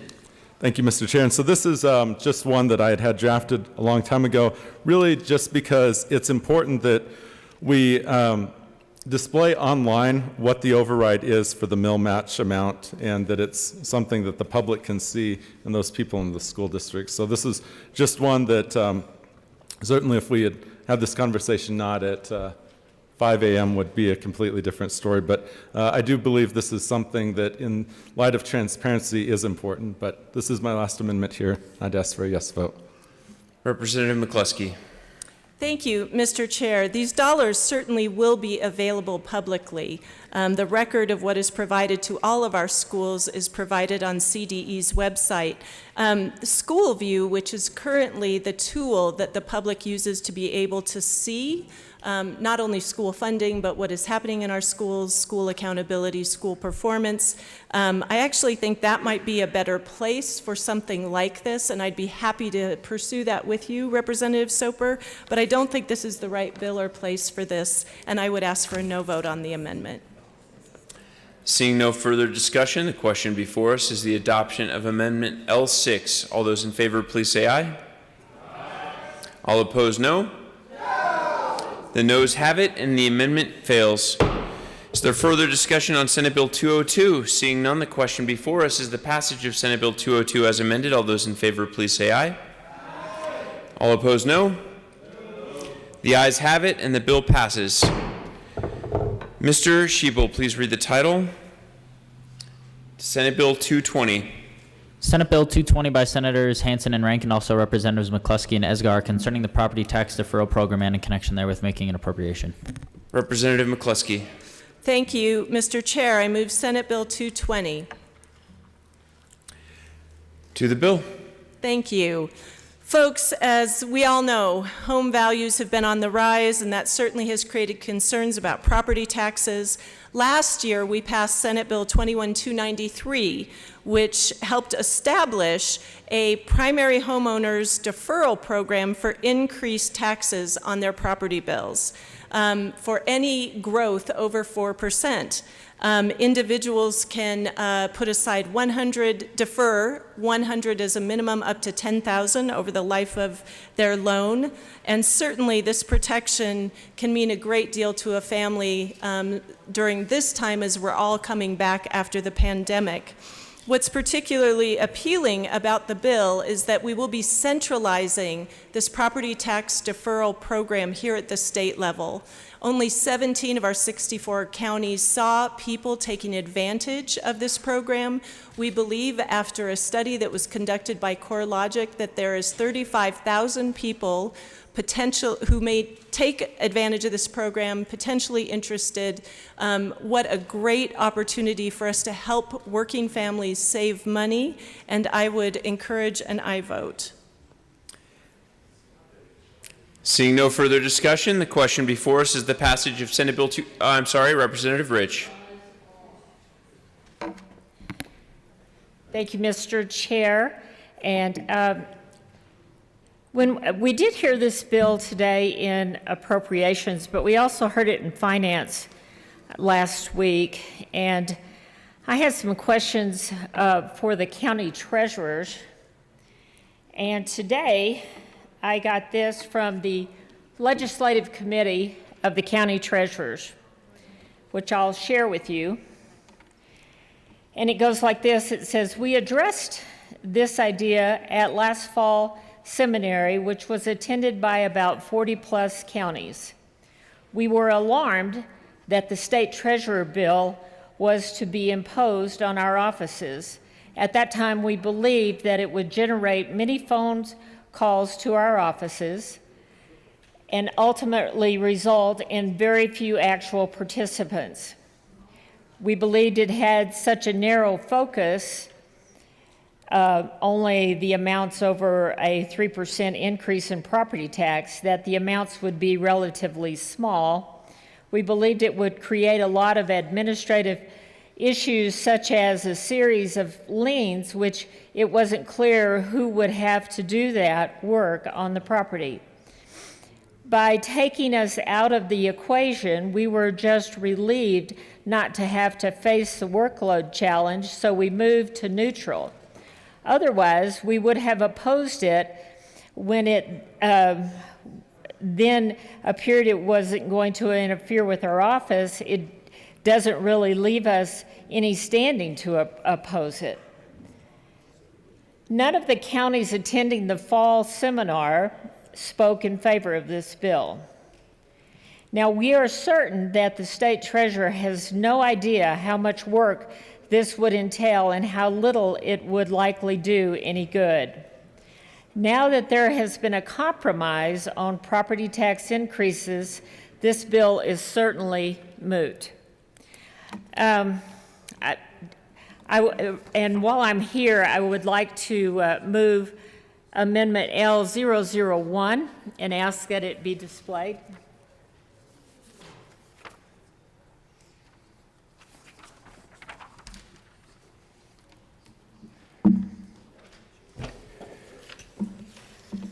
To the amendment. Thank you, Mr. Chair. One of the things that I'd like to remind people is that when property taxes are mailed out, they're not really mailed out until, they don't even have to be mailed out until the end of January. When I was the county treasurer, we usually tried to get those out by the third week of January. The first 1/2 of your property taxes are due the end of February. The second 1/2 of your property taxes are due June the 15th. If you decide to pay your taxes in full, of course you can pay them in full anytime, but if you're going to pay them in one lump sum, they're due on April 30th. I offer this amendment L001 because this has a, I'm sorry. I'm a little tired.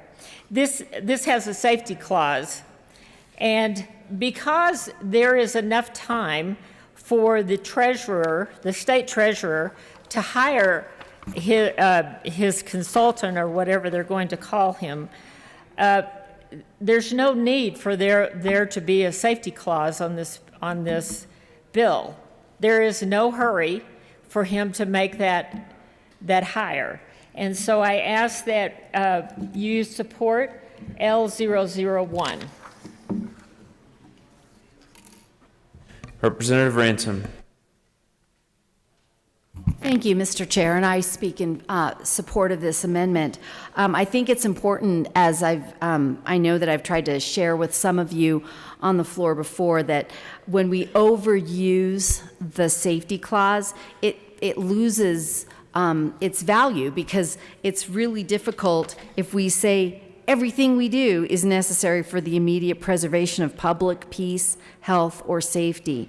It might be more convenient, and it might be something that some department wants, but it really should not be the default. The default should be our normal petition clause. And by the way, in the past, that used to be the default. It's been over time that we've started changing over, it seems, to the safety clause as the default. And with that, this was actually brought to us by a former treasurer a county treasurer who understands what's entailed in this bill, and I think it would be just a very good addition to this bill to change it over to a petition clause and remove the safety clause. So I urge an aye vote on the amendment.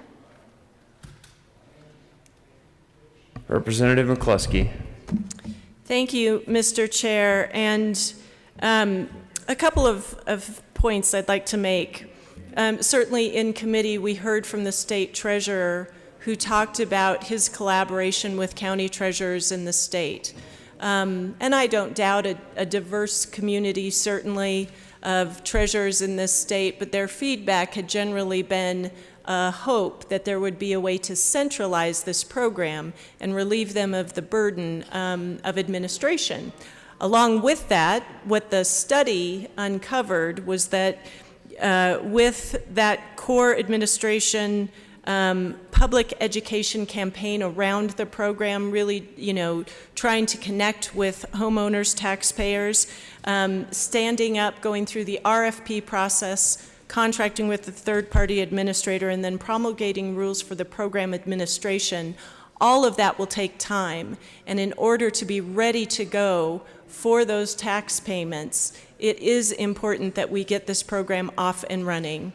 If we were not just coming out of a global pandemic, if we were not so focused on saving people money, there might be the time to wait and be patient.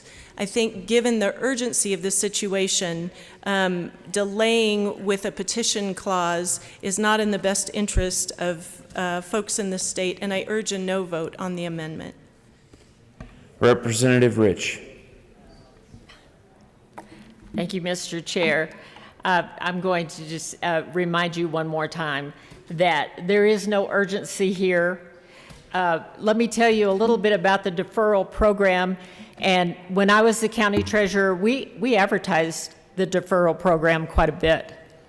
And we never had more than 3 people participate in the deferral program. Now, I don't know what kind of campaign they think they're going to do that's going to get people to, participate in this program. But this has been a very underutilized program, and I think it's a worthy program, but we certainly advertise it, and we have very few people participate. There is not a lot of work that has to be done to put together a deferral program, especially if you have less than 10 people in your county that want to participate in it. It is not a huge undertaking, so I don't even understand why we're going to spend $1.7 million on a program that the counties can easily handle. I urge a yes vote on this amendment. Seeing no further discussion, the question before us is the adoption of Amendment L1. All those in favor, please say aye. Aye. All opposed, no? No. The noes have it, and the amendment fails. Is there further discussion on Senate Bill 220? Seeing none, the question before us is the passage of Senate Bill 220. All those in favor, please say aye. Aye. All opposed, no? The ayes have it, and the bill passes. Madam Speaker Pro Tem Benavides. Thank you, Mr. Chair, and I move that we lay over Senate Bill 197 to the end of the calendar. Seeing no objection, the bill will be laid over as requested by the Speaker Pro Tem. And I also move that we lay over Senate Bill 78 to the end of the calendar. Madam Speaker Pro Tem, I'm sorry, did I mishear you the first time? I thought 78 was the previous motion you made. No, 197 was the previous. I'm terribly sorry, yes. Seeing no objection, Senate Bill 78 will also be laid over as requested by the Speaker Pro Tem. Mr. Schiebel, please read the title to Senate Bill 186. Senate Bill 186 by Senators Janal and Simpson, also Representatives Mullica and McKean, concerning the creation of a council to advise the state about issues relating to persons living with rare diseases and in connection therewith making an appropriation. Minority Leader McKean. Thank you very much, Mr. Chair. Folks, we brought this bill partly because we both, oh yeah, I've got to move my bill. So I move Senate Bill 186 and the no committee report. Excellente. To the bill. Thank you. We brought this bill partly because of repeated conversations that we'd both had and experiences in our lives that said that rare diseases are something that we simply don't focus on until we say, gosh, that's just something we've got to deal with. The idea of having a rare disease council is so that things don't go beyond the pale of knowing what's going on. I shared my experience of our daughter who had hypoplastic left heart syndrome. Very, very much something that was just not known of until it became more prevalent, till diagnosis got better. A rare disease council is something that can catch those things, those 1 and 2 and 3 offs, to say maybe we've got an issue here and we ought to address it.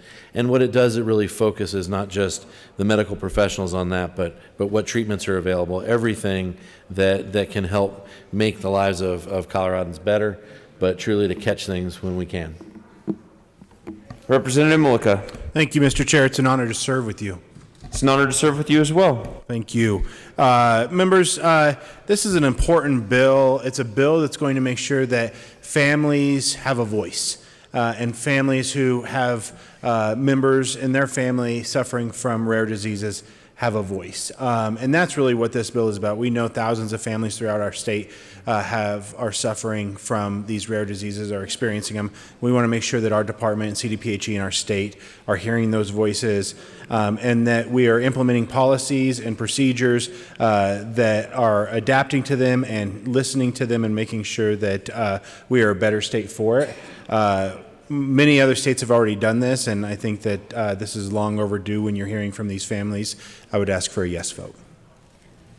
Seeing no further discussion, the question before us is the passage of Senate Bill 186. All those in favor, please say aye. Aye. All opposed, no. The ayes have it, and the bill passes. Mr. Schiebel, please read the title to Senate Bill 209. Senate Bill 209 by Senators Donovan and Sonnenberg, also Representatives Roberts and Pelton, concerning expanding small meat processing in Colorado by providing business application assistance to obtain capital and in connection therewith making an appropriation. Representative Roberts. Thank you, Mr. Chair. I move Senate Bill 209. To the bill.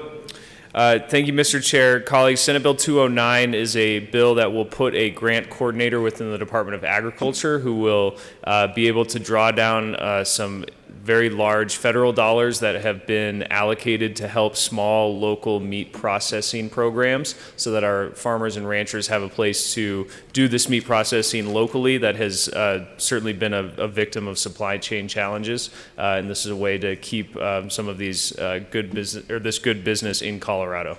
I ask for a yes vote. Representative Pelton. Thank you, Mr. Chair. Actually, about 2 weeks ago, I wrote a letter of support for a meat packing plant that wanted to do an expansion, and they'd already hired somebody to help them with the federal grants. This program would have been real good to have, in place already, so I ask for a yes vote. Seeing no further discussion, the question before us is the passage of Senate Bill 209. All those in favor, please say aye. Aye. All opposed, no. The ayes have it. Senate Bill 209 passes. Is Representative Baisley in the chamber? Mr. Schiebel, please read the title to House Bill 1048. House Bill 1048 by Representative Baisley, also Senator Kirkmeyer, concerning the creation of the In God We Trust license plate. Representative Baisley. Thank you, Mr. Chairman. I move House Bill 1048 and the Appropriations Committee report. To the committee report. Thank you, Mr. Chairman. So the committee amended to add a section to appropriate the $41,734 necessary. Is there further discussion on the Appropriations Committee report? Seeing none, the question before us is the adoption of the committee report. All those in favor, please say aye. All opposed, no. No. The ayes have it, and the committee report passes. Representative Baisley, to the bill. Thank you, Mr. Chairman. I have an amendment to this bill, very brief technical amendment, and I ask it to be displayed.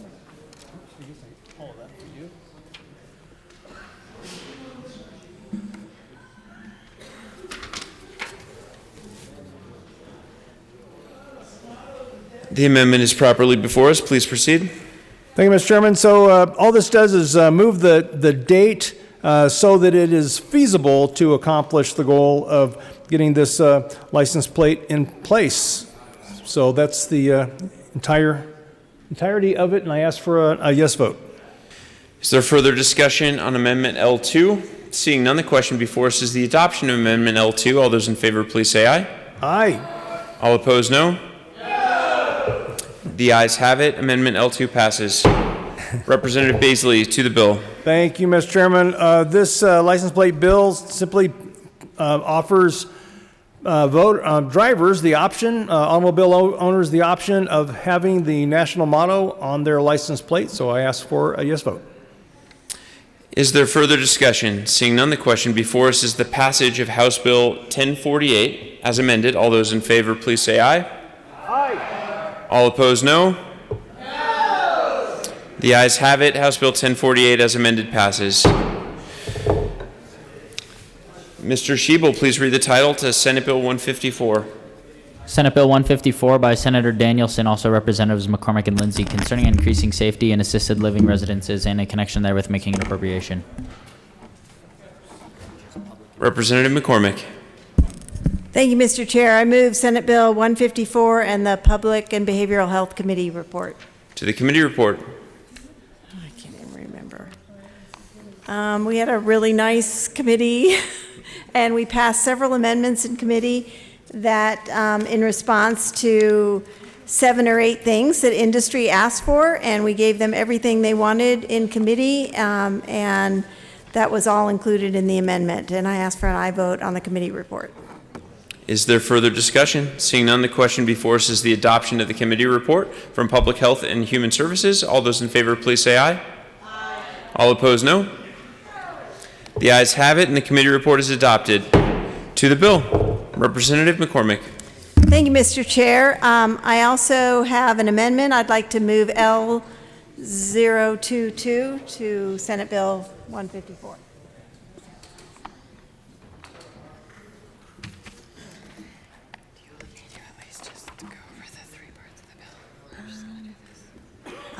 I'll say these 3. The amendment is properly before us. Please proceed. Thank you, Mr. Chair. Yes, L002 is one more ask from industry that we have agreed to add to the bill, which gives industry a little more clarity on when an administrator has left or gone to another job, that their interim administrator will be defined by the state board, and that gives them that flexibility they need. I ask for an aye vote on L022. Is there further discussion on the amendment? Seeing none, the question before us is the adoption of Amendment L22. All those in favor, please say aye. All opposed, no. The ayes have it, and the amendment passes. We are back to the bill. Representative McCormick. Thank you, Mr. Chair. Yeah, this bill addresses some of what is missing to protect residents and families that use assisted living facilities in our state. And as we all age, we know that many of us are going to end up in needing assisted living residences, and they are not subject to the same federal regulations that nursing homes are. And Colorado just needs additional guidelines here, and it does three things. It outlines guardrails for when someone needs to be involuntarily discharged. It outlines standards for the administrators of assisted living residences, and it sets the annual cap on fines from $2,000 a year to $20,000 per year. Representative Lindsay. Thank you, Mr. Chair. As you heard, we just codified some things so that seniors have protections in this space. Like Rep. McCormick said, when people have to be involuntarily discharged, we just put some rules in place so that every person knows in that transaction how things are going to go and how the grievance process works for everybody involved. And like we said, we have one of the lowest fine structures in the country. So we are working on, we included that had a cap, just so that everybody can be held accountable in this space. And with that, I would urge an aye vote. Is there any further discussion on Senate Bill 154? Seeing none, the question before us is the passage of Senate Bill 154 as amended. All those in favor, please say aye. Aye. All opposed, no. The ayes have it, and the bill passes. Mr. Schiebel, please read the title to Senate Bill 178. Senate Bill 178 by Senator Gonzalez, also Representatives Valdez and Van Winkle, concerning the ability for certain marijuana licensees to change the designation of marijuana from medical to retail and in connection therewith, making an appropriation. Representative Valdez. Thank you, Mr. Chair. I move Senate Bill 178. To the bill. Great bill. Last year we ran a bill that helped our industry switch the type of product that they're growing from medical to retail. This allows both ways. It's a great bill that allows our cannabis businesses to be more efficient in their response, and I'd ask for an aye vote. Representative Van Winkle. Thank you, Mr. Chair. And as Representative Valdez, thank you for joining me on this bill. Mentioned last year, we brought forward House Bill 21216, which allowed for the transfer of and redesignation of marijuana from retail to medical. Now this does the inverse. And think about it this way, members, the cannabis seed is a cannabis seed, but the regulatory structures were just set up at different times and in different ways. And so what this does is just simply allow the transfer of the same plant that is the exact same from one to the other, while honoring the very important seed to sale tracking system in the taxing process. Ask yes vote. Seeing no further discussion, the question before us is the passage of Senate Bill 178. All those in favor, please say aye. All opposed, no. The ayes have it. Senate Bill 178 passes. Mr. Schiebel, please read the title to Senate Bill 199. Senate Bill 199 by Senators Hawkes, Lewis, and Priol, also Representatives Kipp and Froelich, concerning a study regarding the protection of native pollinating insects in the state and in connection therewith, make an appropriation. Representative Kipp. Thank you, Mr. Chair. I move SB 22-199. To the bill.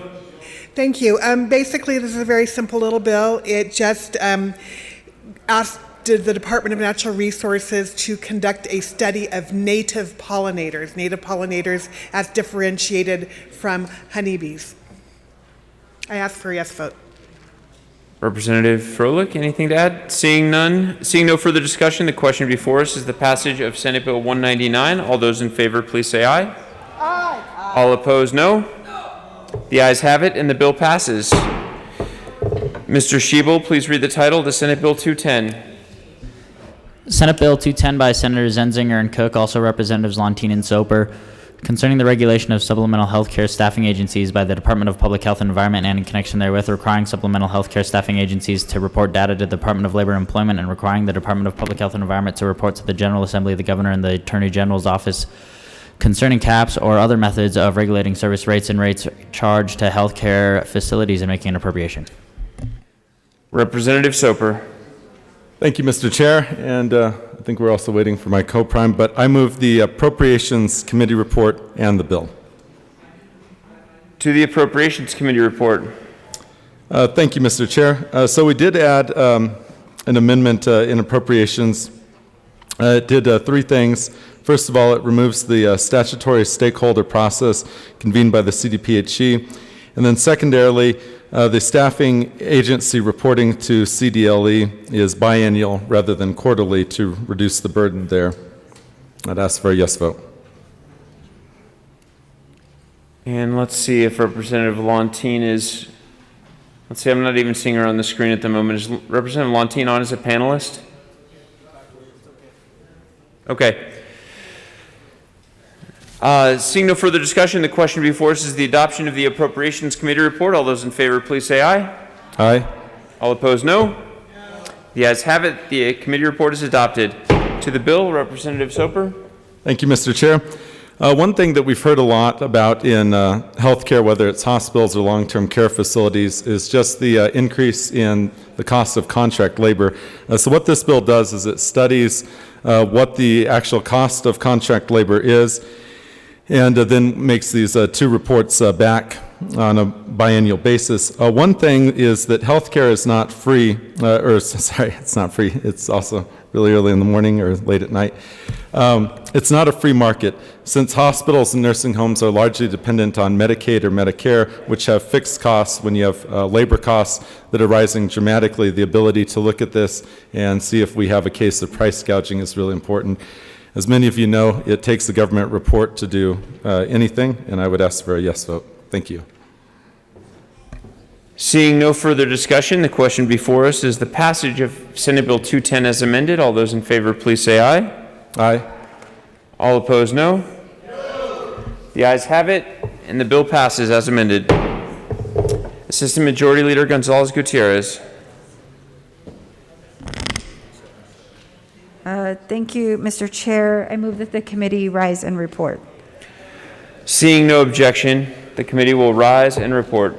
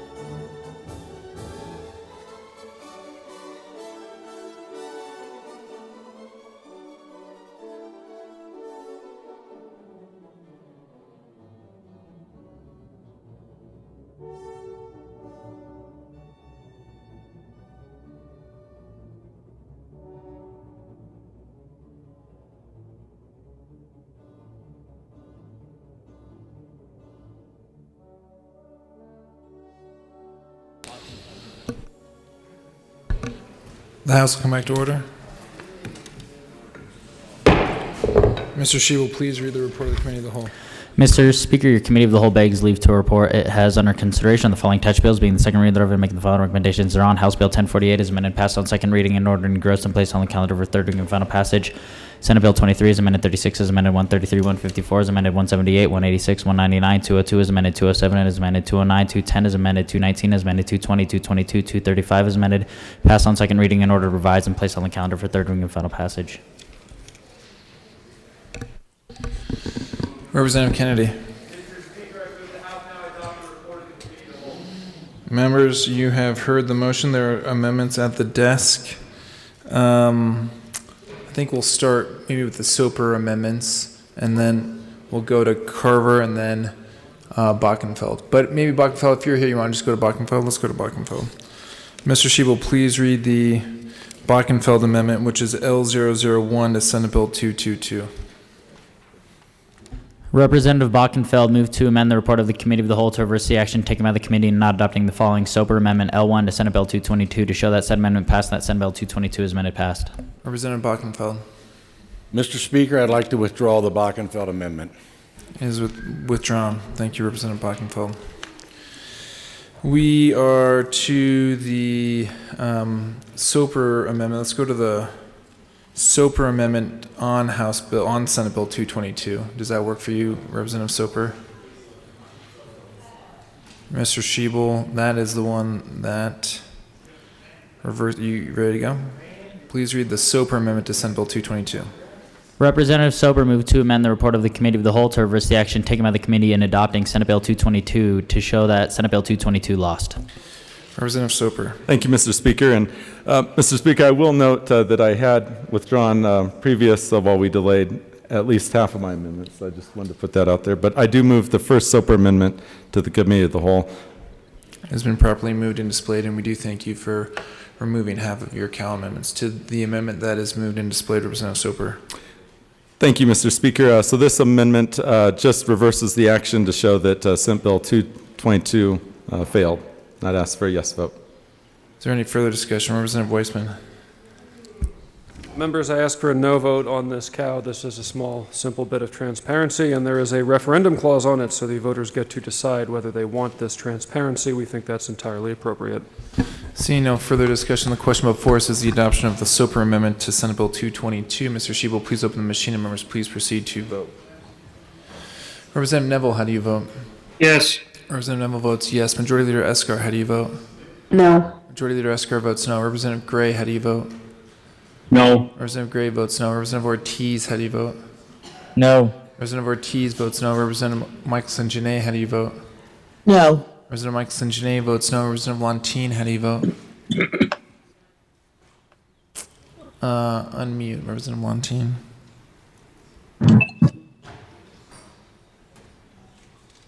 No. Representative Lantine votes no. Please close the machine. With 24 aye votes, 41 no votes, and 0 excused, the Soper amendment to Senate Bill 222 is lost. Mr. Shebel, let's go to the first Soper amendment to Senate Bill 235. Sorry, I'm bouncing around a little bit on you. Representative Soper. Thank you, Mr. Speaker. I withdraw that amendment. Okay, very good. There's a second one on Senate Bill 235. Representative Soper. Thank you, Mr. Speaker, and I'll also withdraw this one. Okay, very good. Let's move to the Soper amendments to Senate Bill 133. Mr. Shebel, please read the first Soper amendment to Senate Bill 133, which is L004. Representative Soper moved to amend the report of the Committee of the Whole to reverse the action taken by the committee in not adopting the following Soper Amendment L4 to Senate Bill 133 to show that said amendment passed and that Senate Bill 133 is amended passed. Representative Soper. Thank you, Mr. Speaker. I move the first Soper amendment to the, wait, is that right, to the Committee of the Whole report, even though we're on a different bill? That's fine, Representative Soper. That's been properly moved and displayed to the amendment. Thank you, Mr. Speaker. So this just reverses course to show that Senate Bill 133 failed, or at least the amendment failed. And I'd ask for a yes vote. Seeing no further discussion, the question before us is the first Soper amendment to Senate Bill 133. Mr. Shebel, please open the machine and members please proceed to vote. Representative Neville, how do you vote? Yes. Representative Neville votes yes. Majority Leader Escar, how do you vote? No. Majority Leader Escar votes no. Representative Gray, how do you vote? No. Representative Gray votes no. Representative Ortiz, how do you vote? No. Representative Ortiz votes no. Representative Michelson Janae, how do you vote? No. Representative Michelson Janae votes no. Representative Lantine, how do you vote? No. Representative Lantine votes no. Please close the machine. With 24 aye votes, 41 no votes, and 0 excused, the first Soper Amendment to Senate Bill 133 is lost. Mr. Shi will please read the second Soper Amendment, which is L003 to Senate Bill 133. Representative Sober moved to amend the report of the Committee of the Whole to reverse the action taken by the committee in not adopting the following Sober Amendment L3 to Senate Bill 133 to show that said amendment passed and that Senate Bill 133 is amended passed. Representative Soper. Thank you, Mr. Speaker. I move the second Soper Amendment to the Committee of the Whole report. It's been properly moved and displayed.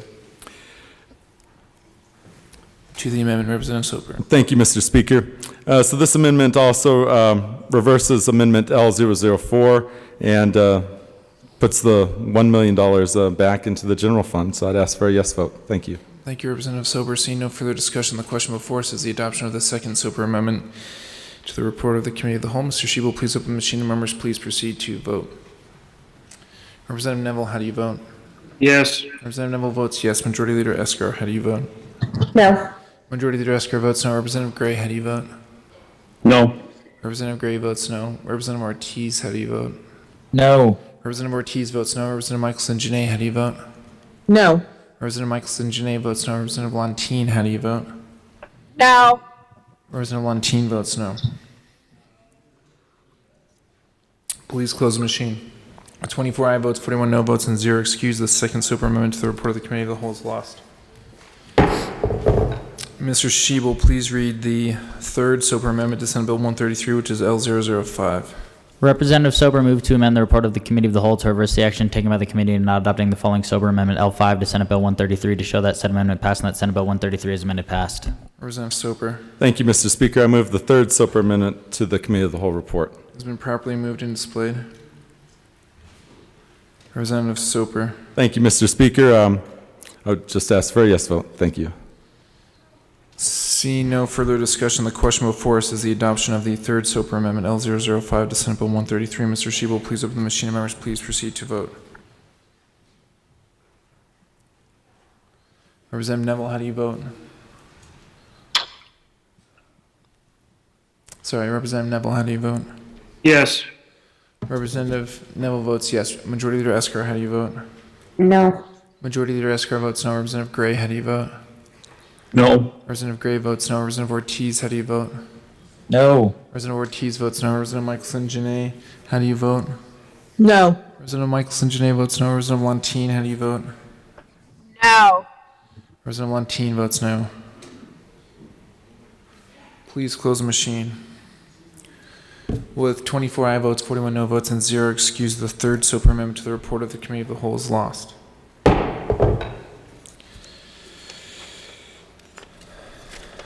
Mr. Shi will please read the only Soper Amendment to Senate Bill 202. Representative Soper moved to amend the report of the Committee of the Whole to reverse the action taken by the committee in not adopting the following Sober Amendment L6 to Senate Bill 202 to show that said amendment passed and that Senate Bill 202 is amended passed. Representative Soper. Thank you, Mr. Speaker. I move the fourth Soper Amendment to the Committee of the Whole report. That's been that it be properly moved displayed. and displayed to the amendment. Thank you, Mr. Speaker. So this amendment would require that the override mill match be posted online for easy viewing by the public and transparency, and I would ask for a yes vote. Representative McCluskey. I would ask for an aye vote. Thank you, Mr. Speaker. See no further. Representative McCluskey. Thank you, Mr. Speaker, for your grace, and members, thank you for your grace. I ask for a no vote on the amendment. You are allowed to speak twice. See no further discussion. The question before us is the adoption of the Soper Amendment L006 to Senate Bill 202. Mr. Shi will please open the machine and members please proceed to vote. Representative Neville, how do you vote? Yes. Representative Neville votes yes. Majority Leader Escar, how do you vote? No. Majority Leader Escar votes no. Representative Gray, how do you vote? No. Representative Gray votes no. Representative Ortiz, how do you vote? No. Representative Ortiz votes no. Representative Michelson Janae, how do you vote? No. Representative Michelson Janae votes no. Representative Montine, how do you vote? No. Representative Montine votes no. Please close the machine. With 24 aye votes, 41 no votes, and 0 excused, the Soper amendment to that bill is lost. Mr. Shebel, please read the first Soper amendment to Senate Bill 219. L024. Representative Sober moved to amend the report of the Committee of the Whole to Representative reverse Soper. Thank you, Mr. Speaker. Sorry. I'll withdraw this amendment. Very good. Mr. Shebel, please read the Soper amendment to Senate Bill 219, which is L025. Representative Sober moved to amend the report of the Committee of the Whole to reverse the action taken by the committee in not adopting the following Sober Amendment L25 to Senate Bill 219 to show that said amendment passed and that Senate Bill 219 is amended passed. Representative Soper. Thank you, Mr. Speaker. I move the fifth Soper amendment to the Committee of the Whole report and ask that it be displayed. It has been properly moved and displayed to the amendment. Representative Soper. Thank you, Mr. Speaker. So members, you probably remember the debate we had on dental therapists. What this amendment does is it removes the government immunity provision if a dental therapist is working for the government, and instead would require that they have to have the same insurance level whether they're working in private practice or for a government entity, and everything else in the bill is exactly the same. It's an equality amendment, and I would ask for a yes vote. Thank you. Representative Duran. Thank you, Mr. Speaker. I ask for a no vote. The question before us is the adoption of the first Soper amendment to Senate Bill 219. Mr. Shebel, please open the machine, and members, please proceed to vote. Representative Neville, how do you vote? Yes. Representative Neville votes yes. Majority Leader Escar, how do you vote? No. Majority Leader Escar votes no. Representative Gray, how do you vote? No. Representative Gray votes no. Representative Ortiz, how do you vote? No. Representative Ortiz votes no. Representative Michelson Janae, how do you vote? No. Representative Michelson Janae votes no. Representative Montine, how do you vote? No. Representative Montine votes no. Please close the machine. With 26 aye votes, 39 no votes, and 0 excused, the first Soper amendment to Senate Bill 219 is lost. That brings us to the Carver amendment. Mr. Shebel, which conveniently is also on Senate Bill 219. Please read the Carver amendment to Senate Bill 219, which is L021. Representative Carver moved to amend the report of the Committee of the Whole to reverse the action taken by the committee in not adopting the following Carver Amendment L21 to Senate Bill 219 to show that said amendment passed and that Senate Bill 219 is amended passed.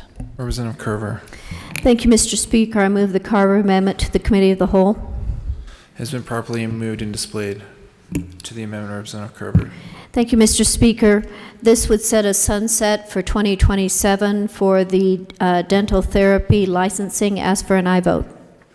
Representative McLaughlin. Thank you, Mr. Speaker. I urge a no vote. I see no further discussion. The question before us is the adoption of the Carver Amendment to Senate Bill 219. Mr. Shebel, please open the machine, and members, please proceed to vote. Representative Neville, how do you vote? Yes. Representative Neville votes yes. Majority Leader Escar, how do you vote? No. Majority Leader Escar votes no. Representative Gray, how do you vote? No. Representative Gray votes no. Representative Ortiz, how do you vote? No. Representative Ortiz votes no. Representative Michelson Janae, how do you vote? No. Representative Michelson Janae votes no. Representative Lantine, how do you vote?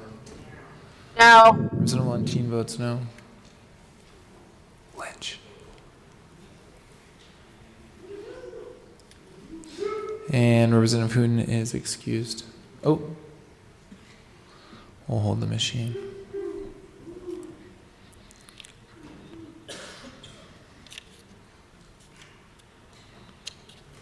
Please close the machine.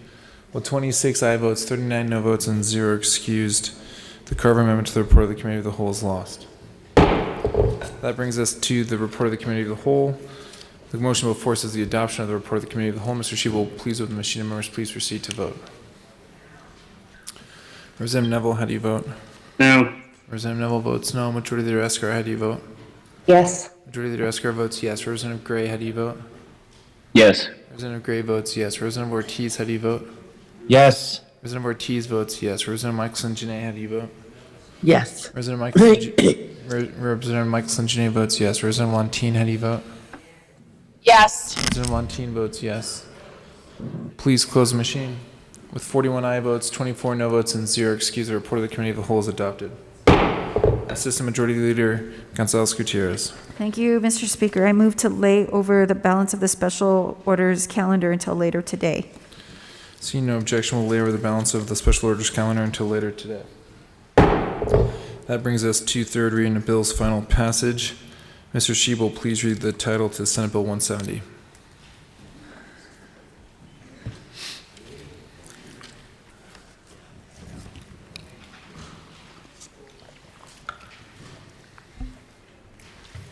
Senate Bill 170 by Senator Winter, also Representatives Gray and Hooton, concerning permissible use of the money in the Waste Tire Administration Enforcement Market Development and Cleanup Fund and in connection therewith making an appropriation.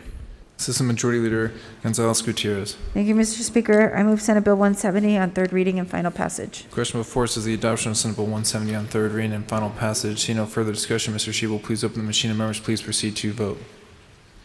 Representative Neville, how do you vote? No. Representative Neville votes no. Majority Leader Escar, how do you vote?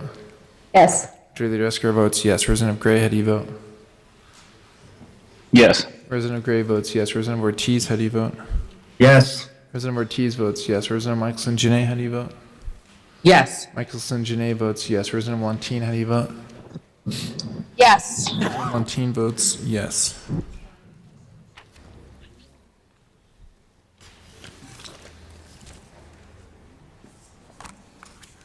Please close the machine. With 41 aye votes, 24 no votes, and 0 excuse, Senate Bill 170 is adopted. Co-sponsors.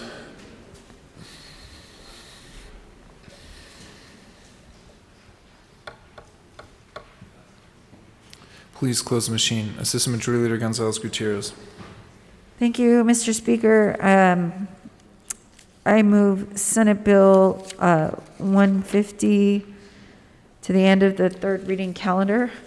Seeing no objection, Senate Bill 150 will be laid over to the end of the third reading calendar. Assistant Majority Leader Gonzalez Gutierrez. Thank you, Mr. Speaker. I move Senate Bill 180 to the end of the third reading calendar. Seeing no objection, Senate Bill 180 will be laid over to the end of the third reading calendar. Assistant Majority Leader Gonzalez Gutierrez. Thank you, Mr. Speaker. I move Senate Bill 182 to the end of the third reading calendar. Seeing no objection, Senate Bill 182 will be laid over to the end of the third reading calendar. Assistant Majority Leader Gonzalez Gutierrez.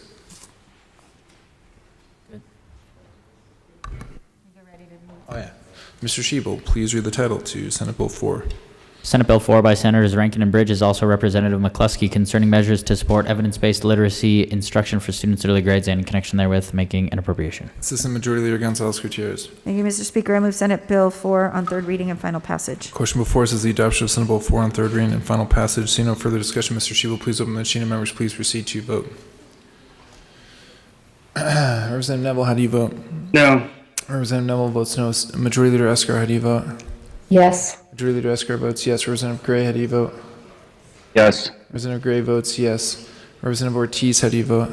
Yes. Representative Ortiz votes yes. Representative Michelson Janae, how do you vote? Yes. Representative Michelson Janae votes yes. Representative Montine, how do you vote? Yes. Representative Montine votes yes.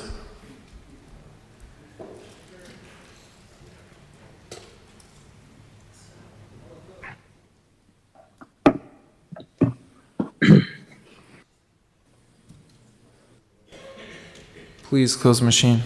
With 47 aye votes, 18 no votes, and 0 excuse, Senate Bill 4 is adopted. Co-sponsors.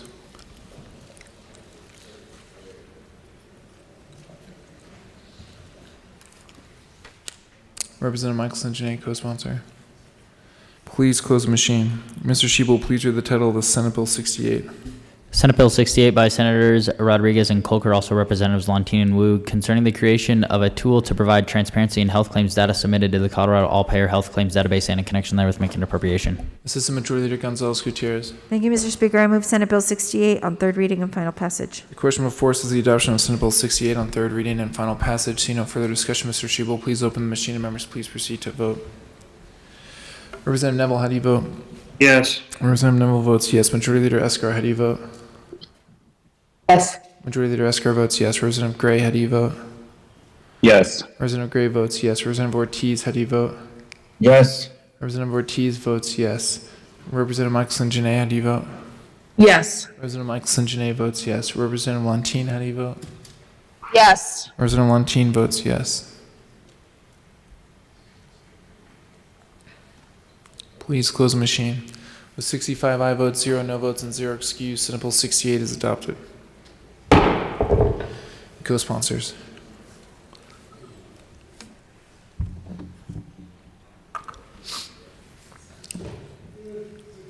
Please close the machine. Mr. Shebel, please read the title of Senate Bill 118. Senate Bill 118 by Senators Woodward and Hendrickson, also Representatives Holtorf and Valdez D, concerning the encouragement of the use of geothermal energy by providing similar treatment to solar energy and in connection therewith making appropriation. Assistant Majority Leader Gonzalez Gutierrez. Thank you, Mr. Speaker. I move Senate Bill 118 on third reading and final passage. The question before us is the adoption of Senate Bill 118 on third reading and final passage. See no further discussion. Mr. Shebel, please open the machine and members please proceed to vote. Representative Neville, how do you vote? No. Representative Neville votes no. Majority Leader Escar, how do you vote? Yes. Majority Leader Escar votes yes. Representative Gray, how do you vote? Yes. Representative Gray votes yes. Representative Ortiz, how do you vote? Yes. Representative Ortiz votes yes. Representative Michelson Janae, how do you vote? Yes. Representative Michelson Janae votes yes. Representative Lantine, how do you vote? Yes. Representative Lantine votes yes. Please close the machine.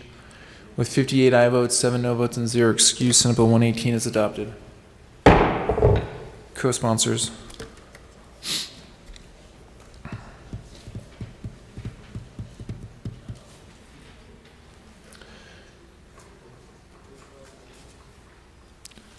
Please close the machine. Mr. Shebel, please read the title of Senate Bill 227. Senate Bill 227 by Senator Hendrickson, also Representatives Valdez D and Will, concerning the continuation of the Department of Agriculture's spending authority granted through legislation enacted in the 2021 legislative session. Assistant Majority Leader Gonzalez Gutierrez. Thank you, Mr. Speaker. I move Senate Bill 227 on third reading and final passage.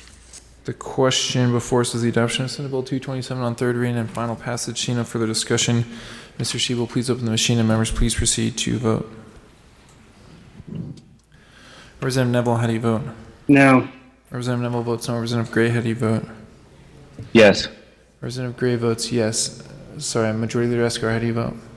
Yes. Majority Leader Escar votes yes. Representative Ortiz, how do you vote?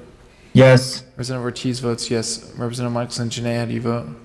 Yes. Representative Michelson Janae votes yes. Representative Lantine, how do you vote? Yes. Representative Lantine votes yes. Rex.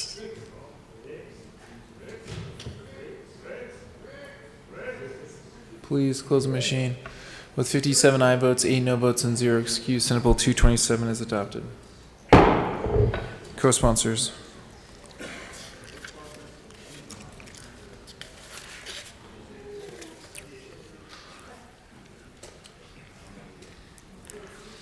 Please close the machine. Mr. Shebel, please read the title of Senate Bill 145. Senate Bill 145 by Senators Buckner and Cook, also Representatives Valdez and Will, concerning measures to provide resources to increase community safety and in connection therewith making an appropriation. Assistant Majority Leader Gonzalez Gutierrez. Thank you, Mr. Speaker. I move Senate Bill 145 on third reading and final passage. Question before us is the adoption of Senate Bill 145 on third reading and final passage. See no further discussion. Mr. Shebel, please open the machine and members please proceed to vote. Representative Neville, how do you vote? No. Representative Neville votes no. Majority Leader Escar, how do you vote? Yes. Majority Leader Escar votes yes. Representative Gray, how do you vote? Yes. Representative Gray votes yes. Representative Ortiz, how do you vote? Yes. Representative Ortiz votes yes. Representative Michelson Janae, how do you vote? Yes. Representative Michelson Janae votes yes. Representative Lantine, how do you vote? Yes. Representative Lantine votes yes.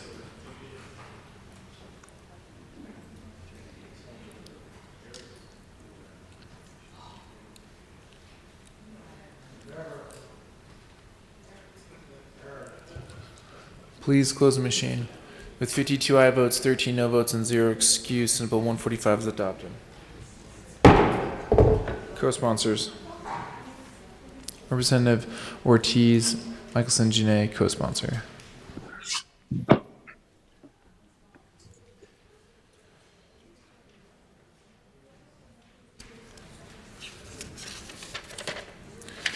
Please close the machine. Mr. Shebel, please read the title of Senate Bill 181. Senate Bill 181 by Senators Burgess and Simpson, also Representatives Cutter and Van Beber, concerning the Behavioral Health Administration's plan to address issues regarding the delivery of behavioral health care services in the state and in connection therewith making an appropriation. Assistant Majority Leader Gonzalez Gutierrez. Thank you, Mr. Speaker. I move Senate Bill 181 on third reading and final passage. Question before us is the adoption of Senate Bill 181 on third reading and final passage. Seeing no further discussion, Mr. Shebel, please open the machine and members please proceed to vote. Representative Neville, how do you vote? No. Representative Neville votes no. Majority Leader Escar, how do you vote? Yes. Majority Leader Escar votes yes. Representative Gray, how do you vote? Yes. Representative Gray votes yes. Representative Ortiz, how do you vote? Yes. Representative Ortiz votes yes. Representative Michelson Janae, how do you vote? Yes. Representative Michelson Janae votes yes. Representative Montine, how do you vote? Yes. Representative Montine votes yes.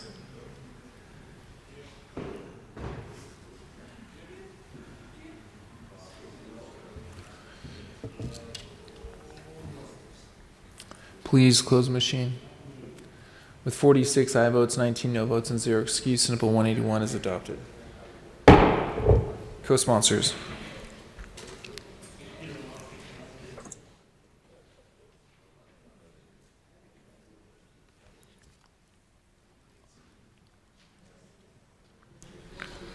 Representative Michelson Janae, co-sponsor. Please close the machine. Mr. Shebel, please read the title of Senate Bill 211. Senate Bill 211 by Senators Fields and Henriksen, also Representative Valdez-A, concerning the repurposing of the Ridgeview campus into a supportive residential community for people experiencing homelessness and in connection therewith making an appropriation. Assistant Majority Leader Gonzalez Gutierrez. Thank you, Mr. Speaker. I move Senate Bill 211 on third reading and final passage. Question before us is the adoption of Senate Bill 211 on third reading and final passage. Seeing no further discussion, Mr. Shebel, please open the machine and members please proceed to vote. Representative Neville, how do you vote? No. Representative Neville votes no. Majority Leader Escar, how do you vote? Yes. Majority Leader Escar votes yes. Representative Gray, how do you vote? Yes. Representative Gray votes yes. Representative Ortiz, how do you vote? Yes. Representative Ortiz votes yes. Representative Michelson Janae, how do you vote? No. Representative Michelson Janae votes no. Representative Montine, how do you vote? Yes. Representative Montine votes yes. Please close the machine. With 40 aye votes, 25 no votes, and 0 excuse, Senate Bill 211 is adopted. Co-sponsors.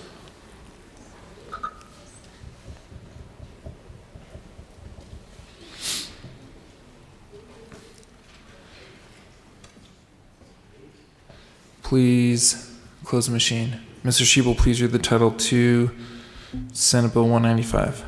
Senate Bill 195 by Senators Donovan and Sonnenberg, also Representatives Catlin and Valdez-D, concerning modifications to the Conservation District Grant Fund. Assistant Majority Leader Gonzalez Gutierrez. Thank you, Mr. Speaker. I move Senate Bill 195 on third reading and final passage. Question before us is the adoption of Senate Bill 195 on third reading and final passage. Seeing no further discussion, Mr. Shebel, please open the machine and members please proceed to vote. Representative Neville, how do you vote? No. Representative Neville votes no. Majority Leader Escar, how do you vote? Yes. Majority Leader Escar votes yes. Representative Gray, how do you vote? Yes. Representative Gray votes yes. Representative Ortiz, how do you vote? Yes. Representative Ortiz votes yes. Representative Michelson Janae, how do you vote? Yes. Representative Michelson Janae votes yes.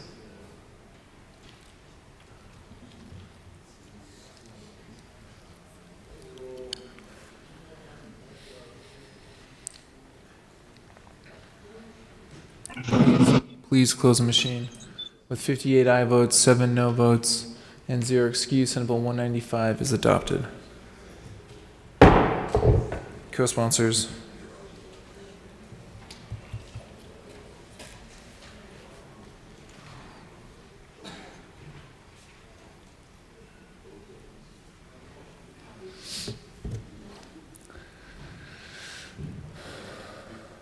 Please close the machine. Mr. Shebel, please read the title of Senate Bill 200. Senate Bill 200 by Senators Janal and Rankin, also Representative Soper and McCluskey, concerning a grant program to improve access to health care in rural communities. Assistant Majority Leader Gonzalez Gutierrez. Thank you, Mr. Speaker. I move Senate Bill 200 on third reading and final passage. Question before us is the adoption of Senate Bill 200 on third reading and final passage. Seeing no further discussion, Mr. Shebel, please open the machine and members please proceed to vote.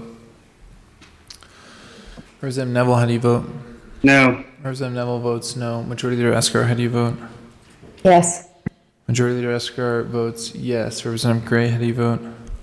Yes. Representative Gray votes yes. Representative Ortiz, how do you vote? Yes. Representative Ortiz votes yes. Representative Michelson Janae, how do you vote? Yes. Representative Michelson Janae votes yes. Please close the machine. With 53 aye votes, 12 no votes, and 0 excused, Senate Bill 200 is adopted. Co-sponsors. Representative Michelson Janae, co-sponsor.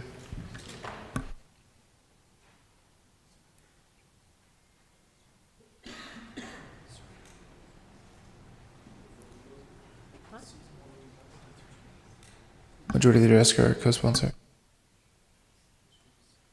I don't know. I'll ask her. Do you want me to just go to the next one for now?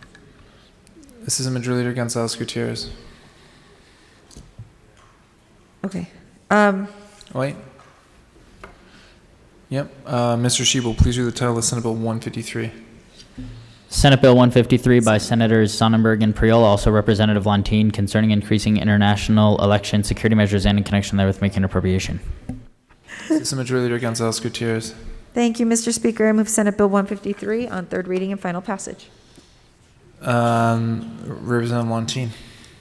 Thank you, Mr. Speaker. I ask for permission for a third reading amendment. Is there any further discussion? Seeing none, the question before us is the motion to offer a third reading amendment. We can put it up and display. Mr. Shebel, please open the machine and members please proceed to vote. Representative Neville, how do you vote? No. Representative Neville votes no. Majority Leader Escar, how do you vote? Yes. Majority Leader Escar votes yes. Representative Gray, how do you vote? Yes. Representative Gray votes yes. Representative Ortiz, how do you vote? Yes. Representative Ortiz votes yes. Representative Michelson Janae, how do you vote? Yes. Representative Michelson Janae votes yes.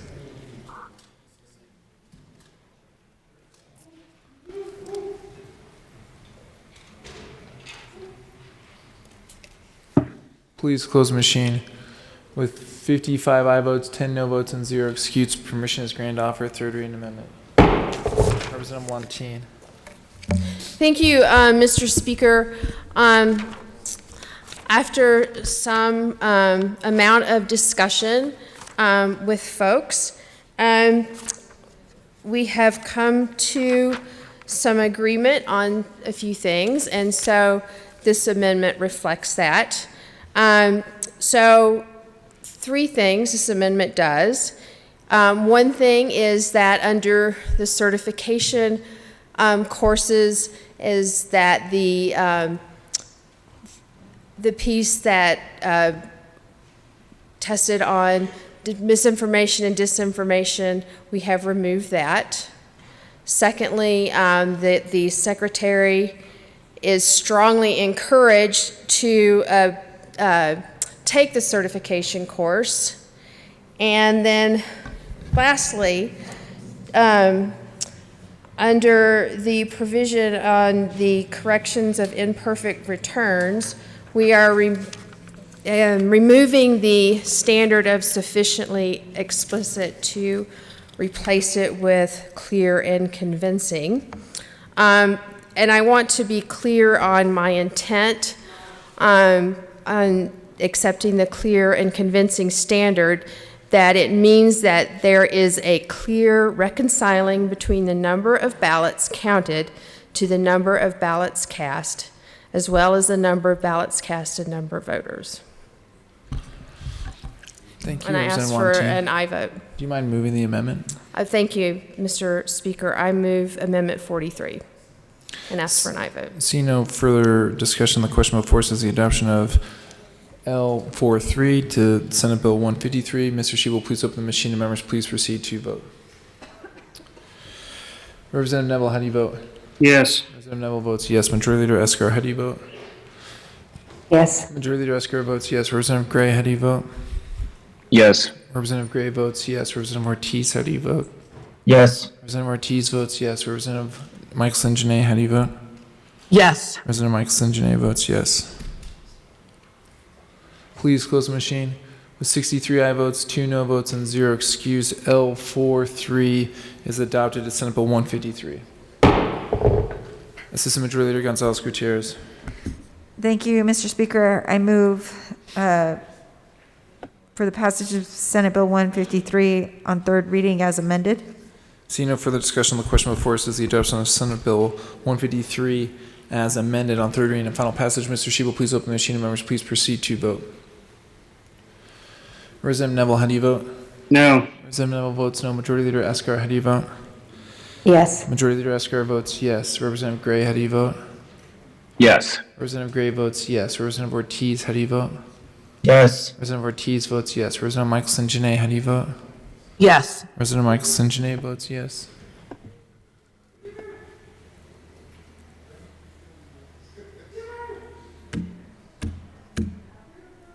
Please close the machine.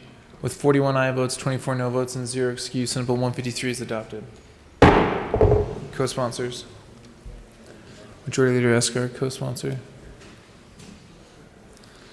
Representative Ortiz, co-sponsor.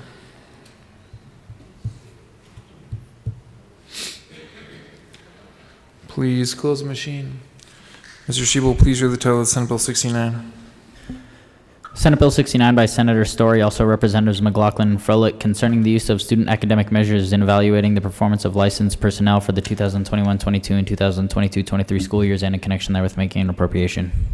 Assistant Majority Leader Gonzalez Gutierrez. Thank you, Mr. Speaker. I move Senate Bill 69 on third reading and final passage. Question before us is the adoption of Senate Bill 69 on third reading and final passage. Seeing no further discussion, Mr. Shebel, please open the machine and members please proceed to vote.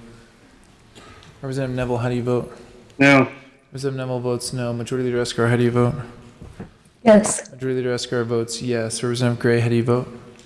Yes. Representative Gray votes yes. Representative Ortiz, how do you vote? Yes. Representative Ortiz votes yes. Representative Michelson Janae, how do you vote? Yes. Representative Michelson Janae votes yes.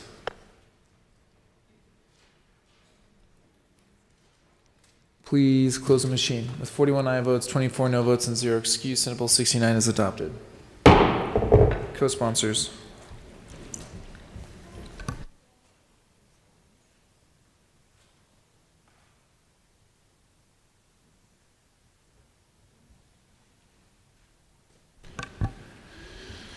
Please close the machine. Mr. Shebel, please read the title of Senate Bill 70. Senate Bill 70 by Senator Bridges, also Representatives McLaughlin and McCluskey, concerning licensed personnel performance evaluations in public schools and in connection therewith making an appropriation. Assistant Majority Leader Gonzalez Gutierrez. Thank you, Mr. Speaker. I move Senate Bill 70 on third reading and final passage. The question before us is the adoption of Senate Bill 70 on third reading and final passage. See no further discussion. Mr. Shebel, please open the machine. Members, please proceed to vote. Representative Neville, how do you vote? No. Representative Neville votes no. Majority Leader Escar, how do you vote? Yes. Majority Leader Escar votes yes. Representative Gray, how do you vote? Yes. Representative Gray votes yes. Representative Ortiz, how do you vote? Yes. Representative Ortiz votes yes. Representative Michelson Janae, how do you vote? Yes. Representative Michelson Janae votes yes.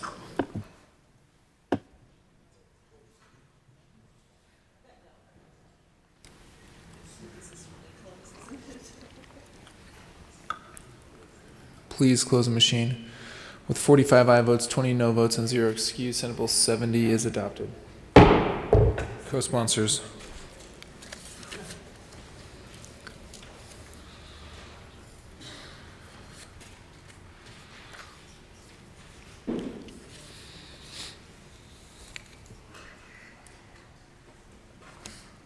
Please close the machine. Assistant Majority Leader Gonzalez Gutierrez. Thank you, Mr. Speaker. I move Senate Bill 233. I lay over Senate Bill 233 until the end of the third reading calendar. See no objection. Senate Bill 233 will be laid over till the end of the third reading calendar. Mr. Shebel, please read the title of the Senate Assistant Majority Leader Gonzalez Gutierrez. Thank you, Mr. Speaker. I move Senate Bill 124 until the end of the third reading calendar. Senate Bill 144 will be laid over till the end of the third reading calendar. 24. I'm sorry, 124. What did I say? 44. Oh, I'm sorry, 124. Mr. Shebel, please read the title of Senate Bill 151. Senate Bill 151 by Senators Danielson and Story, also Representatives McCluskey and Will, concerning the creation of a cash fund for use by the Department of Transportation to fund projects that provide safe road crossings for connectivity of wildlife and thereby reducing wildlife vehicle collisions. Assistant Majority Leader Gonzalez Gutierrez. Thank you, Mr. Speaker. I move Senate Bill 151 on third reading and final passage. Question before us is the adoption of Senate Bill 151 on third reading and final passage. Mr. Shebel, please open the machine and members please proceed to vote. Representative Neville, how do you vote? No. Representative Neville votes no. Majority Leader Escar, how do you vote? Yes. Majority Leader Escar votes yes. Representative Gray, how do you vote? Yes. Representative Gray votes yes. Representative Ortiz, how do you vote? Yes. Representative Ortiz votes yes. Representative Michelson Janae, how do you vote? Yes. Representative Michelson Janae votes yes.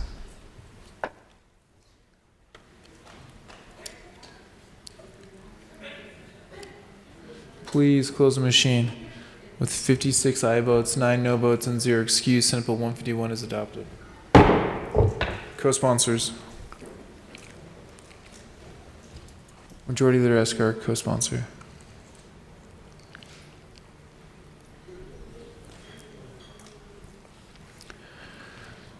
Please close the machine.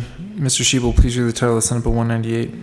Senate Bill 198 by Senators Fenberg and Scott, also Representatives Weissman and Will, concerning measures to address orphaned wells in Colorado and, in connection therewith, creating the Orphaned Wells Mitigation Enterprise. Assistant Majority Leader Gonzalez Gutierrez. Thank you, Mr. Speaker. I move Senate Bill 198 on third reading and final passage. Question before us is the adoption of Senate Bill 198 on third reading and final passage. Seeing no further discussion, Mr. Shebel, please open the machine and members please proceed to vote. Representative Neville, how do you vote? No. Representative Neville votes no. Majority Leader Escar, how do you vote? Yes. Majority Leader Escar votes yes. Representative Gray, how do you vote? Yes. Representative Gray votes yes. Representative Ortiz, how do you vote? Yes. Representative Ortiz votes yes. Representative Michelson Janae, how do you vote? Yes. Representative Michelson Janae votes yes.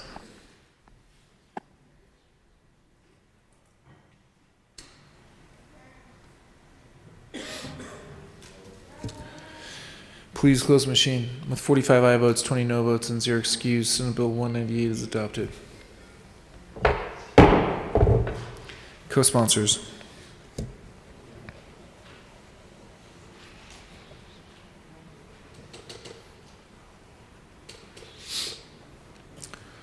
Please close the machine. Mr. Shebel, please read the title of Senate Bill 204. Senate Bill 204 by Senator Gonzalez, also Representatives Lindsay and Gonzalez Gutierrez, concerning repealing the requirement that the federal government confirm certain persons' statuses before issuance of an identification document and in connection therewith making appropriation. Assistant Majority Leader Gonzalez Gutierrez. Thank you, Mr. Speaker. I move Senate Bill 204 on third reading and final passage. Question before us is the adoption of Senate Bill 204 on third reading and final passage. Seeing no further discussion, Mr. Shebel, please open the machine and members please proceed to vote. Representative Neville, how do you vote? No. Representative Neville votes no. Majority Leader Escar, how do you vote? Yes. Majority Leader Escar votes yes. Representative Ortiz, how do you vote? Yes. I'm sorry, Representative Gray. Representative Ortiz votes yes. Representative Gray, how do you vote? Yes. Representative Gray votes yes. Representative Michelson Janae, how do you vote? Yes. Representative Michelson Janae votes yes.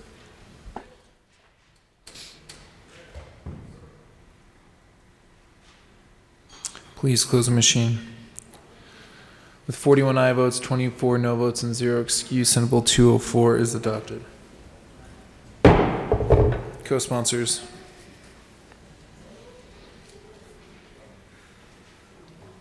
Majority Leader Escar, co-sponsor.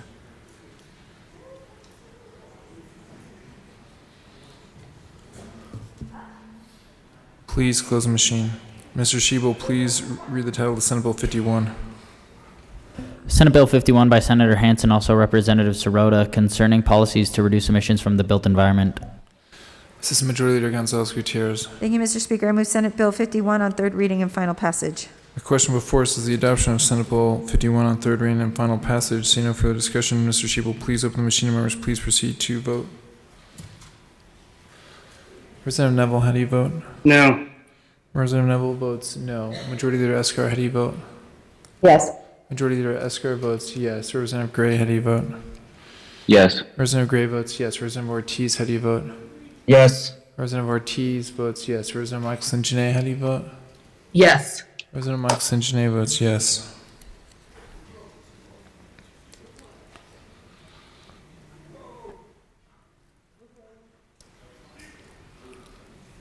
Please close the machine.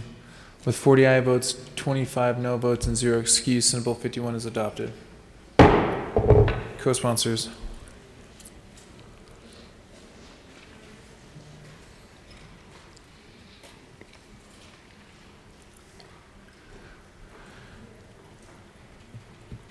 Please close the machine. Mr. Shebel, please read the title of Senate Bill 193.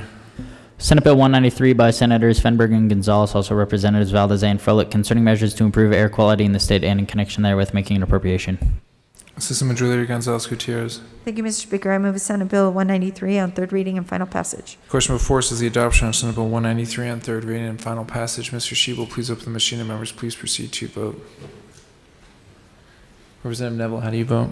No. Representative Neville votes no. Majority Leader Escar, how do you vote? Yes. Majority Leader Escar votes yes. Representative Gray, how do you vote? Yes. Representative Gray votes yes. Representative Ortiz, how do you vote? Yes. Representative Ortiz votes yes. Representative Michelson-Janae, how do you vote? Yes. Representative Michelson-Janae votes yes.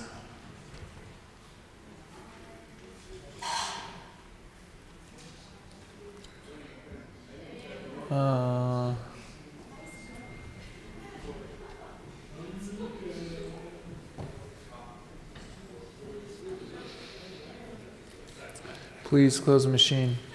With 41 aye votes, 24 no votes, and 0 excused, Senate Bill 193 is adopted. Co-sponsors.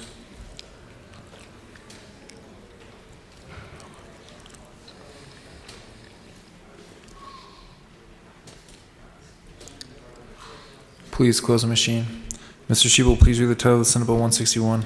Senate Bill 161 by Senators Danielson and Hawkes Lewis, also Representatives Duran and Froelich, concerning the modernization of procedures for the enforcement of laws governing the employer-employee relationship and in connection therewith making an appropriation. Assistant Majority Leader Gonzalez Gutierrez. Thank you, Mr. Speaker. I move Senate Bill 161 on third reading and final passage. Question before us is the adoption of Senate Bill 161 on third reading and final passage. Seeing no further discussion, Mr. Shebel, please open the machine and members please proceed to vote.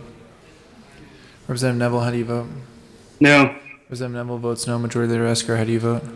Yes. Majority Leader Escar votes yes. Representative Gray, how do you vote? Yes. Representative Gray votes yes. Representative Ortiz, how do you vote? Yes. Representative Ortiz votes yes. Representative Michelson-Janae, how do you vote? Yes. Representative Michelson-Janae votes yes.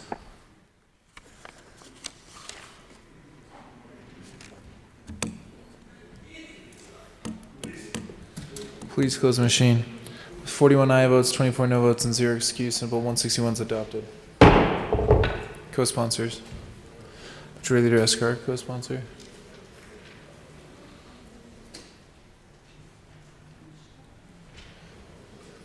Please close the machine. Mr. Shebel, please read the title of Senate Bill 163.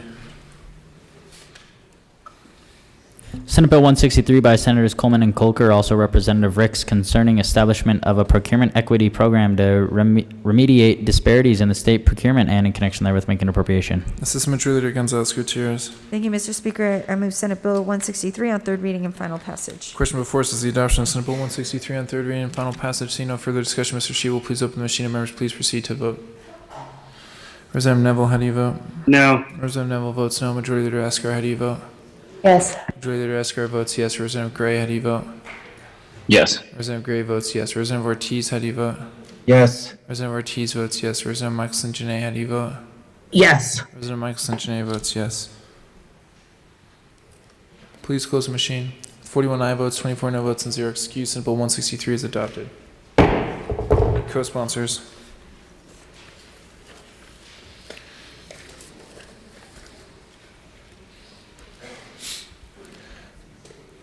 Please close the machine. Mr. Shebel, please read the title of Senate Bill 236. Senate Bill 236 by Senators Hansen and Rankin, also Representatives McCluskey and Ransom, concerning the review of Medicaid provider rates. Assistant Majority Leader Gonzalez Gutierrez. Thank you, Mr. Speaker. I move Senate Bill 236 on third reading and final passage. Question before us is the adoption of Senate Bill 236 on third reading and final passage. Seeing no further discussion, Mr. Shebel, please open the machine and members please proceed to vote. Representative Neville, how do you vote? Yes. Representative Neville votes yes. Majority Leader Escar, how do you vote? Yes. Majority Leader Escar votes yes. Representative Gray, how do you vote? Yes. Representative Gray votes yes. Representative Ortiz, how do you vote? Yes. Representative Ortiz votes yes. Representative Michelson Janae, how do you vote? Yes. Representative Michelson Janae votes yes.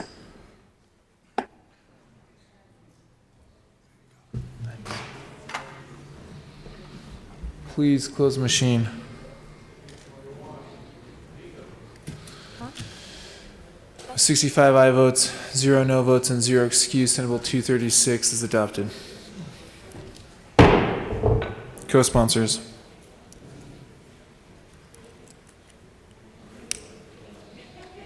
Representative Ortiz, co-sponsor.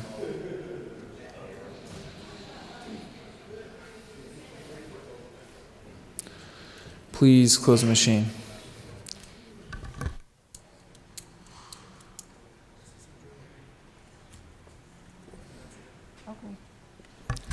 Assistant Majority Leader. Thank you, Mr. Speaker. I move to lay over the balance of the third reading calendar until later today. Seeing no objection, the balance of the third reading calendar will be laid over until later today.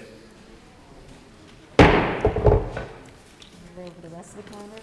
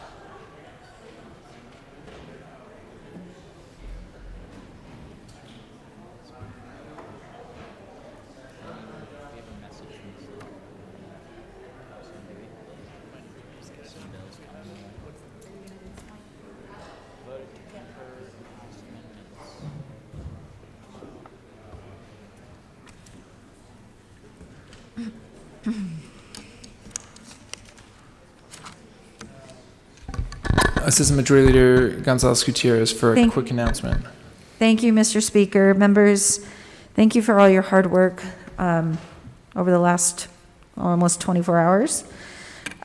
With that said, before we go into recess for today, we will be planning to return here to start back up again at 11 a.m. So please get some rest. Come back as refreshed as possible. So with that, Mr. Speaker, I move Hold that on, we actually have a little bit of work. So we will, just so the members know, that's what we will be doing. I have a quick announcement. The Senate did not concur on House amendments to Senate Bill 113 as requested a conference committee be appointed. House conferees are Reps. Tipper, Chair, Bacon, and Neville. The Senate did not concur on House amendments to Senate Bill 196 and has requested a conference committee be appointed. House conferees are Reps. Bacon, Chair, Reps. Benavides, and Lynch.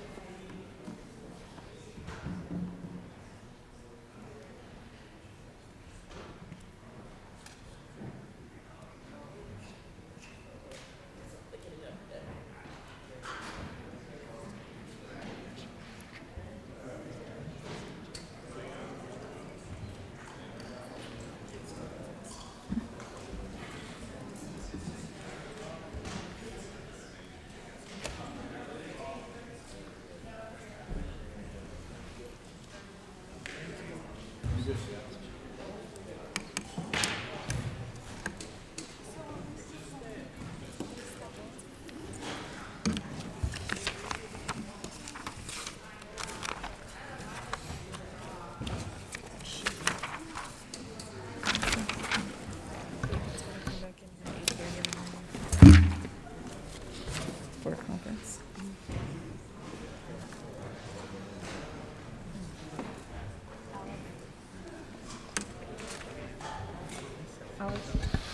Introduction of resolution. House Joint Resolution 1026 by Representative Esgar, also Senator Moreno, concerning the appointment of a joint committee to notify the governor that the second regular session of the 73rd General Assembly is about to adjourn. Signed, aye.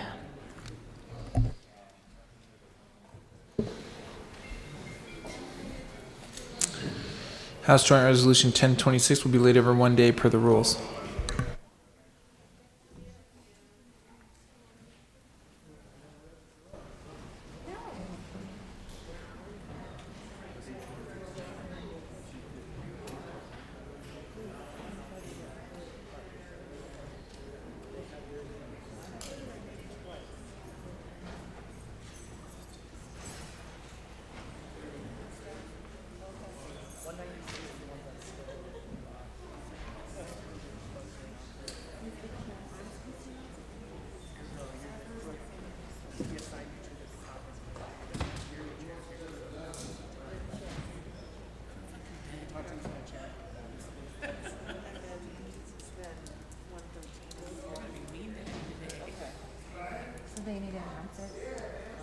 I don't see 1 second.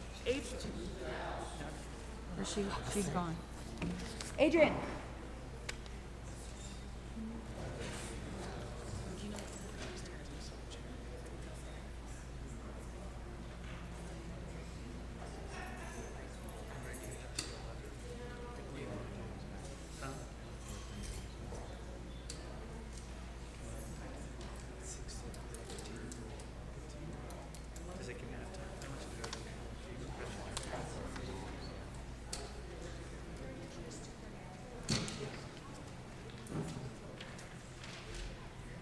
Introduction of bills. Senate Bill 232 by Senators Bridges and Moreno, also Representative Harrod, concerning the provision of workforce housing through the creation of the Middle Income Housing Authority and in connection therewith making an appropriation. Senate Bill 232 will be assigned to the Committee on Appropriations. Assistant Majority Leader Gonzalez Gutierrez.